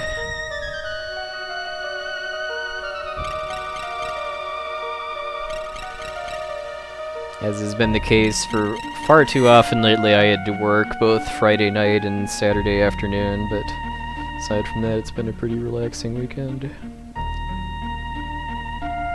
Putting cursor on smoke bomb means that it means that it remembers that, so I can just hold the A button to use the smoke bomb in the next encounter. Oh yeah, I've heard some people talk about Civ 6. The last Civ game that I played was 3.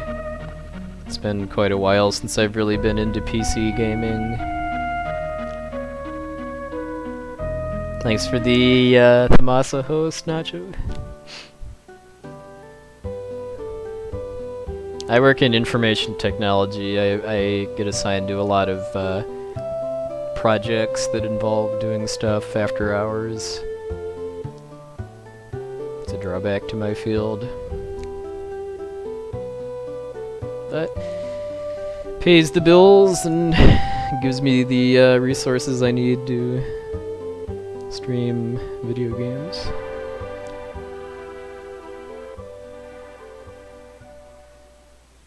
Oh, nice, subcultured. What kind of painting?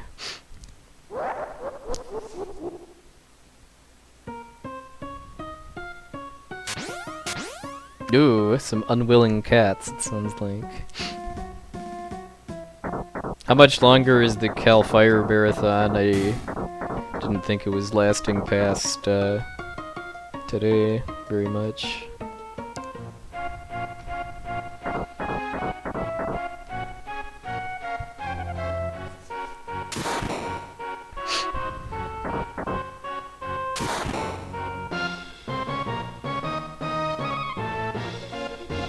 One thing though, for me to hit my par time for going for an any percent PB, I do need to be at least about 35 seconds ahead of my splits, though. Just being even isn't really going to cut it, just because the RNG in my in the World of Ruin and my any percent PB was way too good for just being even to to really give me a serious chance at a 513. I mean, even though I do have time to gain on the grind and the Kefka fight, I mean, I also have a lot of time I could lose in other places.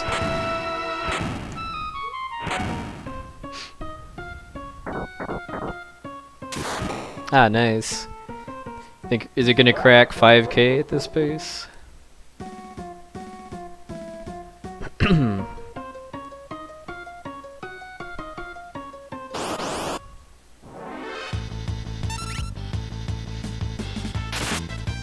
Yeah, I tried Vine Flip a few times. I was able to get it about maybe like 25% of the time or so, and then but it doesn't really seem like the kind of thing that I'm going to be able to reliably get in a run, those thing, so I'm probably not going to bother.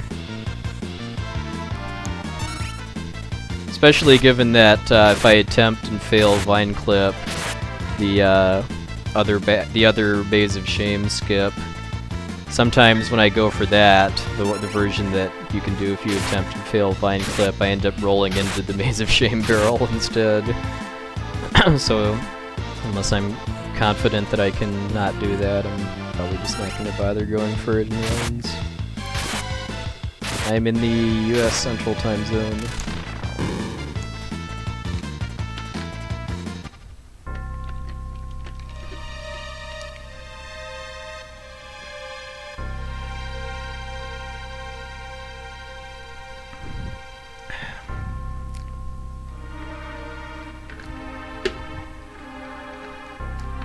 Oh, good for you. I spent about maybe like 15 to 20 minutes trying to do Lava Fly, and I couldn't get even the first part of it even once, as far as landing on the ledge. I decided that was enough time wasted on a trick that only saves 4 seconds.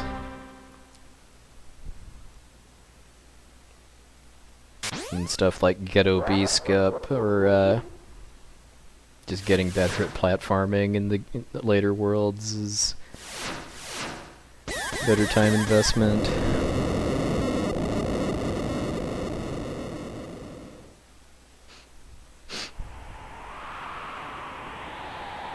That would actually be a Satarak question, because I know he had an explanation as far as why the Ultros 2 battle theme can't be used again for some technical reason.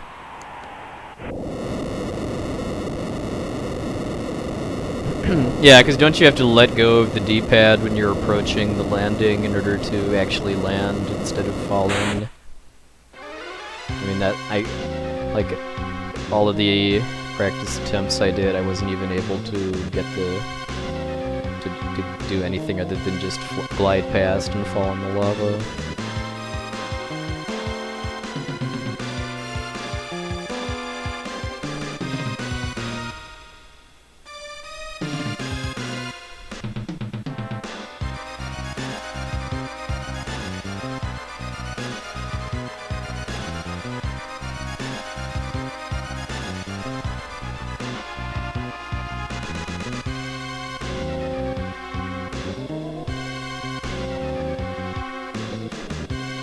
Yeah, just looking at the time too, I mean, to get a sub 356 floating continent, I'm pretty much gonna need to get, I'll need to get a really good IAF, which was kind of weak in my PB, and then also not get trolled too badly by ninjas, and get the Narapa quick kill. That would be a fairly comfortable sub 356 then.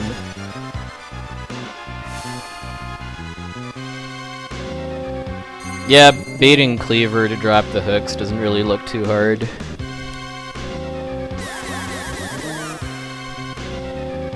Looks like you'd pretty much just need to glide back over the lava until he swings and then go back. Ooh, 0 for 3, Red Ifrit, you disappoint.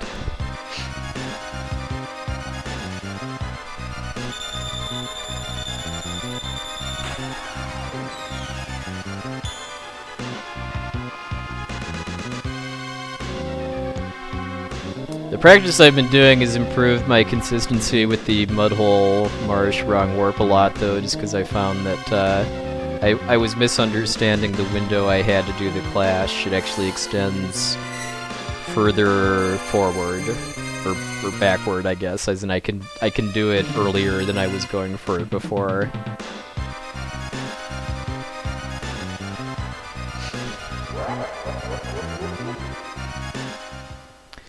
Done a couple offline practice runs too, and I've been dying a lot, but still coming like within like a minute or two of my PB, despite having more deaths, which is somewhat encouraging.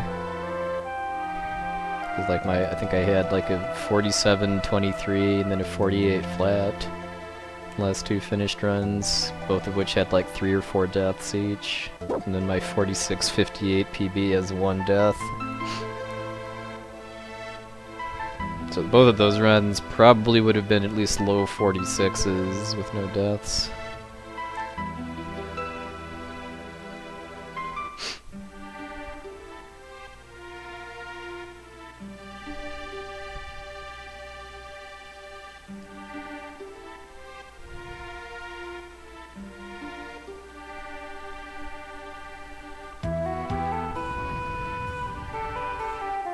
Thanks for the host, Zelanthian.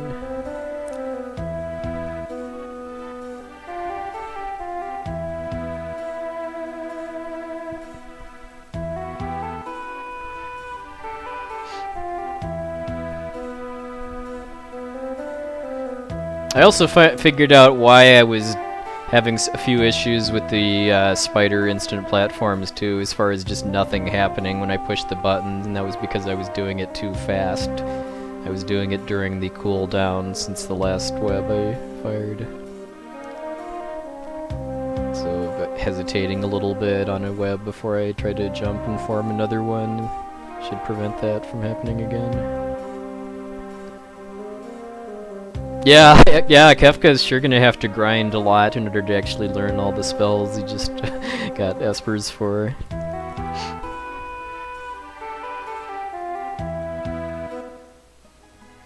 Yeah, I kind of feel like the route I'm using now is a 45 route if it's deathless with first try wrong warps. But yeah, that's easier said than done, though. Lately it's not even really been the wrong warps that have been causing me to not PB. It's been just dying. Cause like I've been really nailing chain link lately, and I've been getting Brambler probably like 60-70% first try lately, but just random deaths because of missing jumps and stuff is what's been costing my time.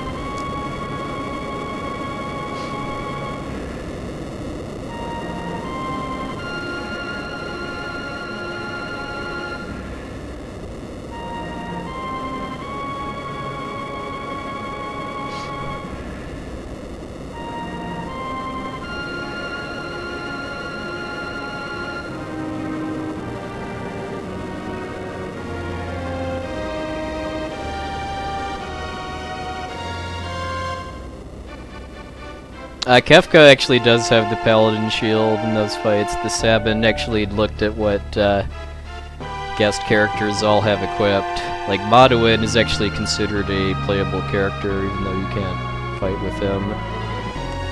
But his only equipment is sprint shoes. But Kefka has a paladin shield, actually.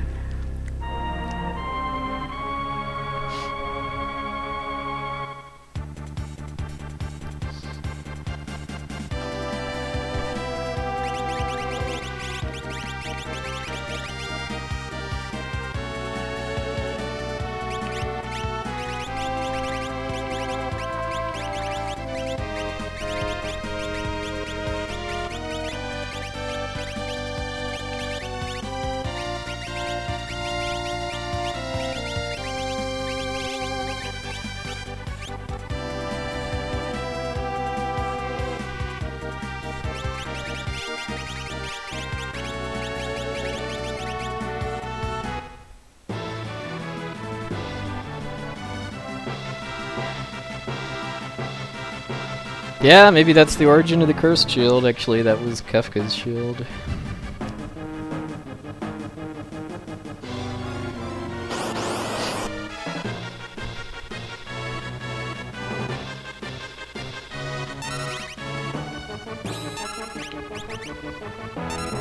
Nice. Perfect first battle.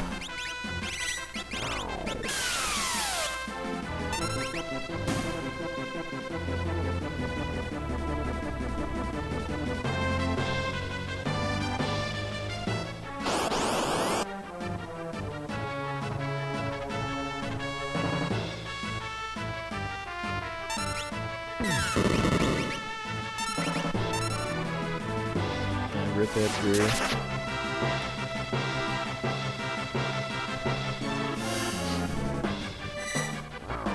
The person I'm more concerned about dying here is Celis. If she dies twice, then she's not going to learn bio by the end of the IAF.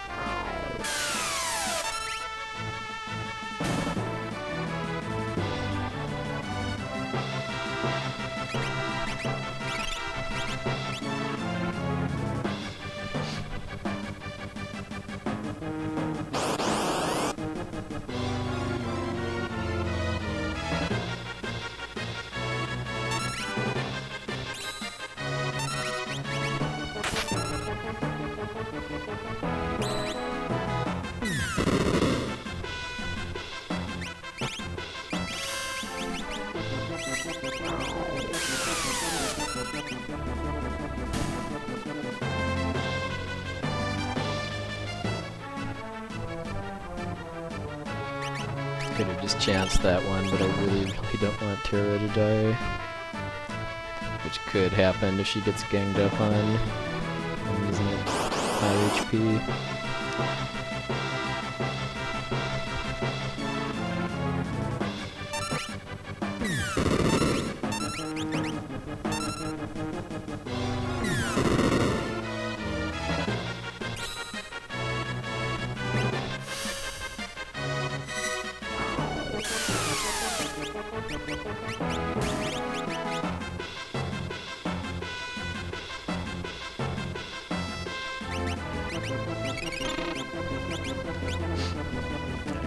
Edgar levels off this next fight. I think I have 2 more. Or no, just 1 more. But this should do it if he survives.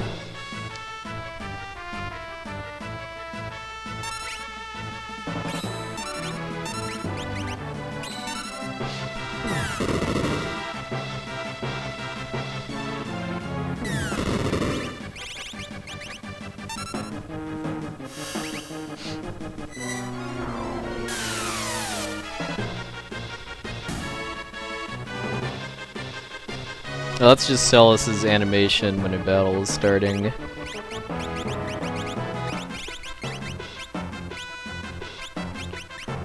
Every character has some very brief animation.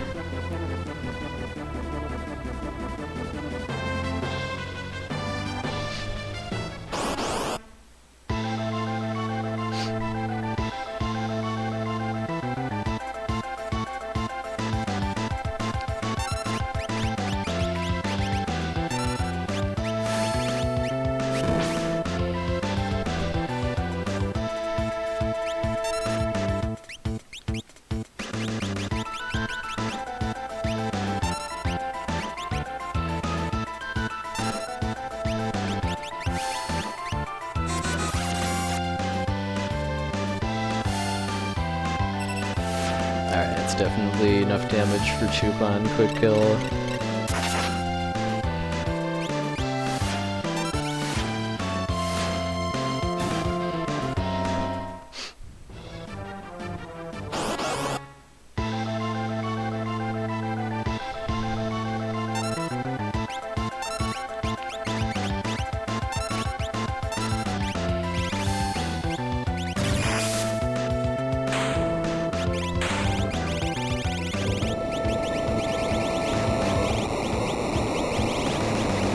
Well, I'm 21 seconds ahead of any percent splits now.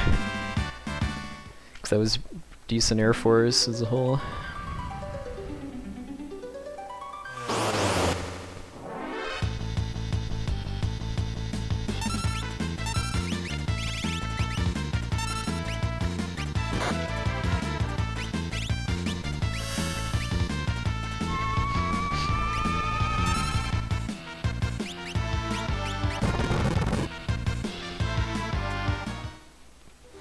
Yeah, I have both splits up on my PC.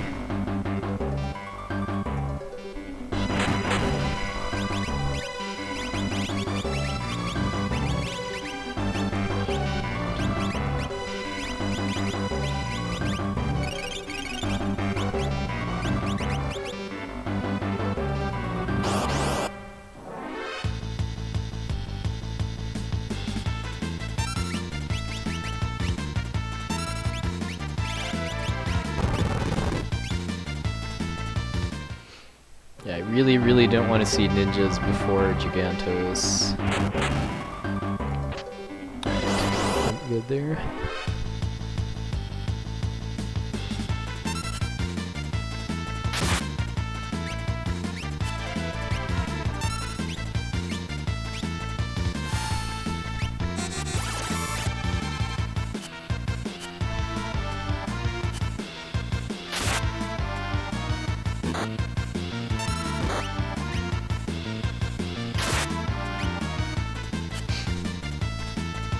So yeah, remember the cutoff is that I want to get a sub 356 Narapa if I want for having a good enough pace for possibly any percent PB.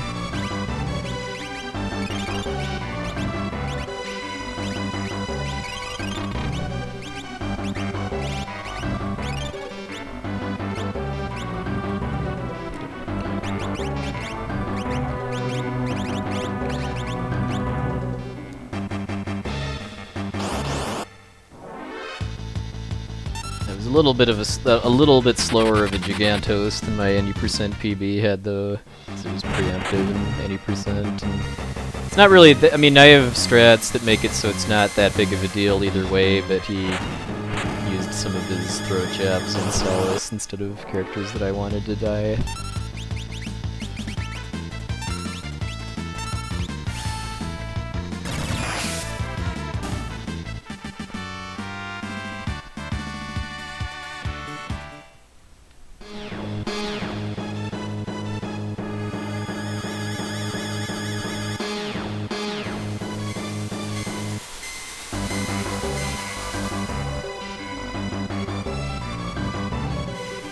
I mean, ninjas are just bad as a whole just because they're not worth very much experience. They're worth good AP, but I can get good AP from other fights too. But if I get ninjas before Gigantos, then that's just awful because I means I don't. Edgar isn't gaining AP towards learning Doom because he doesn't have Shodan yet, and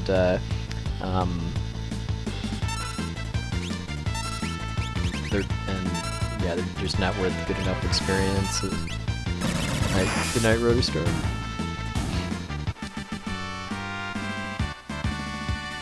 Okay, there's level 19 for Silas.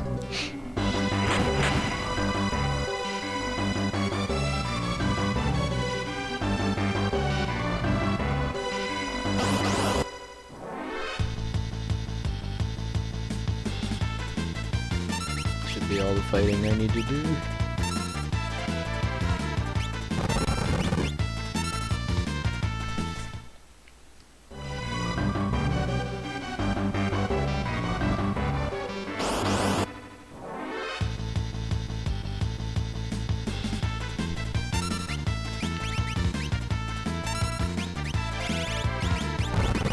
It's just some oddity, I'm sure, with how the game is processing their deaths. Like, maybe they have death counters that don't actually have any visible effect. Like in the very beginning of the game, when you have repo men that sometimes use wrench as a counter, it staggers them dying from other enemies even if they don't actually do it. And my theory is just because that's the game checking if they're going to counter or not.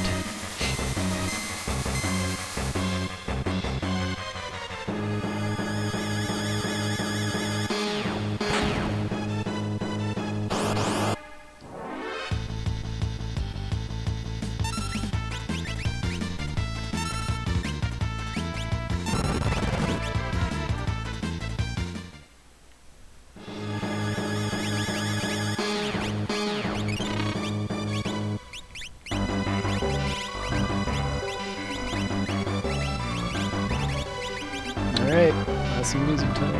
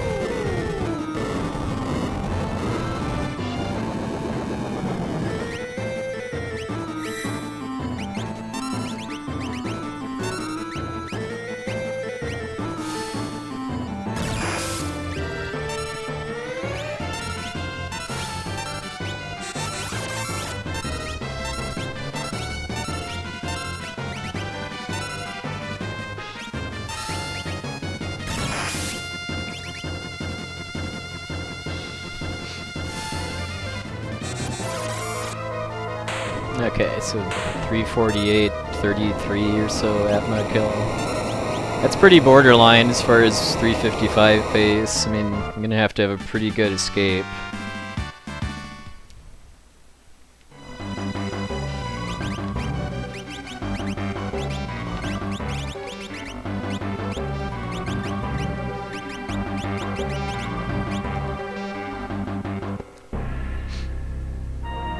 Thunder Rod is fixed damage, yeah.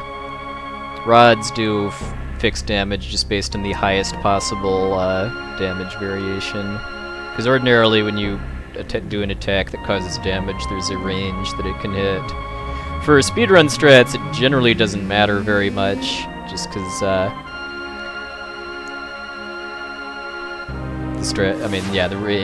range doesn't vary enough for to change the number of hits that it takes to kill bosses or enemies, but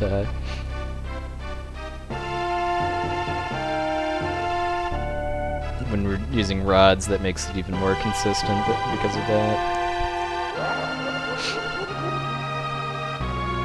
Yeah, like if you actually let Atma weapon get going too, in like its final AI phase, when it's prepping for one of its strongest attacks, it starts glowing, and then the gears in its back start spinning too, which really should send a shiver down your spine that something very bad is about to happen to you. Well, if I was definitely doing 100%, I would save that menuing for the start of the escape. But for any percent, I do it there just because I might still get encounters on the steps in between Atma and the cutscene trigger. So I put the Gale hairpin back on just in case I get an encounter there, so it'll be a higher chance of being preemptive. Hey, Fatful, thank you, sir.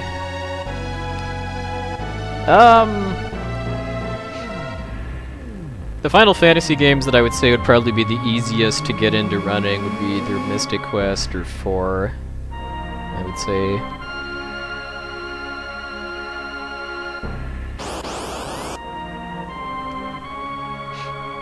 Hey, Titus.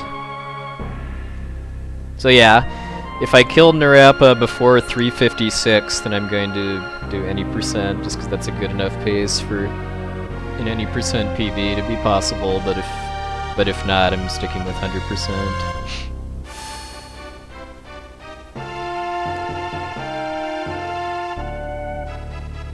Well, 5 is pretty consistent, but it's hard, is the thing, just because the route for like learning abilities and having them before the bosses that you need them for is extremely tight and unforgiving, so if there's any mistakes at all with the job changing or you have characters die and miss AP, then you're pretty much screwed. Hey, Neros. Doing pretty good. How about yourself?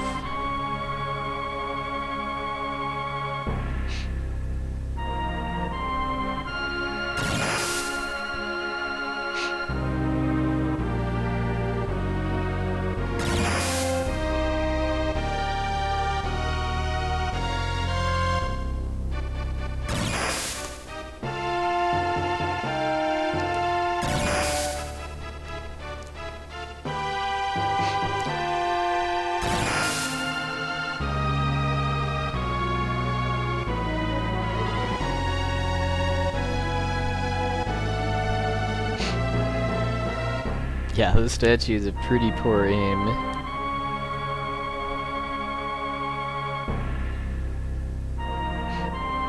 And hopefully that continues to be the case when I fight them in Kefka's tower. Hopefully they miss a lot with their nastier stuff. Thanks for the host, Fathlog. Alright, you have yourself a good night, Dad. Yeah.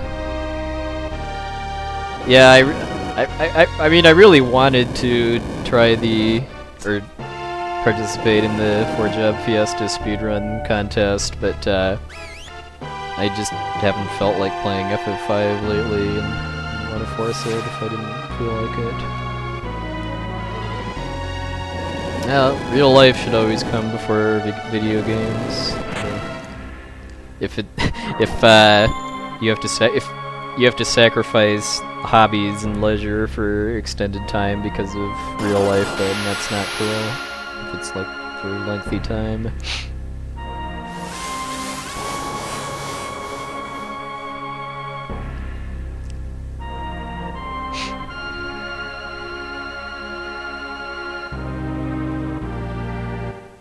Here we go.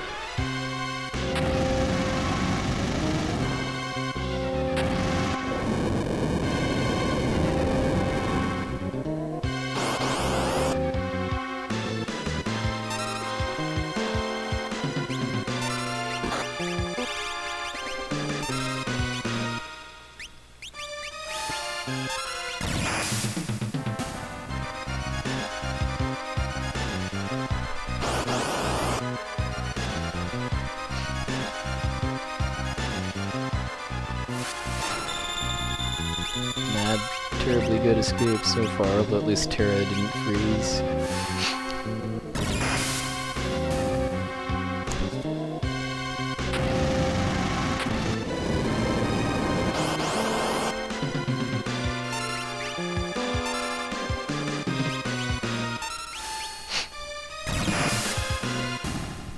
At least I'm not getting mute counters yet, though.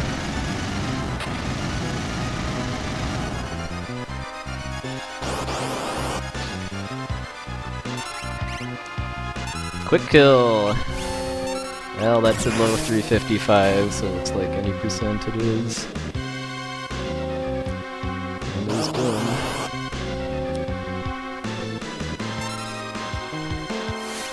Well, there'd be Terra getting frozen though, which wasted some time.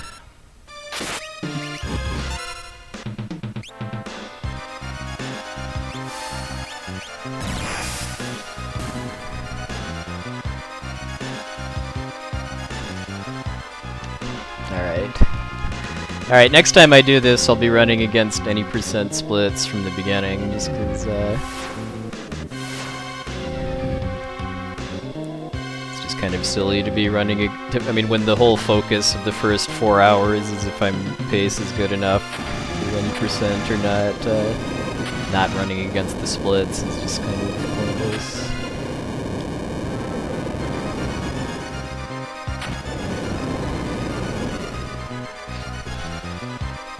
I will eventually finish 100% run, but if the game's giving me a shot at a 513, I'm not going to pass it up.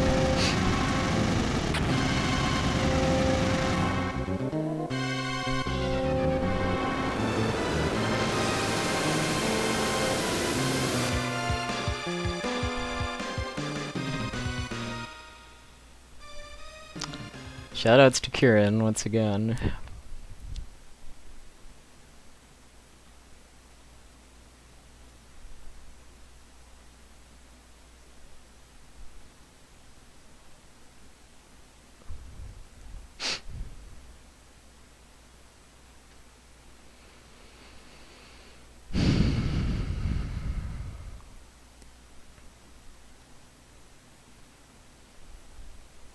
So, going against my any percent splits, this fishing is pretty good. It's 5 seconds off my gold.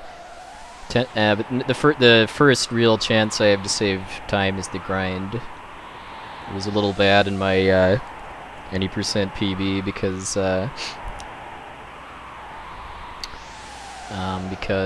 Doom missed Setzer, although I have a new setup for it now where I actually don't need Doom to kill Setzer anymore.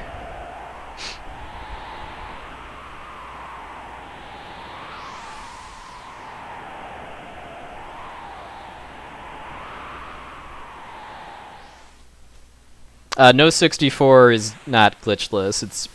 It's no major skips basically. The only thing that you skip in no 64 is the sealed cave. There is a glitchless category for FF4, but nobody's actually no one other than Catastrophic 4 has actually done runs of it yet. I know Rivers McCown has been doing routing for it.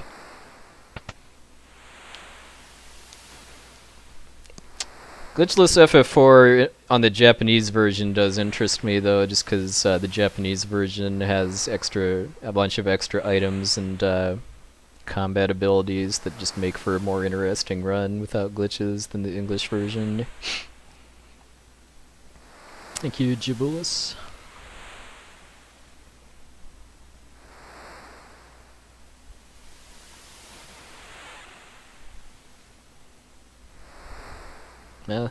Feel free to check out when you need to, MS Kane. There are always VODs. Yeah, I miss Abda streaming too. I think he's just been much busier with work and buying a house and stuff lately. I've started doing routing for FF4J glitchless a few times, but never finished a route past Golbez.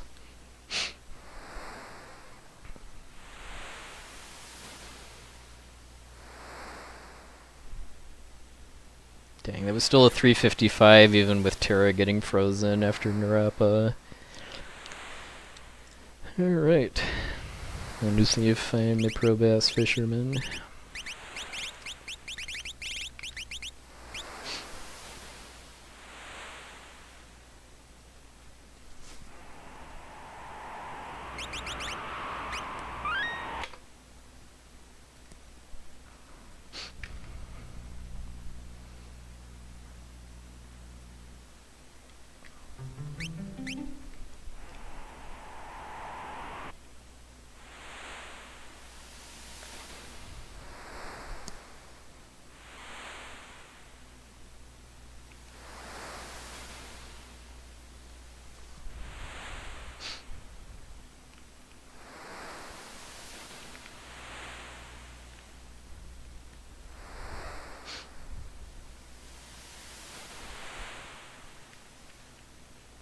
think picked the wrong path to get back, so it's over now, but I got 2 cycles at least, which is still the best I've ever done with Minip.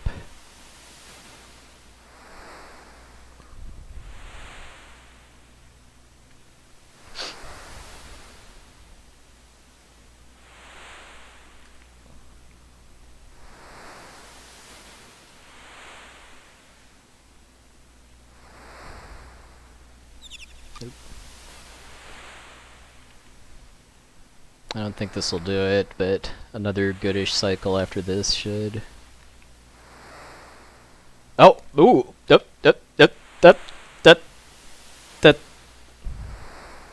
4 cycles is actually the best you can possibly get.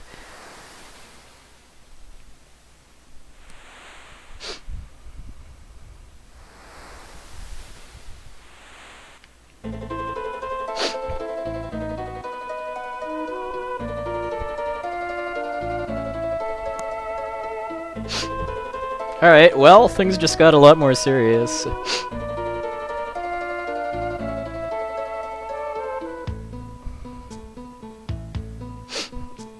That's the first time I've gotten 4 cycles set in a very, very long time.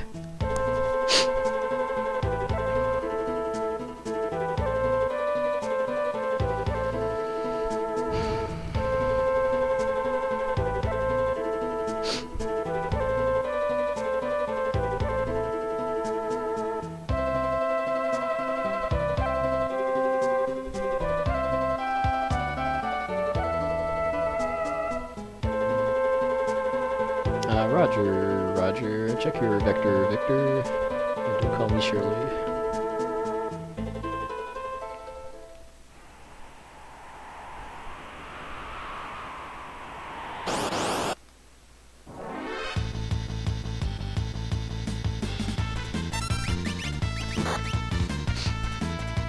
I think it's pretty much for certain that if F. Coughlin ever makes it to Limit Break, there needs to be a viewing of Airplane at some point.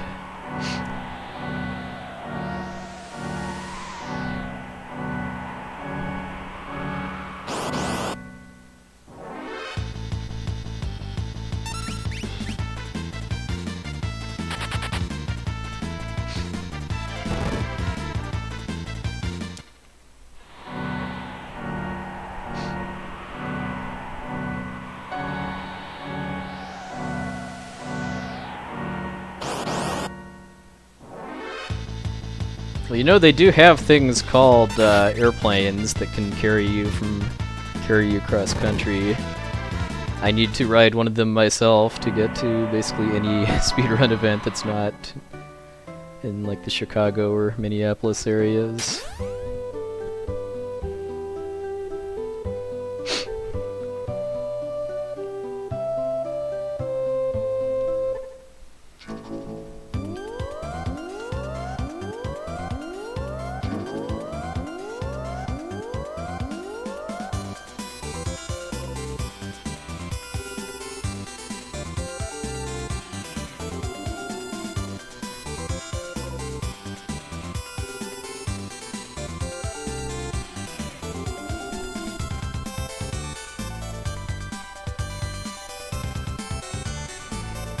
No, there's been 2 new people that have picked this up lately, Lack Attack 24 and F. Coughlin.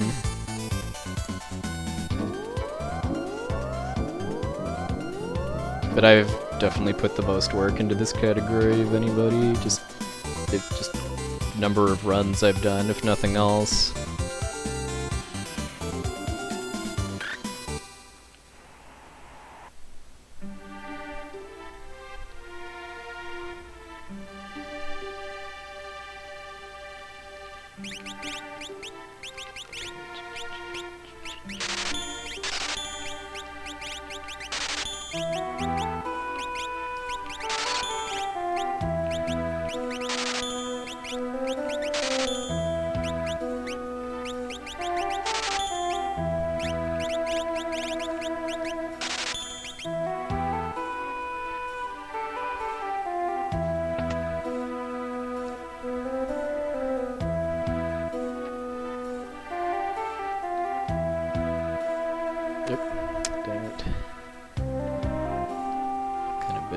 see pattern here.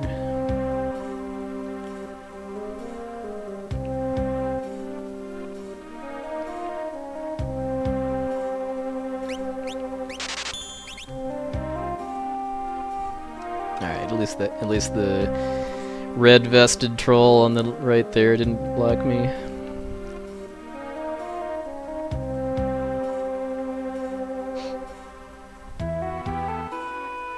Yeah, exactly, cantaloupe. I mean, in the end, I couldn't care less if I actually get to run games in the event. Just getting to get away for a week and hang out with my speed friends is well worth the price of admission.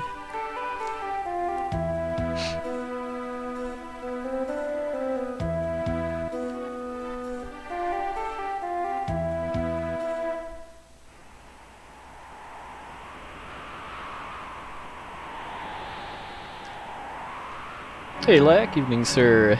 Well, hopefully, once again, the game just gave me too good of a run to not take the shot at an any percent PB.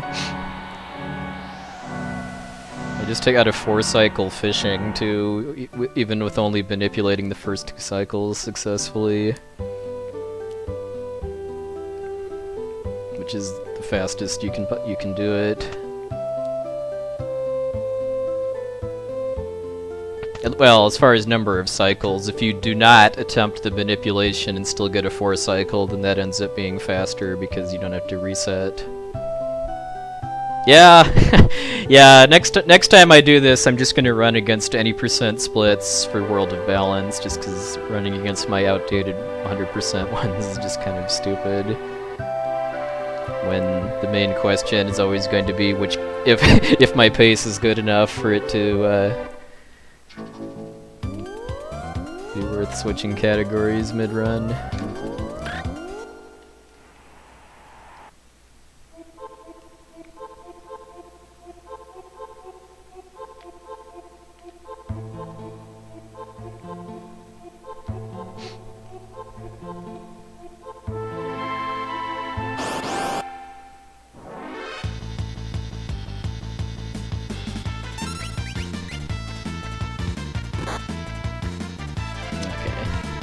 Just because of how good my pace is, I'm going to heal here, even though I'm not in tons of danger. I could theoretically get pincered on the next part of the cave.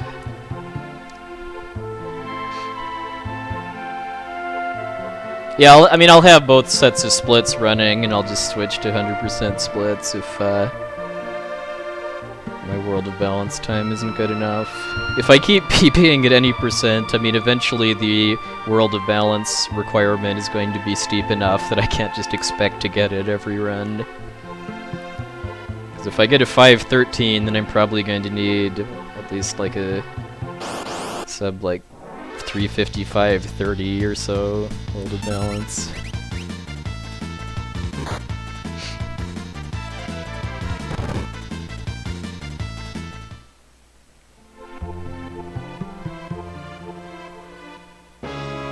Yeah, the GDQ event passes are for the whole event, however much or little as you want to attend for.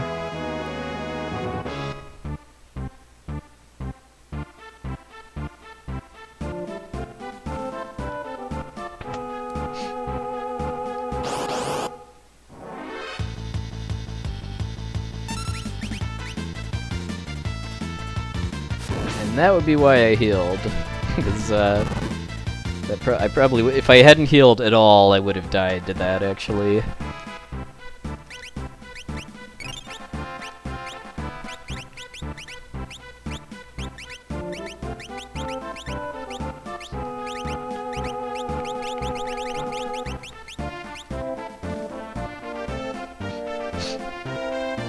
The bar for last week was sub 357 World of Balance. This week it was sub 356.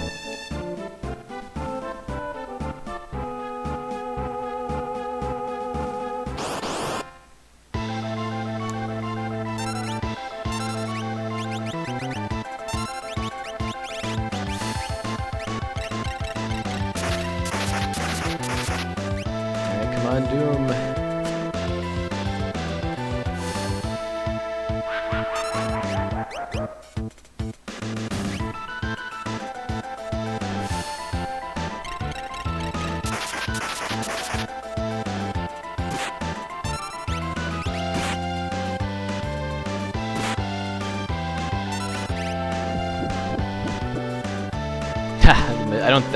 I don't think that would have killed him. I think it only does like 250 damage.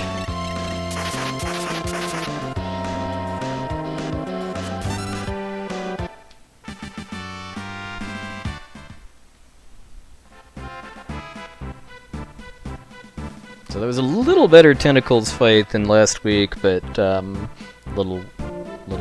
don't think I got any preemptives in the encounters here, and I know I got at least one last week.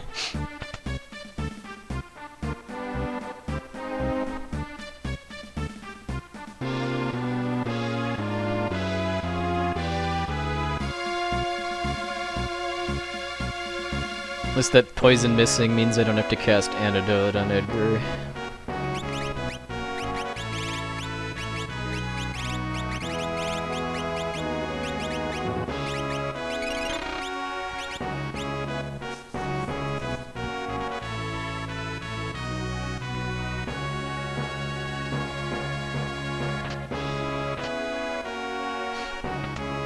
Yeah, I'm going any percent.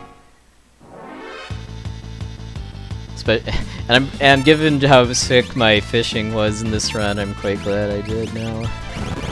'Cause now 513 is possible if World of Ruin cooperates. Doesn't even have to be perfect at this pace, just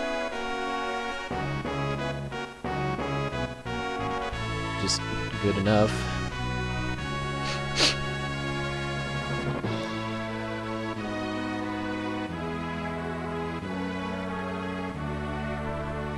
Well, not necessarily, because in order to be for 100% to be possible, I need to pick up Kieran and Zozo, which I wouldn't do in a straight any percent attempt.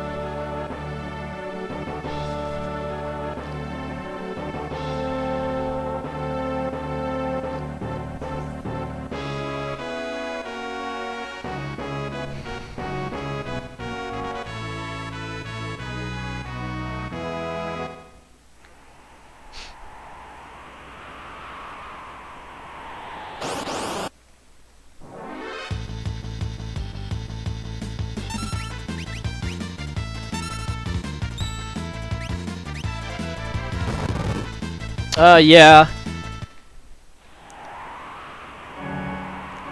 The seed manipulation is somewhat different in FF4 compared to this game, just because it's based on the frame that you load the game or start one. I mean, I run on console, so I don't really know much about doing it on emulator and how resetting affects it, just because you can change your seed with the reset.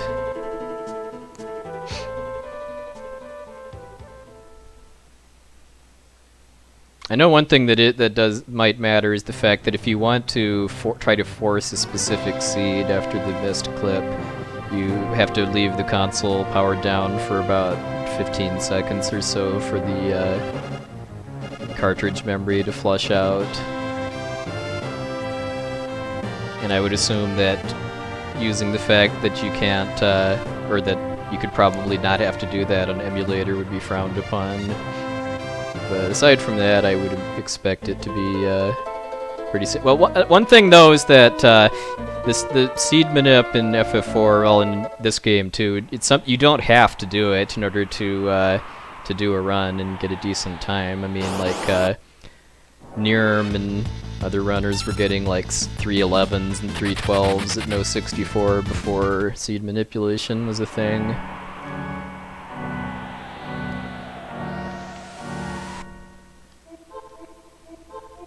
Hey, Honoris. I mean, the seed manipulation in FF4 I think is kind of beginner friendly too, in the sense that it doesn't matter what seed you have if you can figure out your seed and then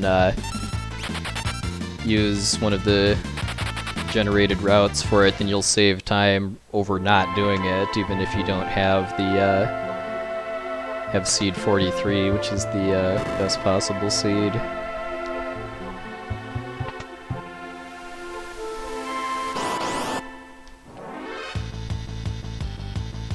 My favorite category for FF6 is this one, Glitchless any percent.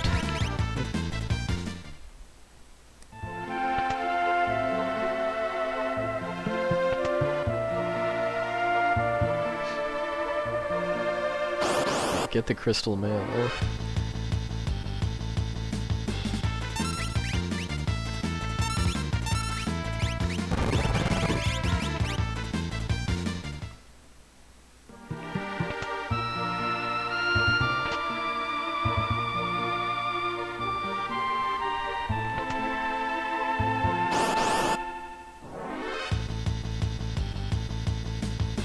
For FF4, you can manipulate encounters for the whole game.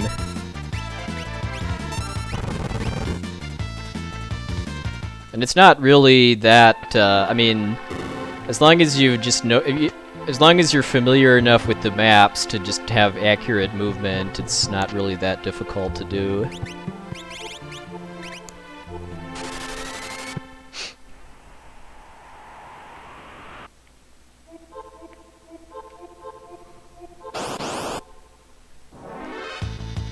Like for No 64, one of the biggest payoffs to doing seed manip or doing step route, regardless of what seed you have, is the fact that you're guaranteed to get the grind fight and the Giant of Babel, which would otherwise be pretty annoyingly random. I mean, even if you don't, I mean, there's reset strats that let you get the grind fight even if you don't do a step route too. So that's probably what I would recommend starting with the categories to. Not bother with step route until you know the maps decently well, but learn the strats to do a save and reset in order to manipulate getting the grind fight.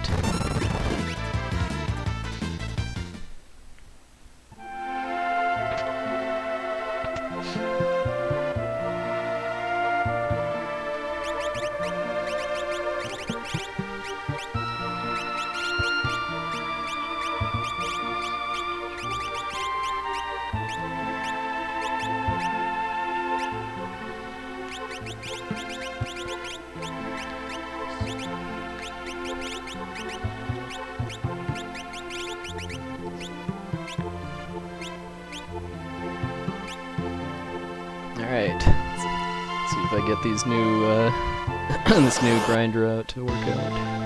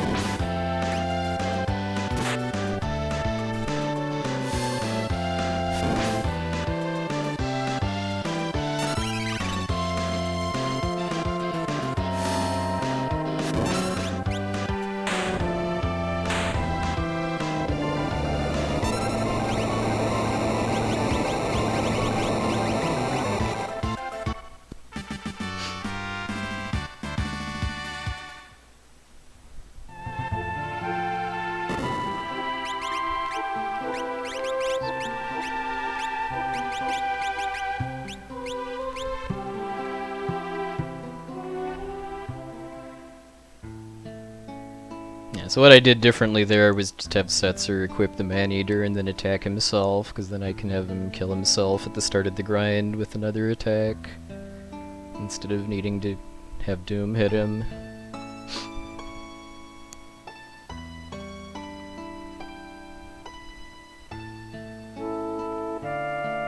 Probably just lost a bit of time on that split from just preemptive luck, I would say.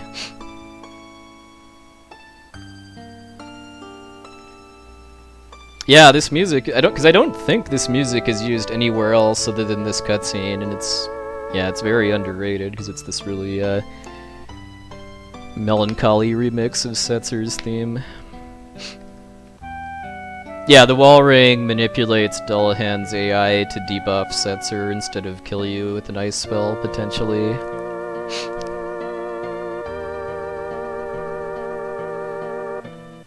That's one of many, many strats that I learned from watching Japanese RTAs. I never would have thought of that on my own.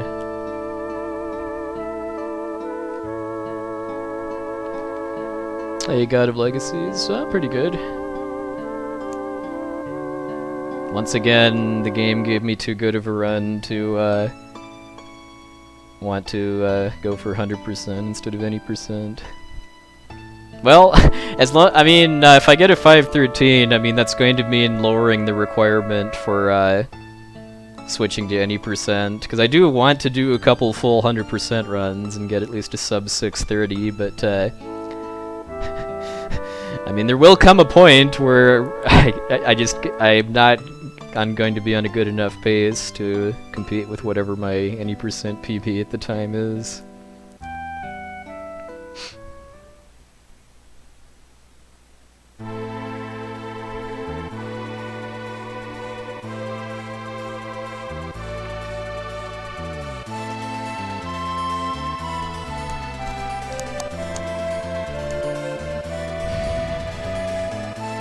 Yeah, that was the same case last weekend, too.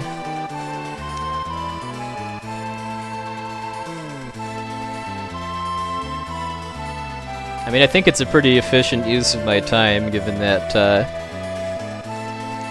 mean, I want to do some 100% runs, and I want to improve my any percent time, but,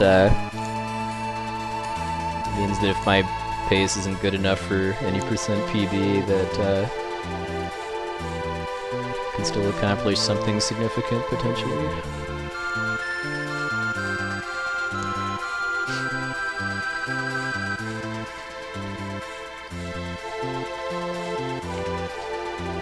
Alright, here we go.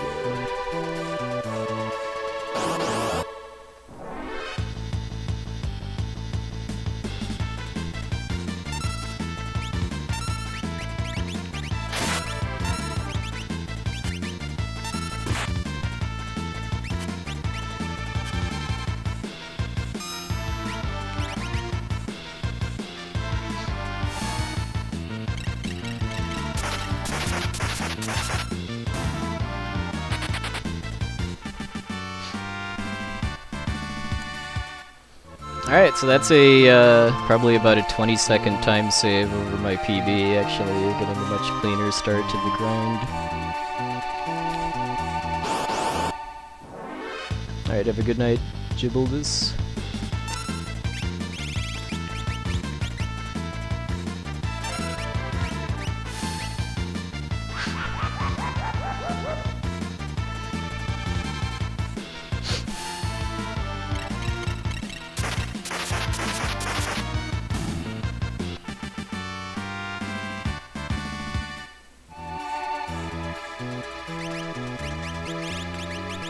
I don't kill Edgar in the first fight just because I'd have to wait for him to get another turn, and that would give the frogs time to jump. Because the frogs always jump on their second turn.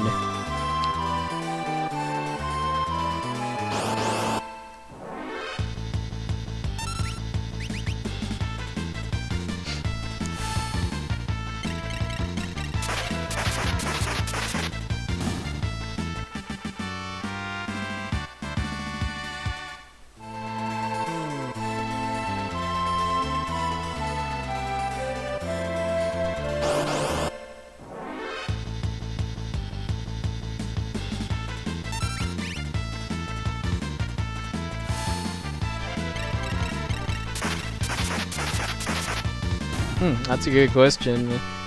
I would assume that if you could overflow the Brave Blade, or I guess it would technically be underflow, that would already be known.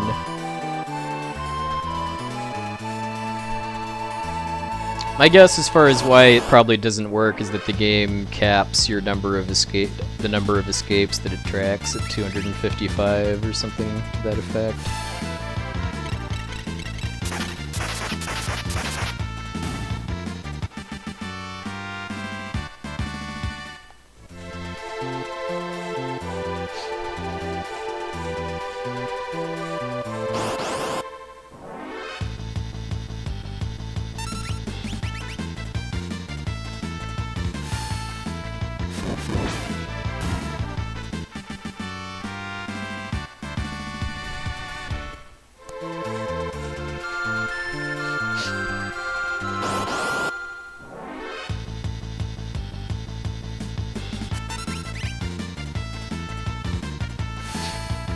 I still have a Thunder Rod left to use on Inferno, too.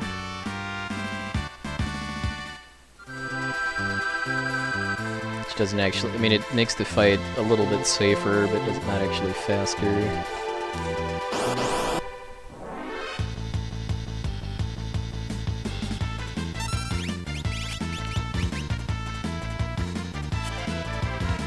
Could have maybe thrown the Thunder Rod at these things, but I don't know for a fact that it's going to kill them. So I never actually tested that. Alright, you have yourself a good night. Blink on done. Chicken Knife gains 1 attack power for every 2 battles you've escaped from, with a max of 127.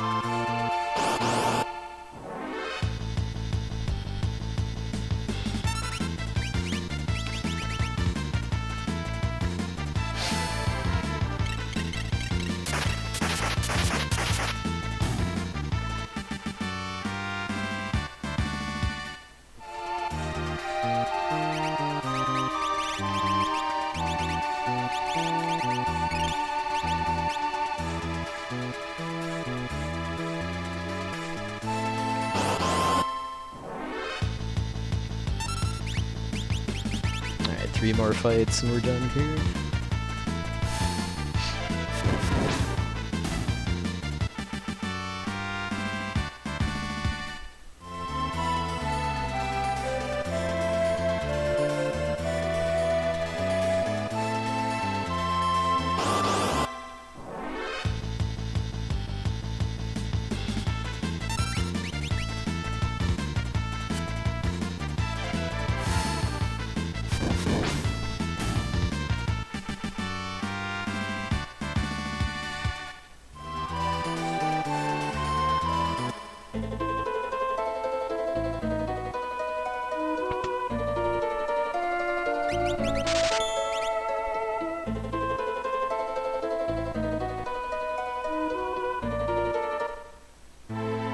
Yeah, it's just because for that particular fight, Celus's magic stat isn't high enough yet to be able to one-shot 2 of them with a multicast, so I just did single targeting for slightly faster animation.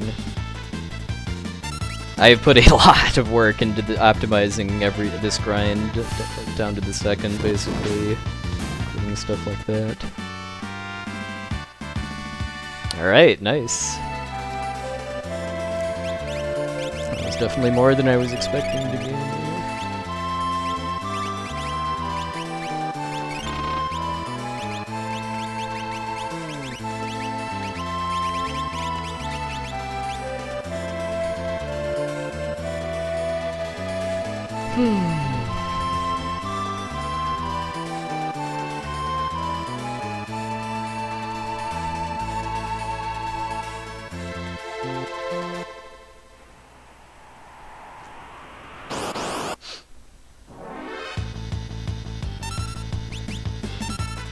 Well, hopefully I'll hit 5 hours before or after killing Goddess, just because I need to have a sub 5 Goddess in order to have a chance at PB. A good chance, at least.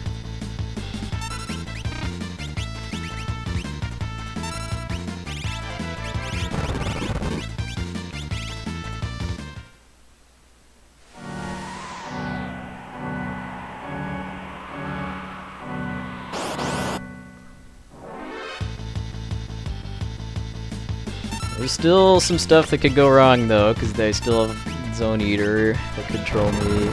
And I could die in Kefka's tower too if the mini-bosses decide to, but all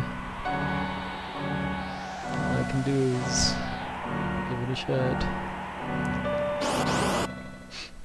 Well, good luck with your interview.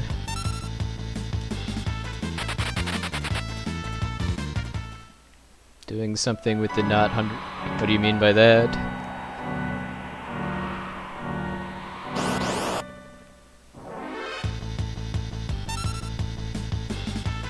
Gale Hairpin working as advertised.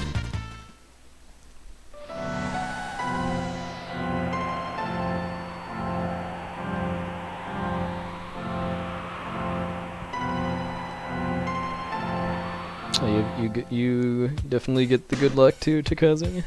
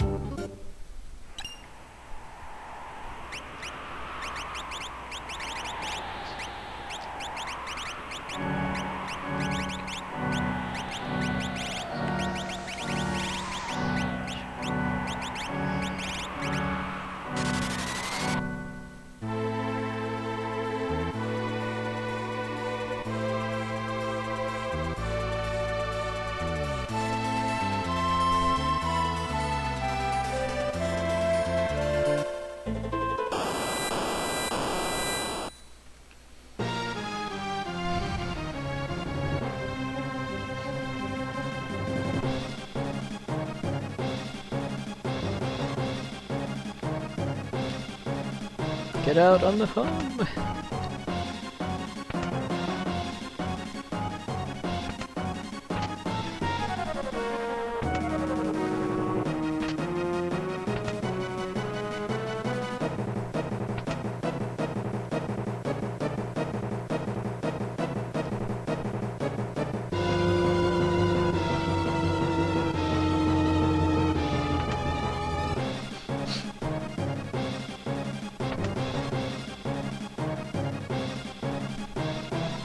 No, Doomgaze is... Moogle Charm does not prevent Doomgaze, but you can run from Doomgaze, so if I run into Doomgaze, it just means I lose a bit of time. Hey, Shadow Killer, thank you, sir.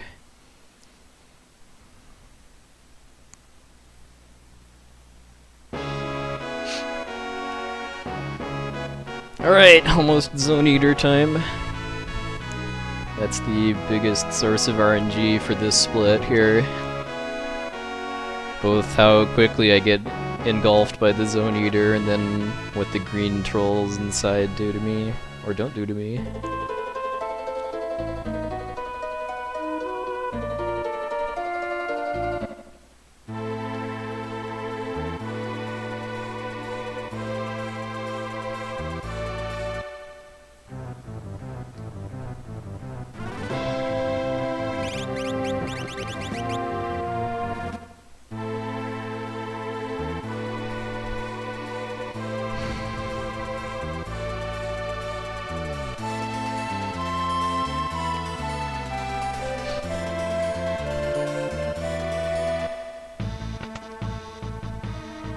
Thank you, Garluchik.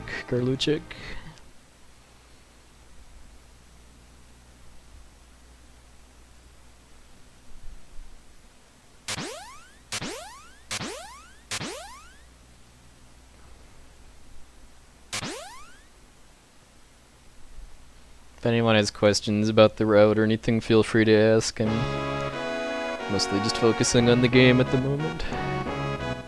Instead of being my usual talkative self.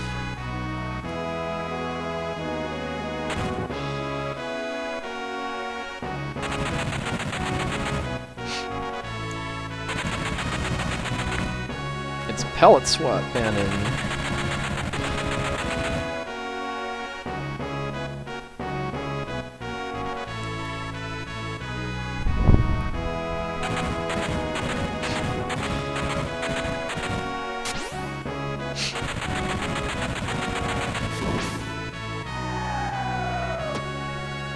Airplane would be the route I would take to New York.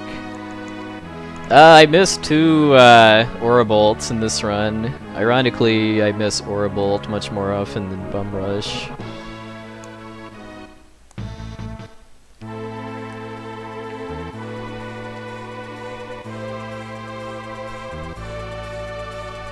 Hold on, I see your question, Lack. Let me just get into the Zone Eater fight first.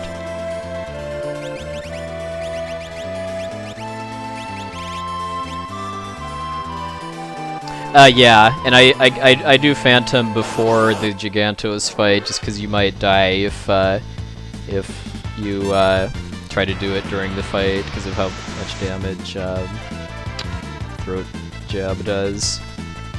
But yeah, then you want to abuse Gigantos' weakness to poison by using Bio, which you get which you get on Celis from the IAF, and then kill off Tara and Edgar. Okay, 2 dummies. Not perfect, but could have been worse.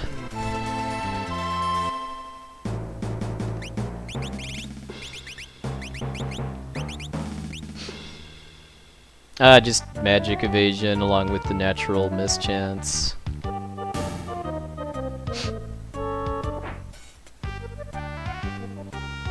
That's completely... it might make the animation a little bit faster, actually, if it misses, now that I think about it.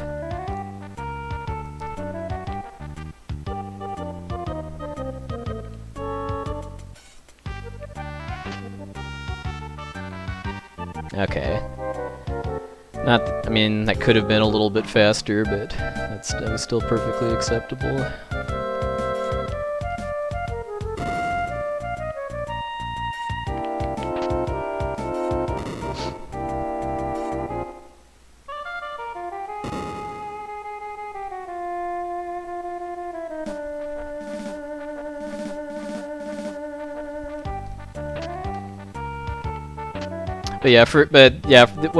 What I do in my route is I use the IAF battles to get Bio on Celis, which as long as she only dies once or less, you'll get enough AP to get it after the Air Force boss fight. So then I use that because the 2 casts of that kills Gigantos, and as long as Celis is the only person alive, that gives her 3 levels. And then it takes about usually two more fights on the floating continent from there to get level 19. And starting World of Ruin at level 19 just makes a pretty big... I mean, it saves more time than you spend getting level 19 from my testing. And it makes the start safer too, just because you've got double the HP basically when you have like solo Celis.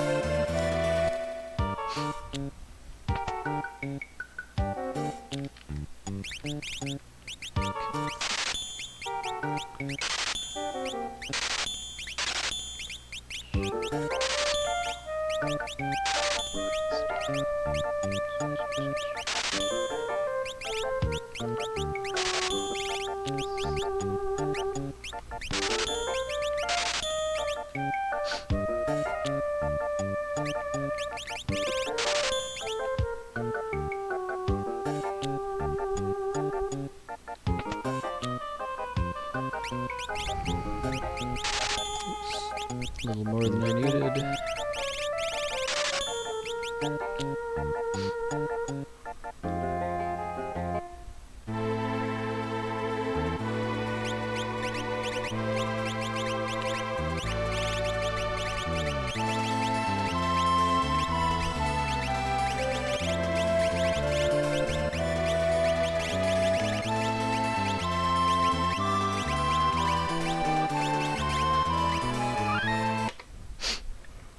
Resetting to manipulating counters in the tower. Probably gonna lose a bit of time on this split just because of the dummies, but it shouldn't be too much. Okay, no Doom Gaze, no Doom Gaze. Okay, +6 is pretty darn good for 2 dummies.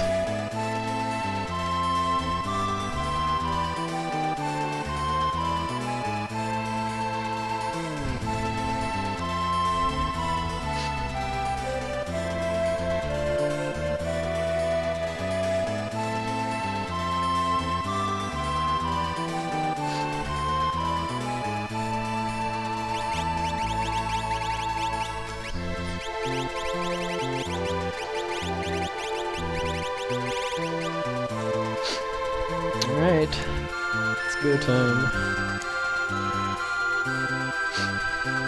Oh, nice. Yep, I mean, the more you play, the more familiar you get with the game mechanics, the route, and the maps and stuff like that, the better you'll get.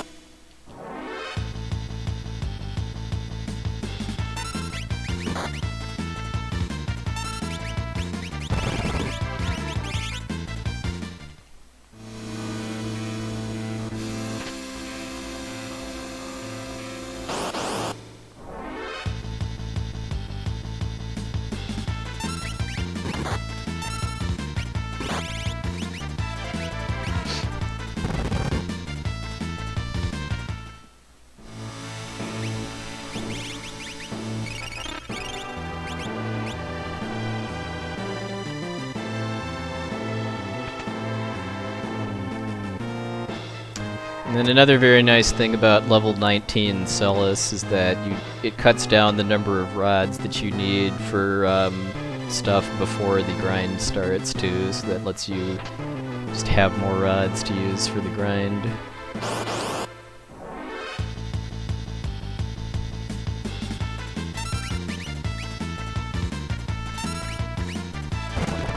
Thanks, Lady Lunar.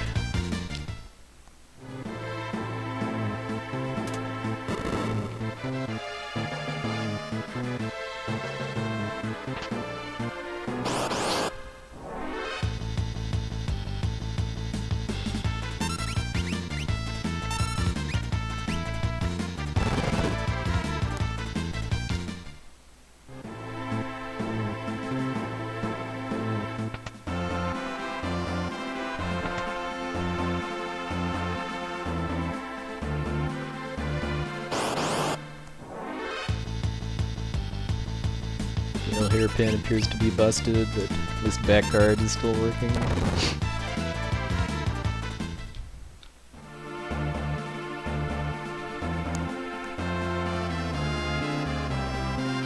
Well, I mean, if you already have the force armor from the magic tower, then you don't really need a another set, and that means a lot fewer steps in an area where you can get behemoths. That's one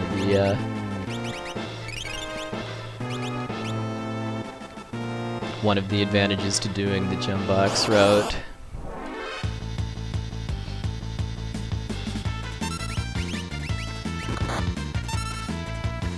Ow. Yeah, all I have to do is optimize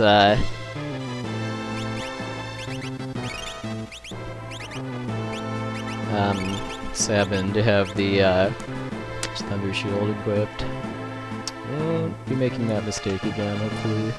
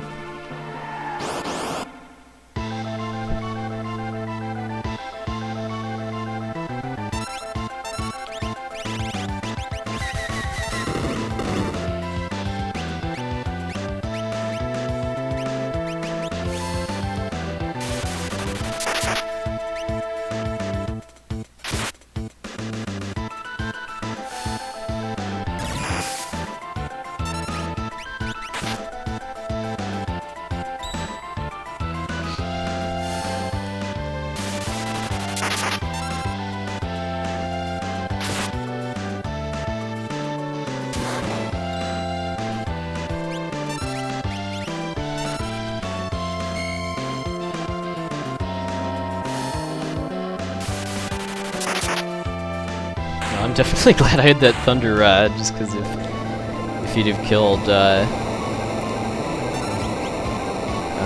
Edgar before he got 2 drills off, then I might have actually died because of not being able to kill him before he can do Delta hit.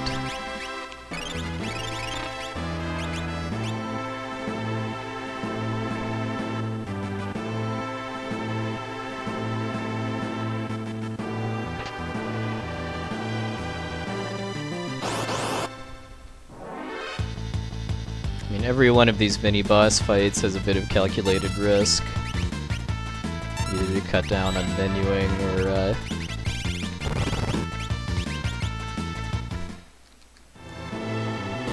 to save turns in the fight.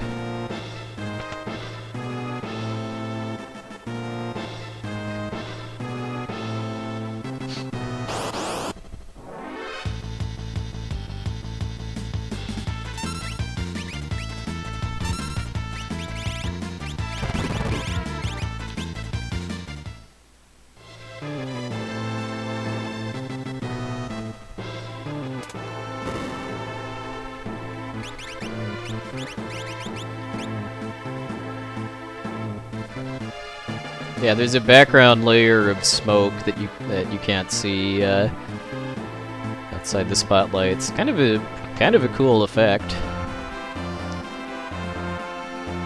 Okay, so I'm not getting the fixed dice.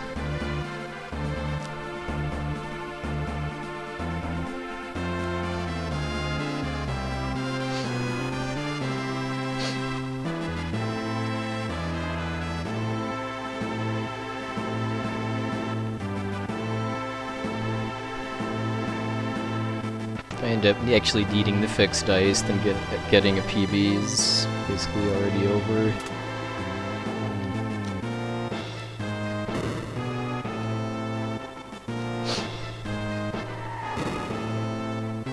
Hey, Night Foe, welcome in.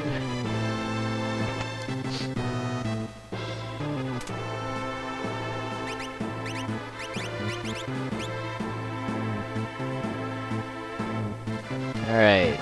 Another scary fight here.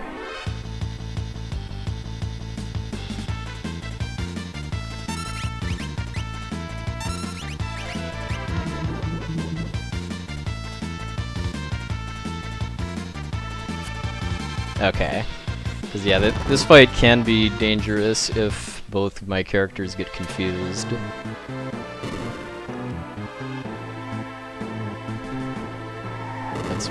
That's one that I really want to be preemptive, if I have any say.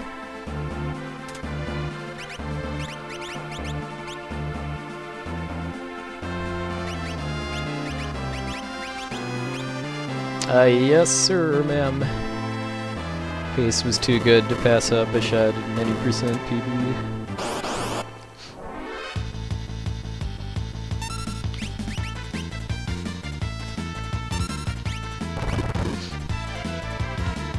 I don't think I've gotten a single preemptive in the whole tower, actually, now that I think about it, so I'm probably going to lose some time on the goddess split, even if all of the rest of the mini-bosses go well, just because of RNG.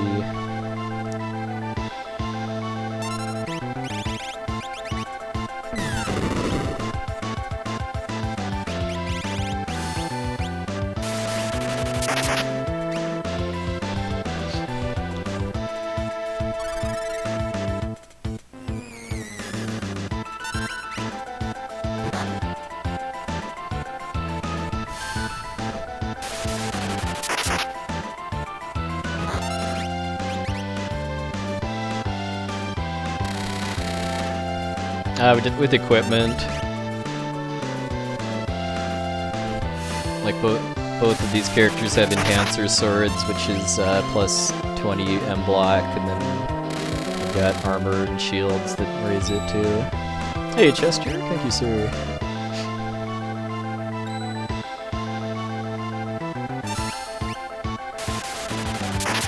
Yeah, force equipment is the best in the game for magic block.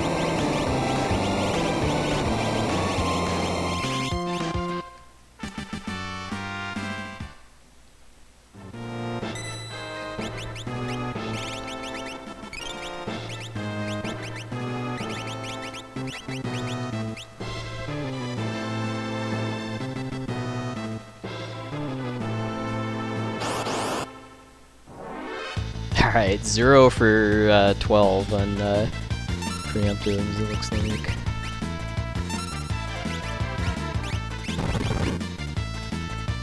Despite having Gale hairpin for a lot of them. Alright, no stop, no stop.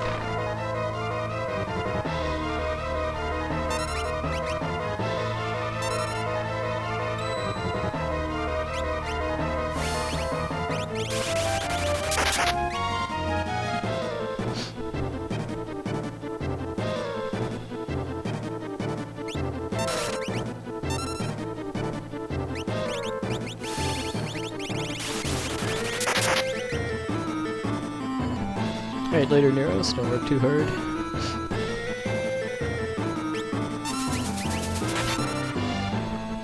Miss.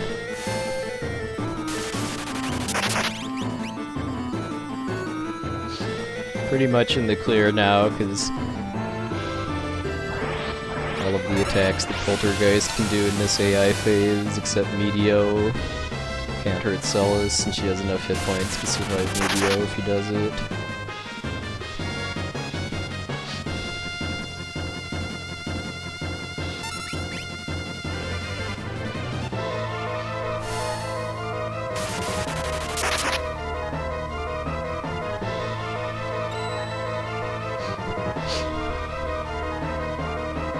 I do have some, I mean, this is a gold goddess split I'm against, so, but I do have time to gain on Kefka, though. Tier 2 trolled me pretty hard at the start.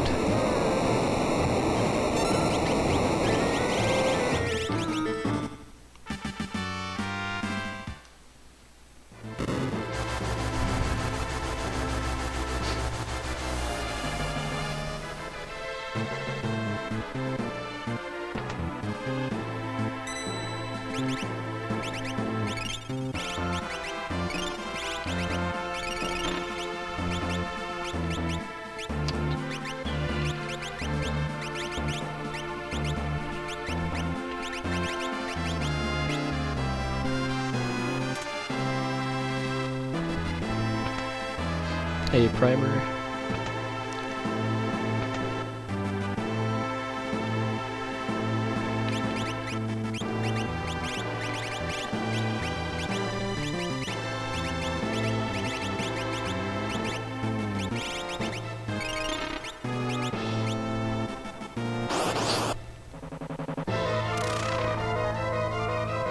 Don't freeze mod, please.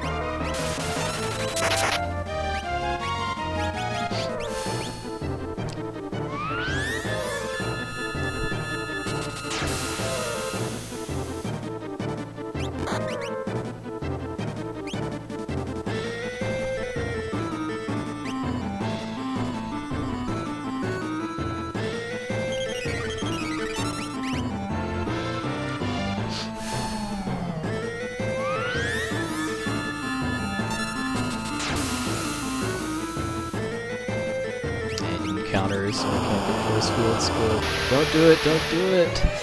Alright. If that had been Pearl, the run would have been over.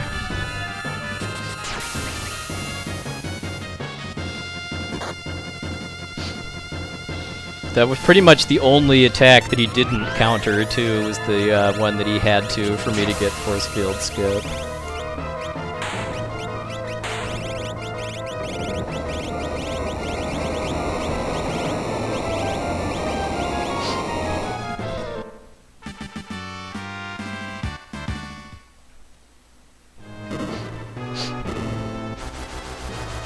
It was more like I dodged the 1 out of 24 just because of him both not countering and then getting Pearl immunity.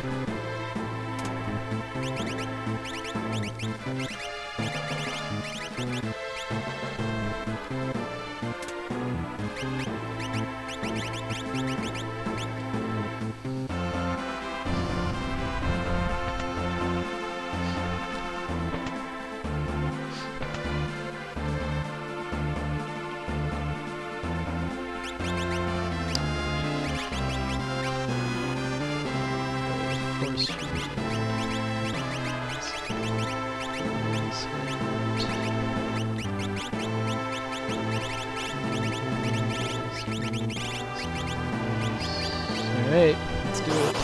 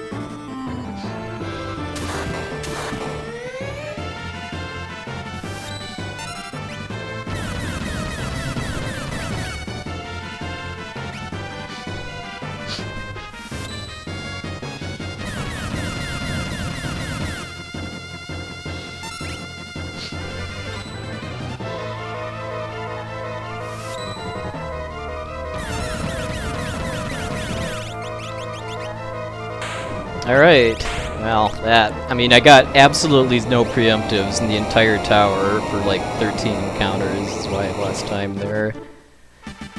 Pretty much that was basically it. Still a sub 5 goddess though. I think 512 is probably off the table now, but 513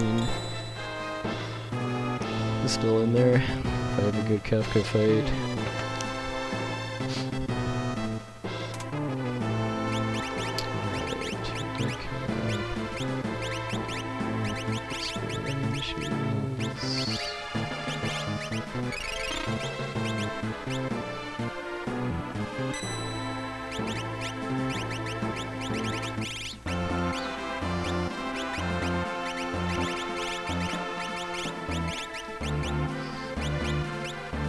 Let's do it.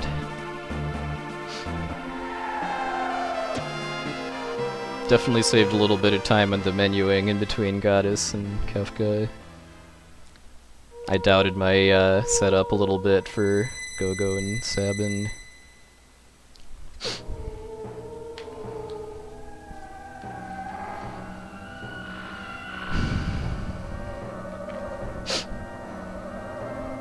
Alright. As per tradition now, I'm gonna close chat after the fight starts. Thanks for the host, Mystican.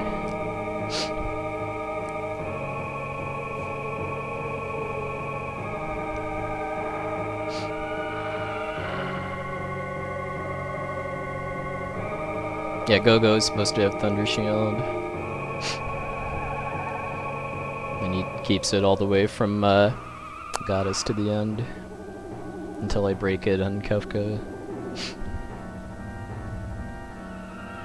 So to gain time on this split, Tier 2 needs to cooperate better, because I got a really bad start to Tier 2 in my PB. I got both Diffuser and Imp. And I think it was Go-Go that got Imped. Other characters could with higher magic block could block Imp pretty easily.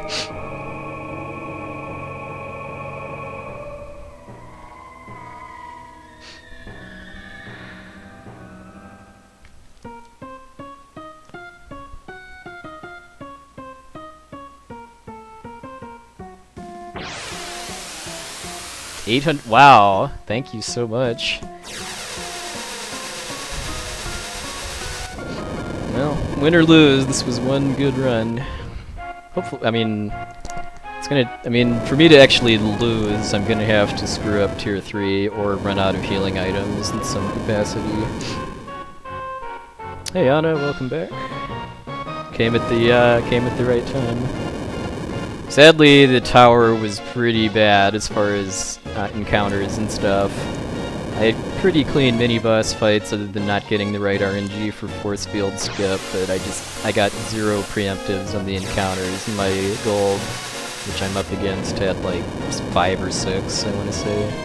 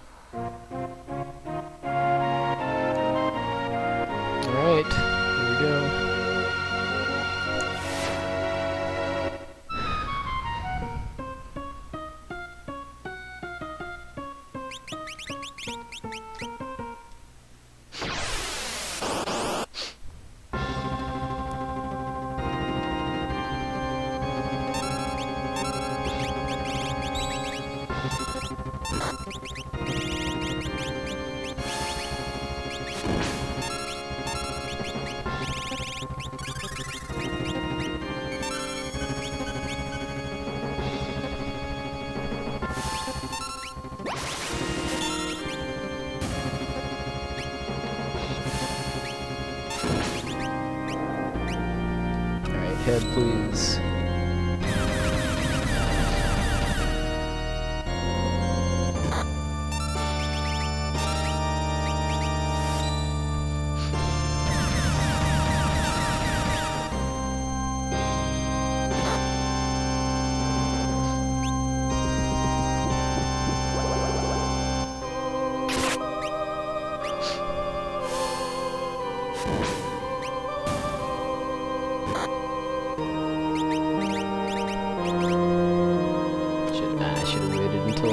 To do that.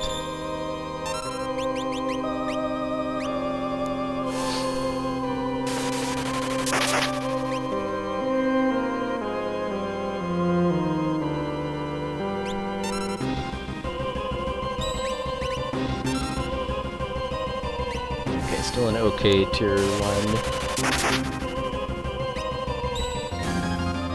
Okay, no diffuser and imp combo, please. Preferably neither, but just one of them will be a time gain over PB.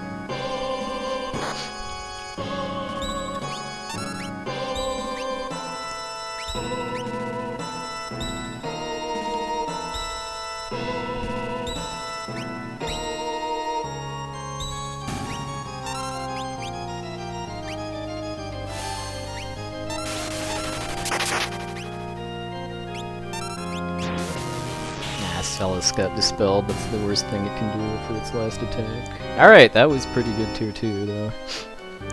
Alright, I just need to make sure to re-haste Salus. I think I'll just have her haste herself during the opening Bum Rush salvo. Because otherwise she won't be fast enough for the end of tier 3 strat to work out. Nice music transition, too.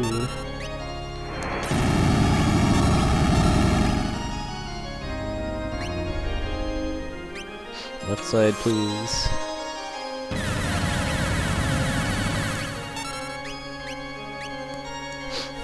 Left side, please.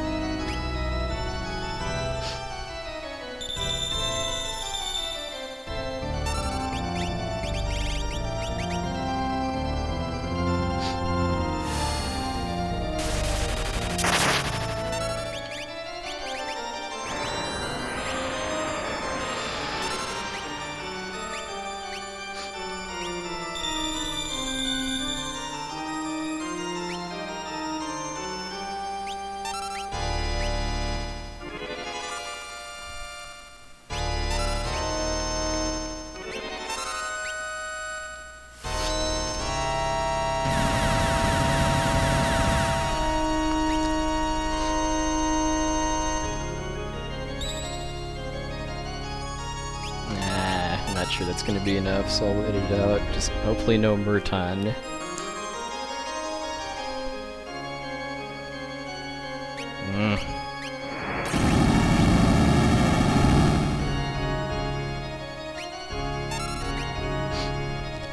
Okay, can't do Murton 2 turns in a row though.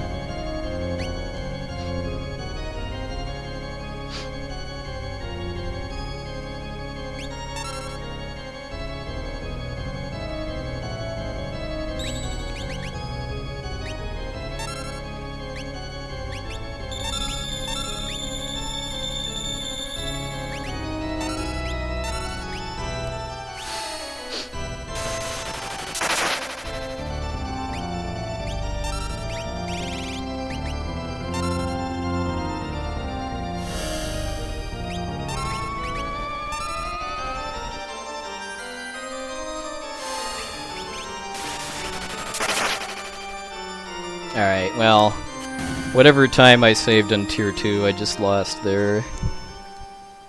Combination of bad RNG and just playing it a little safer than I could have, but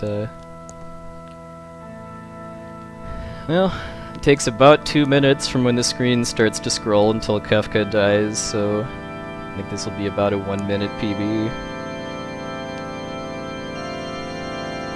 Nothing to sneeze at.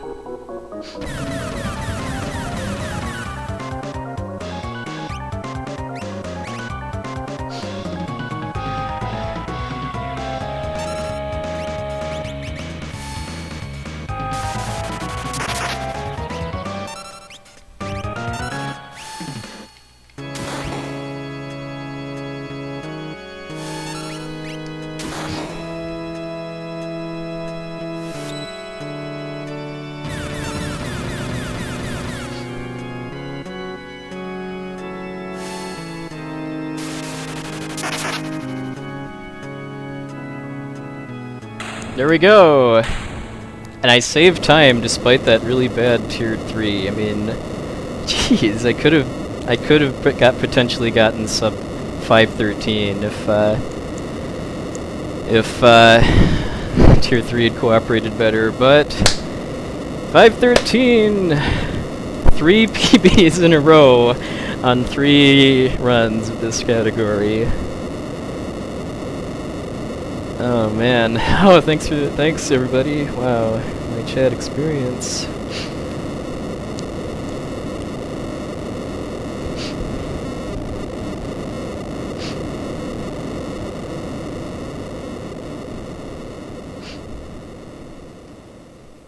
That's so.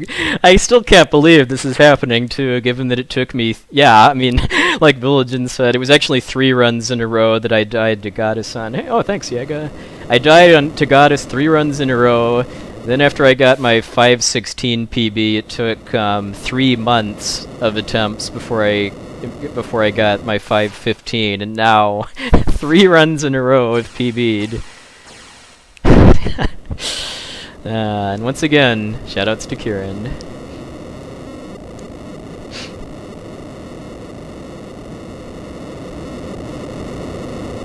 Yeah, this is record for this category. Alright. Yeah, apparently the secret to any percent PB is to threaten to do 100% instead. Yeah, if I ever do another any percent run without getting Kieran, it's gonna end in failure.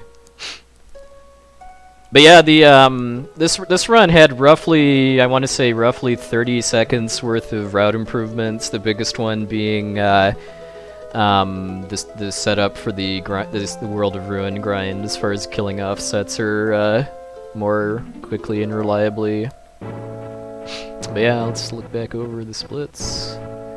So, the start was pretty good. Oh, have a good night, MSK, and anybody else that's taking off.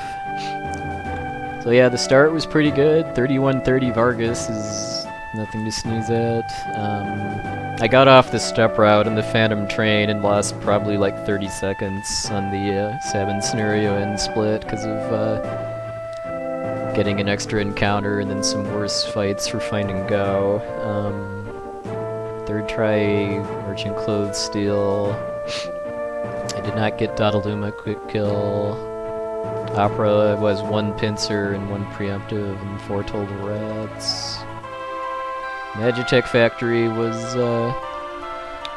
pretty good from start to finish. I mean, pretty much every boss fight went well. Sealed Gate Cave. I mean, it could have been better because I had to force an extra encounter before the end, but I didn't get double confused this time.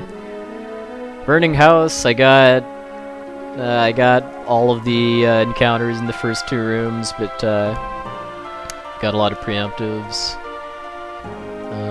Esper Mountains, blah, was just average. Air Force was okay. I had all 3 packs, but I had like 2 fights, I want to say. I didn't have to heal after. Have a good night, Blimp. Floating Continent, didn't have the perfect Gigantos, but I only had 1 ninjas and it was preemptive, and then I got Narapa Quick Kill. That was, I mean, it was the Narapa Quick Kill pretty much was what saved it for being any percent. Because my par time was sub 356. And I actually got another encounter that froze Terra after Narapa too, so I think my Narapa kill time was like 355.20 something, which was 4 cycle fishing. Yeah, that's not that split isn't get that gold isn't getting beaten unless I actually get the Probasman up. Started the World of Ruin was okay, and then just lost a few seconds here and there from not enough preemptives. The Celis grind was really good. My new setup for the start of it definitely saved a lot more time than I thought it would. Hey, Stray, thank you, sir.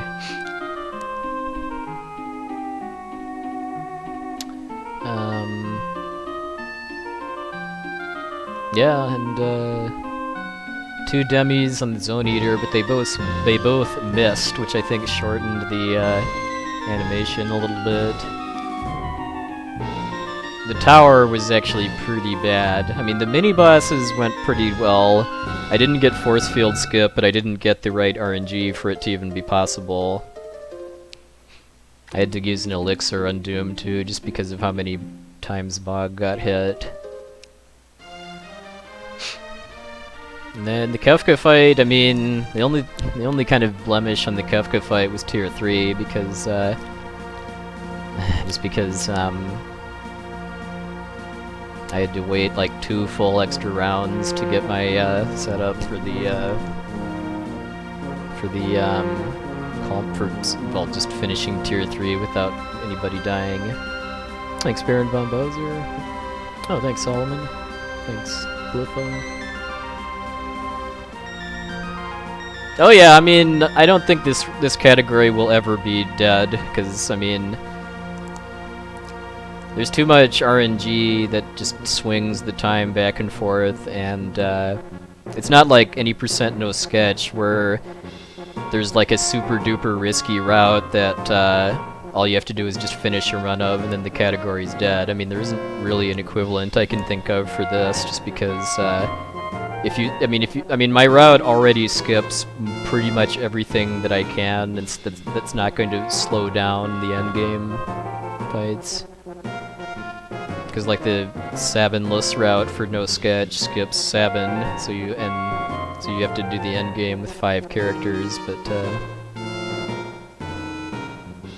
if you actually succeed at that, then you save like 6 minutes over the with Sabin route.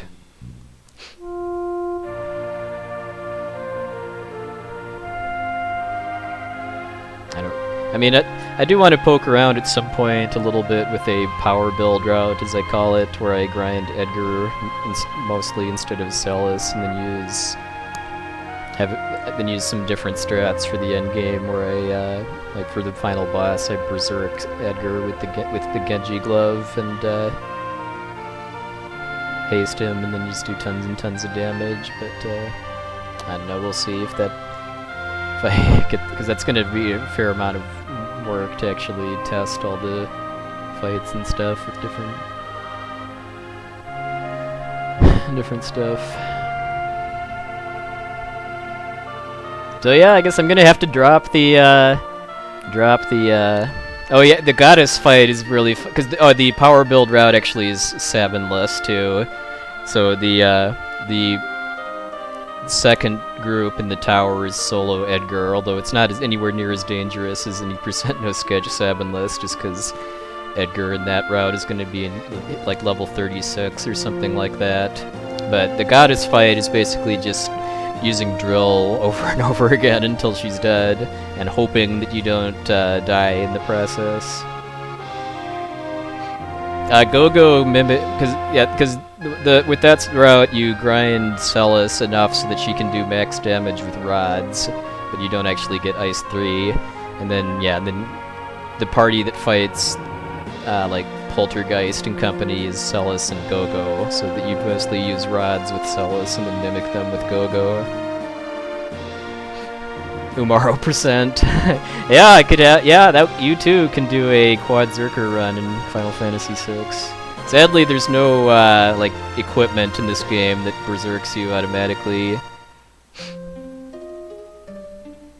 Old goddess strats is in Debilitator.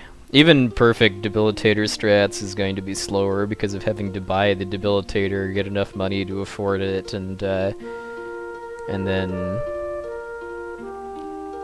I mean, well, I don't know. The goddess fight itself is probably a hair faster if you get first try Debilitator or Pearl Weakness, but the route is slower. Yeah, I know, it's disappointing. Chrono Trigger is a Berserk relic, but Final Fantasy VI doesn't. Alright, you have yourself a good night, BDR. So yeah, I think I'm probably going to have to drop the World of Balance requirement. Well, probably drop it to like 355, 30 or something like that. Because, I mean, unless I can get the Probass Fish Manip, I'm going to lose time to fish, and then other than just little bits of time to save from better like preemptive luck, the rest of the run I can, I can probably save like a minute or so between the tower and the Kefka fight with better luck than I got here, but that's going to require getting there with on pace too. So yeah, if anybody's new here too, feel free to give me a follow.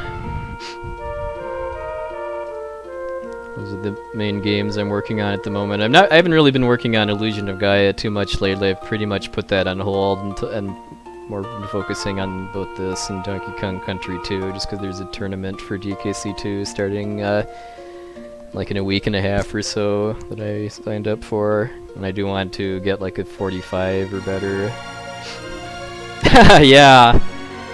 Yeah.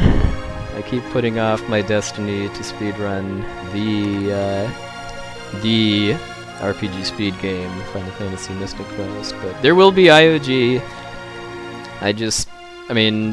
I've set up practice saves for places I need them in IOG, but I just haven't put in the work to actually practice what I need to in order to be able to beat my IOG PB.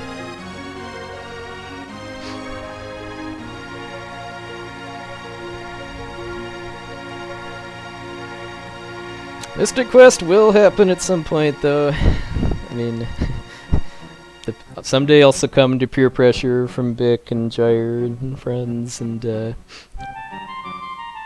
definitely a fun way to spend 2 hours if you don't take the run super seriously. And it's kind of like Brosencha's Kuso Grande tournament in that it's very, very fun for the viewers to see how badly the runner gets trolled by Pazuzu and other parts of the game. Oh, PBing in IOG is not free at all. It's not an easy run at all. And there's RNG in that too.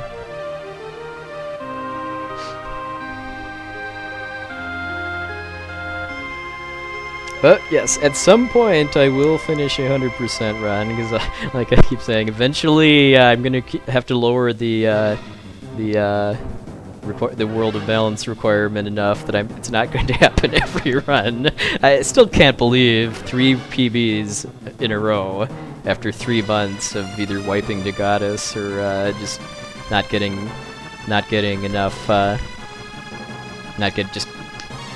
not having things line up to beat my time. Well, there is a guide by a certain Magoose, which would make it possible to do a run in, like, I don't know, probably under 3.5 hours, under 4 minimum, I would say. I mean, I shouldn't say like under 3:30, just because getting lost in dungeons and stuff would definitely be a thing. But just following the guide, I would probably expect sub 4, as long as you don't mess up the item corruption glitch. Binary Racing MQ Yes 52 and Soul Blazer back to back to back at RPG Limit Break 2017. That'll be the finale. Agamoth and I still need to do some scrub races of DKC2 as well, as do Spike Vegeta and I.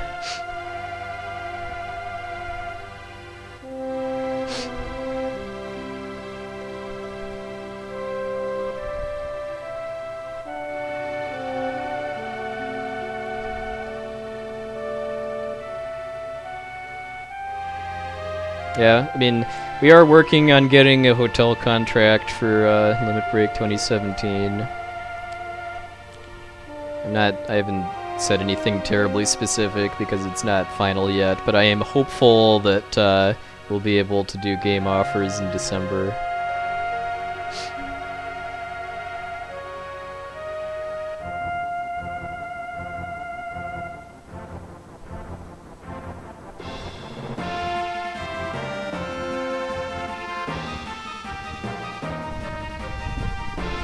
Well, at least she's equipped with a real computer this time and can potentially get globaled.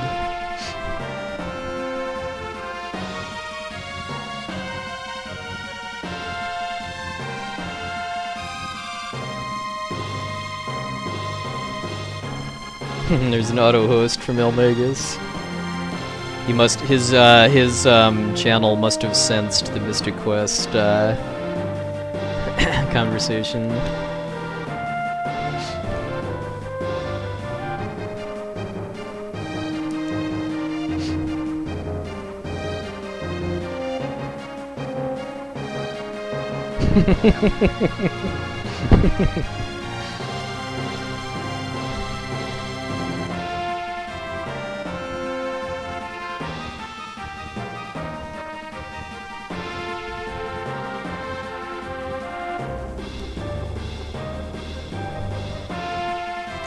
Start scouting out a raid target. This was one beastly stream for viewership too. Thanks everybody so much for tuning in on a Sunday night / Monday morning. Thanks to Zost for the awesome raid too.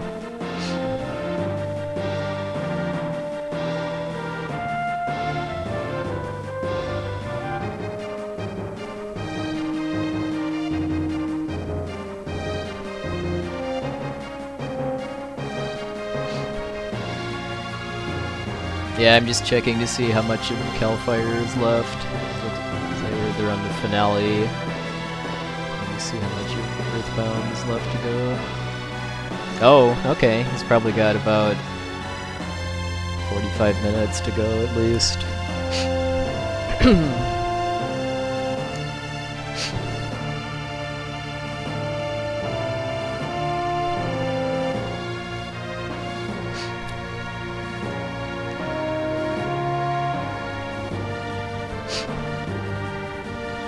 Alright, so we're gonna raid the end of the Cal Fire Marathon, which is a charity marathon on Religion's channel that's raising money for the American Red Cross to support victims of wildfires in the US state of California.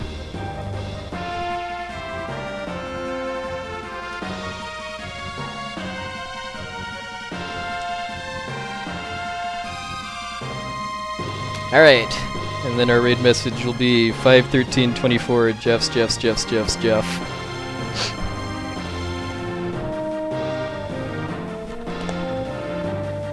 you have yourself a good night, Jeff and Gyre, and everybody else that's gonna head out. I'm here through the end of the credits, of course, but then I'm gonna play some ads and then host the marathon.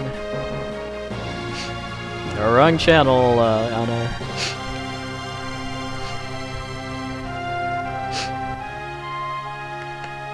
Go to the link that Yagamoth is putting in.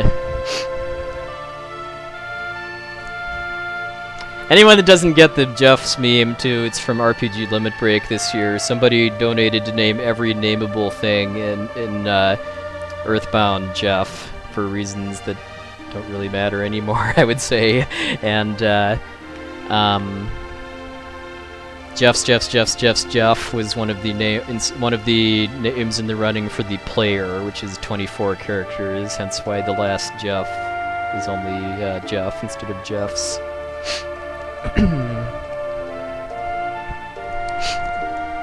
Oh, nice, I can see the marathon chat getting hammered now. Keep at it, my faithful minions.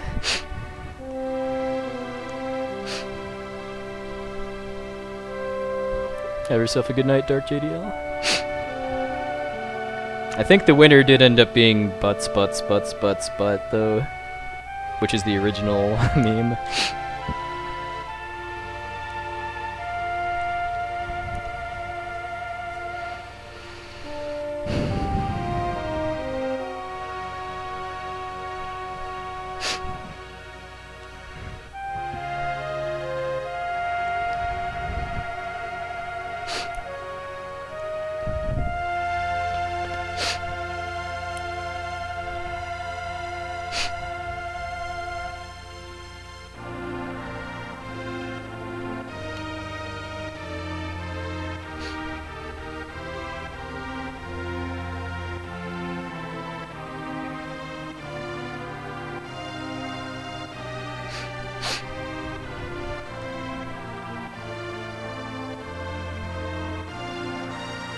Yeah, even if I either can't or don't improve this run again, I'm definitely feeling pretty happy at it showing off pretty much everything in my latest route, including the changes I made since last week. The only thing I didn't get in the run was force field skip, but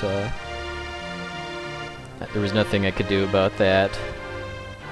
To even have a shot at it, Doom has to counter when I'm pushing him into a second AI phase, and he didn't do it, which is a 1 out of 3 chance. Yaga, you need to play this game.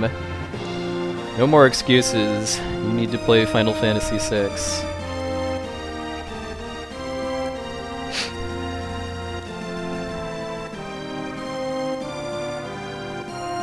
And yeah, I mean, even though this ending doesn't really kind of tell you a whole lot about what happens next for the characters and the world they live in, I mean, I find it pretty satisfying. I mean, it does give you the sense that everything's gonna be all right, like with these scenes showing kind of life going back to normal, and the scenes with all of your characters kind of showing that they've resolved their own personal issues. Ooh, FF6 lore percent. Gimme, gimme, gimme, gimme, gimme. Ooh, Opera Moth sounds like something not to be missed. This ending's even better if you do the Magitech sprite glitch too, which is something that can only be done if you go into Cyan's soul in his side quest, but there's a glitch you can do to permanently give permanently until the next time you reset the game, at least. Magitech sprites. If you look at my STDQ run of this from 2014, that did it.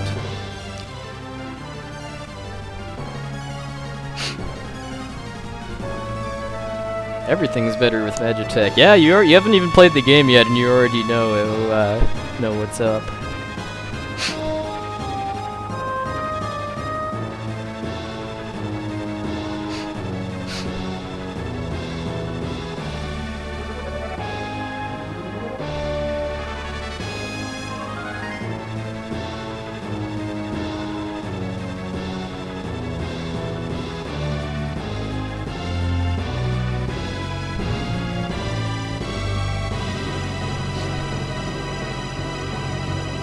Just looking at the time, though, the two things that really kind of came together to make this time possible against my previous run were fishing and the start of the grind. Just because a lot of the other time I gained, I lost to the tower.